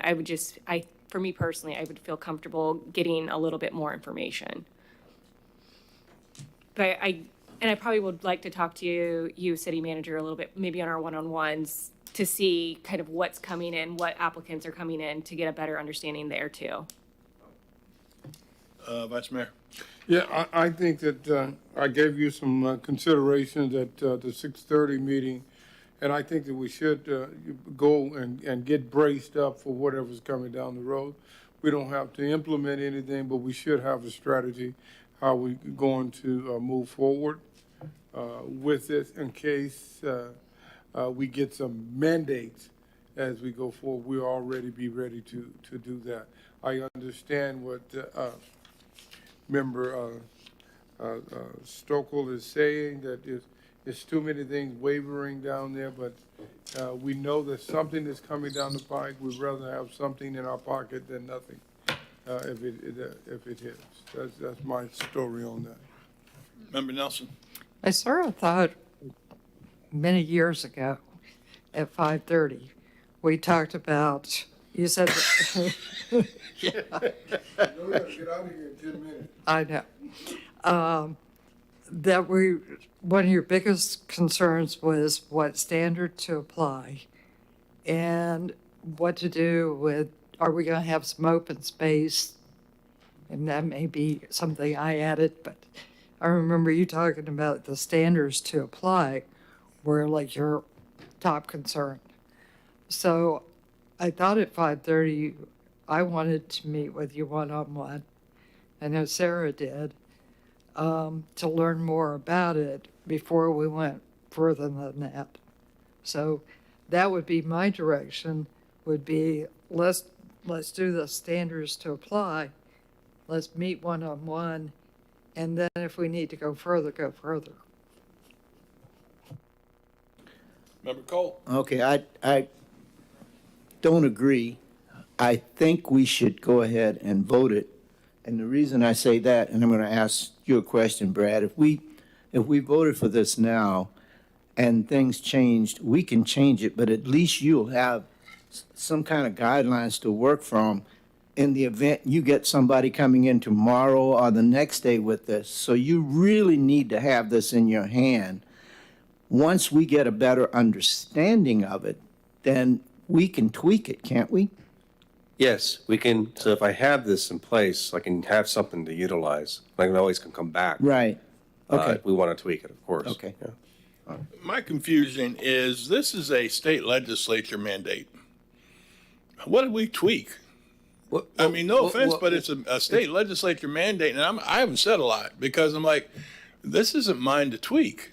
It might be mine to help interpret. There's some gaps right now, Well, based on the legislation, and we're trying to fill those gaps with what What do we think mean is by best. gaps? Because the state legislature sent it down, and I don't think they're saying you guys can do this or that. They're saying this is what you're going to do, and I need somebody to tell me what it is they're telling me I have to do.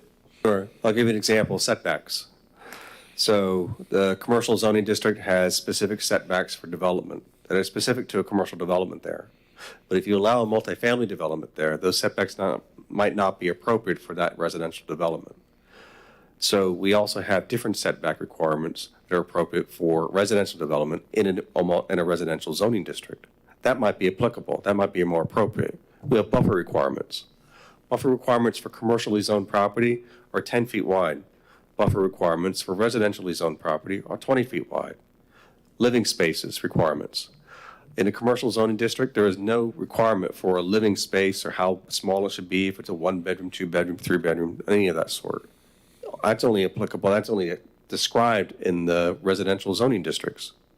If it's a mixed-use development, we have one zoning district we could probably use in a commercial zoning district if we want to choose it for a residential development. But that's multifamily, like R2 and R3, but it doesn't have any component of how to address a mixed-use development. We might want to use a different zoning district that allows that kind of use and has the standards appropriate for a mixed-use development. So the thing is, when I get an application, I'm going to have to negotiate this. We're going to be working with a developer to pick and choose what is appropriate. And if we don't agree with something, I don't have anything to fall back on. That's the issue we're having. I get that, but I guess I'm saying, as far as trying to bring us the Major League Baseball rule book and say, tweak this, tweak this, tweak this, I almost feel like maybe you ought to come back and say, this is what I think, or me and staff think is best. Do you guys approve this or not? That's what we're doing. We will bring something back to you. Okay, that's fine, because when you're saying, well, what about this or what? No, I don't want to get into all that. So, yeah, because when Herman or Member Cole's saying, well, we need to give you something.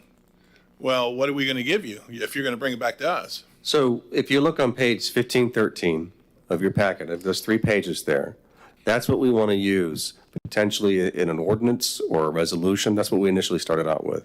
But something that we can bring to you and say, this is what you've blessed in some Right, form. you bring to me, but just a minute ago, when Herman said, you need something because someone might come and see you, and you said, yeah, that's right. Well, I don't want to give you something. I want you to give us something, and then we say yes or no.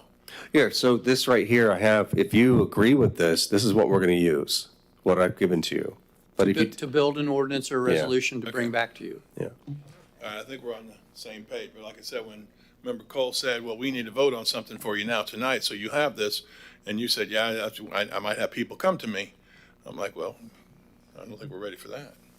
I think we are, though. I mean, we've got to give him something to work from. And when he brings back the ordinance or however he handles it, he will have had a chance to look at it more. But if we leave him out on a limb floundering when someone comes in, he has no basis for either Now, didn't I just approving hear or you guys say you're disapproving. going to bring us something? Let me clarify. You're So saying, if let's you would give give him you, something, they're saying they're going to give us something. But he has given us something. we don't have any guidance from this law as to how to administer this. If we get approval for what we've come up with here on this packet from you, I'm going to use this and say, look, this is what City Council approved. So if I get an application, I'm going to say, this is what how we're going to implement this with you. I've got guidance from council. If during that process, or as we're discussing internally, how we want to really solidify this in some kind of ordinance potentially, we'll bring it back to you to do that. But in the meantime, at least I have something I can use to help guide that discussion with an applicant. This is what City Council has decided as the most appropriate zoning district and development standards to use when I get an application. Member Stokel? Where's the ad valorem piece? The ad valorem is not in the. That's where, okay. Yeah, the ad valorem is a separate item that I'm asking direction on. So Okay. the law allows us to adopt that and as a program. So that's a second item I'm asking you to consider, asking us to go ahead I and think draft. that was the one I'm more hesitant on. If you're Okay. talking about these definitions, these 3 pages of trying to get better clarification, like those, so far, I feel like I can work with that. I feel like when we start getting into the ad valorem, and I just would like to have a little bit more information. But defining some of this in these definitions, the height, it looks like you're really concerned about the industrial, commercial, and mixed use, which I would agree. I feel like that needs to be the number one focus as well. So I think we're on the same page. Like, go ahead with this, and then I feel like Member Nelson and I know we both definitely want to meet one-on-one if any of the other council members want to. I think it's just the more I talk to staff, the more I'm getting better educated. I think we are going in the right direction. This just makes me nervous, and it's more to do with the state, and I want to get a better handle on it. So when I am meeting in my policy committee meetings, I can say, can we just amend like certain portions? Because I think I'm going to have to try to advocate for small wins at that state level. And I think they would be potentially open to it. I'm not gonna say they don't know everything that's happening as far as the unintended consequences. I do think there was really good intent there. And I would like to try to push it towards that good intent and not the bad intent the bad consequences that are happening. So what is our immediate goal? So I'd like to ask, I have two requests. One is, do you support of our interpretation and our definitions on page 1513 of your packet and the 1514 and 1515? That's the first ask I have. If you support that, we were going to use that as our guide in discussions with applicants. If we need to internally, we'll come back with you in ordinance. We're going to find out what we really need to do. But in the meantime, I'm going to use that as my guide in discussions. Okay. The then. second ask is whether you support us researching and developing an ordinance to adopt the ad valorem option that's described in the law. So if we to vote on something, we could put both of those in there. All right. Card. Stan Johnston. Oh yeah, hold up. We need to extend time.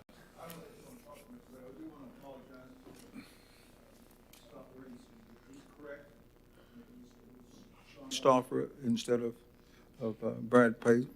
I appreciate that, but hold on one Because I second. was wrong. 12:30. We got a second, 12:30, all in favor? Aye. 12:30. So I apologize. First of all, I apologize because I was wrong. It wasn't Brad Parrish. It was Sean Stauffer. Thank you. Okay. This is too complicated for me to give an opinion on. Thank you. Me too. So what we're simply doing now is writing this until and if there's changes, but it will give you a guide to say to people, okay, I can understand that now. Good job, Member Cole. You made up for your motion. Thank you. Member Cole, would you like to make a motion? Yes, I would. I move that we consider directing the staff to draft definitions, develop procedures, and evaluate the benefits adopting the local option affordable housing property tax exemption. Does that Is that work? good? If you look on page 1511 of your packet, there's two asks right there under following are enclosed for council's consideration. So there's the first one. Did your motion include both of them? Yes, it did. Okay. Dang, Member Cole. I recuperated for that one, didn't I? Second. If Member Cole's motion is correct, we have a motion. And we have a second. Roll call vote. Mayor Diesel? Yes. Vice Mayor Robinson? Yes. Member Stokel? Yes. Member Cole? Yes. Member Nelson? Yes. Passes unanimously. Thank you for helping me out with that at 12:15. First you say, we got to give you this. You say, no, we're going to give you that. Okay. We got something. And I get that now. You've got something in front of you that you can call a rule book until we decide where we're going. And pretty much it's, and it does sound like they're, idiosyncrasies. You know what I mean? I still have to bring back to you potentially, but I've got something I can use now because we're getting requests. Good call, Member Cole. Even made a motion. So we are now to petitions and requests. We don't have to do that one. Mayor's report. I'm going to be really quick here, like everybody should be. But my grandson plays for the Junior Terriers, so I was at his game. I'll be at his game every Saturday morning until I can't. And there's more Titusville Police Department officers out assisting, including one who's a referee. And I got to talk to all of them, and they actually came over, and actually my son Scott went down and said, hey, there's another. So he brought me down to some more officers, and I just mean it's early Saturday morning, because if they're not working, they'd like to be sleeping probably or something, and there they were in the heat. I also want to congratulate, not you this time, Ms. Stokel, but this time it's Vice Mayor Joe Robinson. I was invited to the Ladies of Distinction 25th Annual Award Ceremony with Sonia Mallard, who is amazing, and she was nominated for community activity. It was positive stuff in the community. And Joe, was yours the same? Was it the same award? Same. What was it called exactly? Community. It was Community Involvement Award. Community Involvement Award. I did not know that when I got there, and then there was Vice Mayor, and he and Sonia got the same award from the North area. I was so proud to be there and sitting with them. Member Stokel, we were in the front of the room. I want you to know that.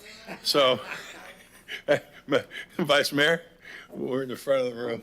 We were. But I was very proud, and he had some really good, humble words like he always does. One thing he said that I really will remain in for a long time is that the best awards are the ones you get for helping other people. And I just think that's absolutely so true. So with that said, congratulations, and it was my honor to be there, and congratulations to Sonia Mallard. Let's go this way this time. Vice Mayor. Mr. Mayor, Yeah, I'm sorry. you have 2 proclamations. Oh, gosh, thank you so much. That'd have been a mess. No, this is quick. I just, but I have to get that, you guys to approve those. Oh, Lord, do you have them? Wait 1 second. Here you go. Can you pass No, that down? no, they're ones. There you go. Thank you. Thank you. Request council. Daughters of American Daughters of the American Revolution proclaiming the week of September 17th through the 23rd as Constitution Week. And basically, when we give a proclamation here during the meeting, you guys have to approve it. So I can read that? How's that work? I forgot. What your request of council is that you present a proclamation, whatever it is, at a certain date and the name of the proclamation. This one will be, I don't, so it looks like September 12th at the 6:30 meeting. If, I guess we can just do all in favor? All in favor, say yes? We have a card. Okay, that's. We that'll have a be on- card. Okay. You're gonna have a, and then proclamation of the Space Coast Health Foundation proclaiming the month of September National Suicide Prevention Month.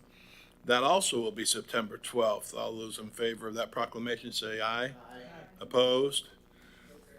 They both passed. Thank you, Stan. I appreciate that. And thank you, Ms. Wells. I would have forgotten it and I wouldn't have been able to present them. And that would have been bad. Okay, so Member Robinson, or Vice Mayor Robinson. All right. Other than that, you know, I was today at the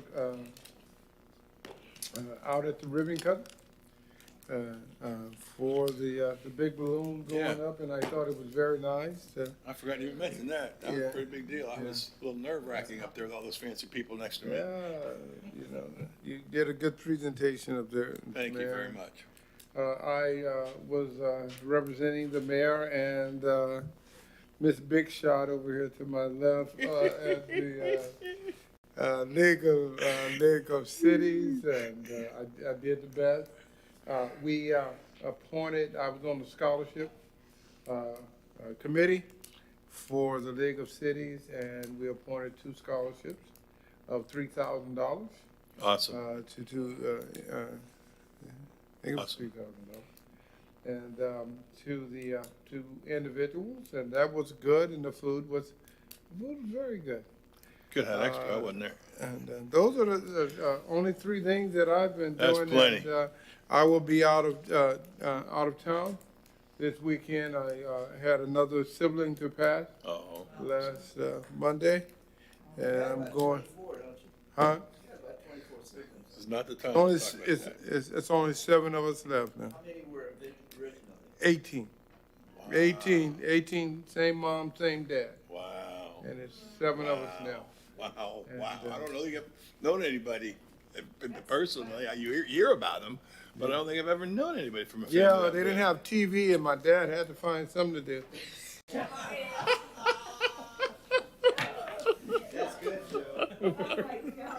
That sounds like somebody else's kind. I'll leave that alone. Go ahead. What did I Member say? I Stokel? didn't say nothing bad. Okay, shifting the conversation. I'll try to be brief. As you Try guys to know, stay late. I went to the Florida League of Cities conference.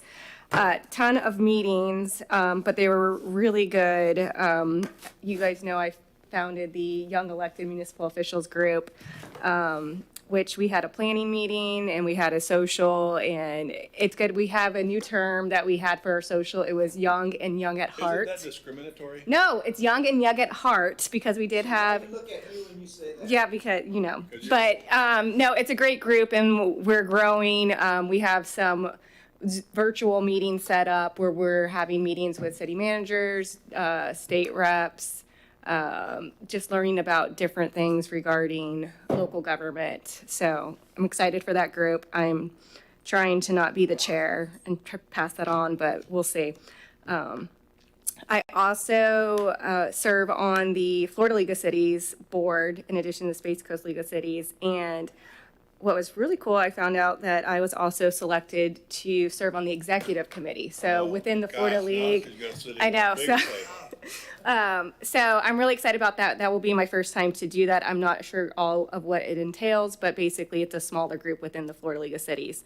So I'm excited about that. And was awarded, I probably need to send this to you, city manager, the gold certificate for Florida League of Cities for my involvement there. And then to top it all off, I got COVID right after. So it was a great conference. A couple things I want to mention regarding the legislation. I know. Spit it out. We got 3 minutes. No, I know. Okay, I'm almost done. Okay, just with the legislation stuff to be on the radar of things that we're focusing on. One, I informed you guys the financial disclosure ended up passing, so we will have a new form to fill out next year. The Live Local Act, it obviously, is probably one of the biggest issues. We're trying to be prepared in case partisan elections or term limits come up again. Those seem to be some. Don't we have to fill that out, the new? Not this year. Not this year. Next year you will. Yeah, next year. So yes, you're okay with the Form 6 for right now. Other things that they had mentioned, hang on, there's a few meetings that I was in. They're definitely wanting, and I've talked to staff about this with city manager, any data that we have on the impacts of the Live Local Act. We're really trying to gather all that from the different municipalities so we can make a stronger argument at the state so they can really actually see what the impact is going on. Other things, if you remember, that will probably be on the radar, the utility transfers, that we were able to stop that bill this time, but it might get brought up again. Sovereign immunity as well. And I think that's it for the most part. Short-term rentals is still on there, cybersecurity. I feel like my focus personally is going to be, I switched committees. I was on the municipal administration, which is a catch-all, to the land use, because I really want to focus on the Live Local and what's happening in that area. That'd be a good one. So I will continue to keep you guys posted as things arise, and that is all I have for right now. Number call? I say this, as I get involved with the League of Cities, I give you all the respect for your activity and your involvement with the League of Cities, and the respect. That is something that you earn, not something. Yeah, absolutely.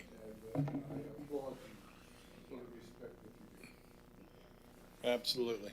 Like I said, every time I can, you do a great job of paying attention and giving us notes. Yeah, everything I learned from about the legislature, I learned right from there. I wish I had better news sometimes, but. Yeah, we blame you for that too. But anyway, sir. Just a quick question. Why is 10:30 our time? Why can't we? They did that a long time ago when they used to have meetings till 1 o'clock all the Yeah, time. but it makes no sense if we know our meeting's gonna last longer. Why don't we change it to 11:30? I don't think we want to take the time to vote it out. I don't know, but it does kind of remind us. I think if nothing else, it kind of gets you to thinking about, you know what, we've gone on long enough. Let's try to get this thing going. I'm okay with it. So, Cut the conversation. go. You good? Yeah. Yes, ma'am. Okay, so went to the opening this morning, Space yep. Perspective, and everybody ran off and left me. You guys. You saw me leaving. You didn't tell me. I gave you a hug before I left. Well, everybody ran off and left. So you had to get in your electric car. So while I was over there, And it was dead. I No, it wasn't. No, it wasn't.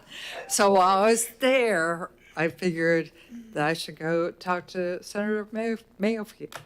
That's that next year I was done. And so one of the things she asked me is, what kind of projects do you guys want?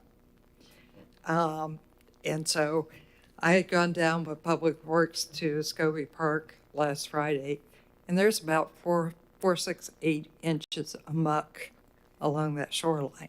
So I said, can we get money to demuck that area? And she offered to do an appropriation for us. Oh. So So she is going to talk to Tom Wright, see if he wants to do it. But she said if he doesn't want to do it, she's willing to do it. wow. that'd be So I was very happy. I figured dragging my feet was really I a should good leave thing you more this often. morning. Yeah, great. Leave you hanging more often. yeah. So, and then the other thing I was thinking is I got the PFAS report. I'm not sure I totally understood it, but maybe we should do a presentation about the PFAS, what our next steps are so that our community knows. So what do you guys think? Yeah. Be proactive. Yeah, Be ahead I of it. mean, I think there Are are, we ready to do a report on that? Or are we?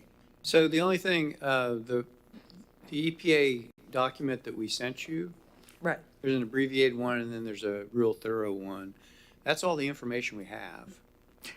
understand, but I was sort of like, with the idea of being transparent, we can at least let the community know this is all we got. You know, as soon as we find additional information, we'll give it to you. So we put the test results on our website. We can put that document on our website if you want. When's the more thorough one coming out? Yeah, Okay, so the rulemaking, the current plan for EPA will establish the rule at the end of the year. And then we have 3 years to continue to test and come into compliance. We don't know what the rulemaking is going to be. This is just a period of time where you can put input into. We are ahead because we've taken the tests early.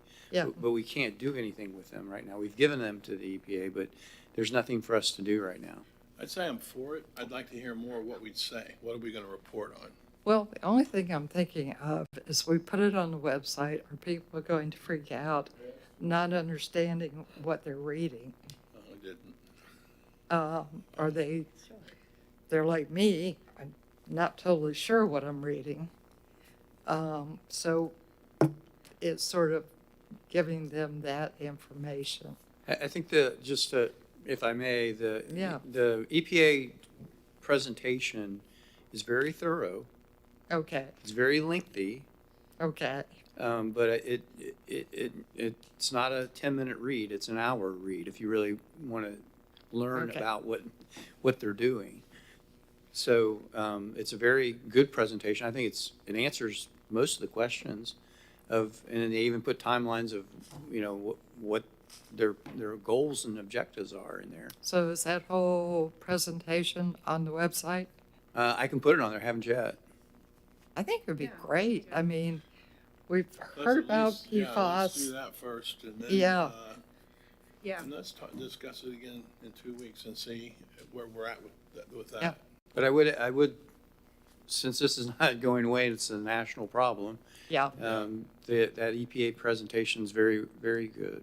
good, good, okay. Is that everybody? Because we're past time. Wait, can I just say one more thing? It'll be off the clock. It's fine. Okay, Real just quick, because we are past somebody only saying- because Member Nelson brought it up. I did want to give a shout out to our county.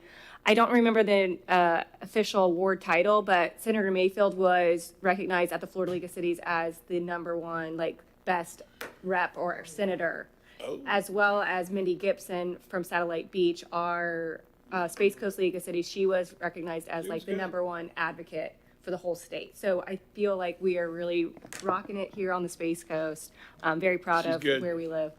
I was fortunate. I sat next to her today at the Yes. event. She spoke, then I spoke, and very down to earth and asked similar questions. Didn't go into the project part, but what's going on here and all that. And you know, if she doesn't have that, I'm the senator person, and you're not. She's very down to earth. City manager. Yes, sir. Just a reminder, the FY24 public hearings for the budget are scheduled for 6 September at 5:30 and also 21 September at 5:30. Tell me And those two that's- dates again. The first one. First one is 6 September, and the second one, 21 September.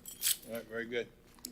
City attorney. Just an item of information, that we received service of a complaint for declaratory judgment and injunctive relief from a citizen regarding Apollo Gardens. I have a copy. I was gonna.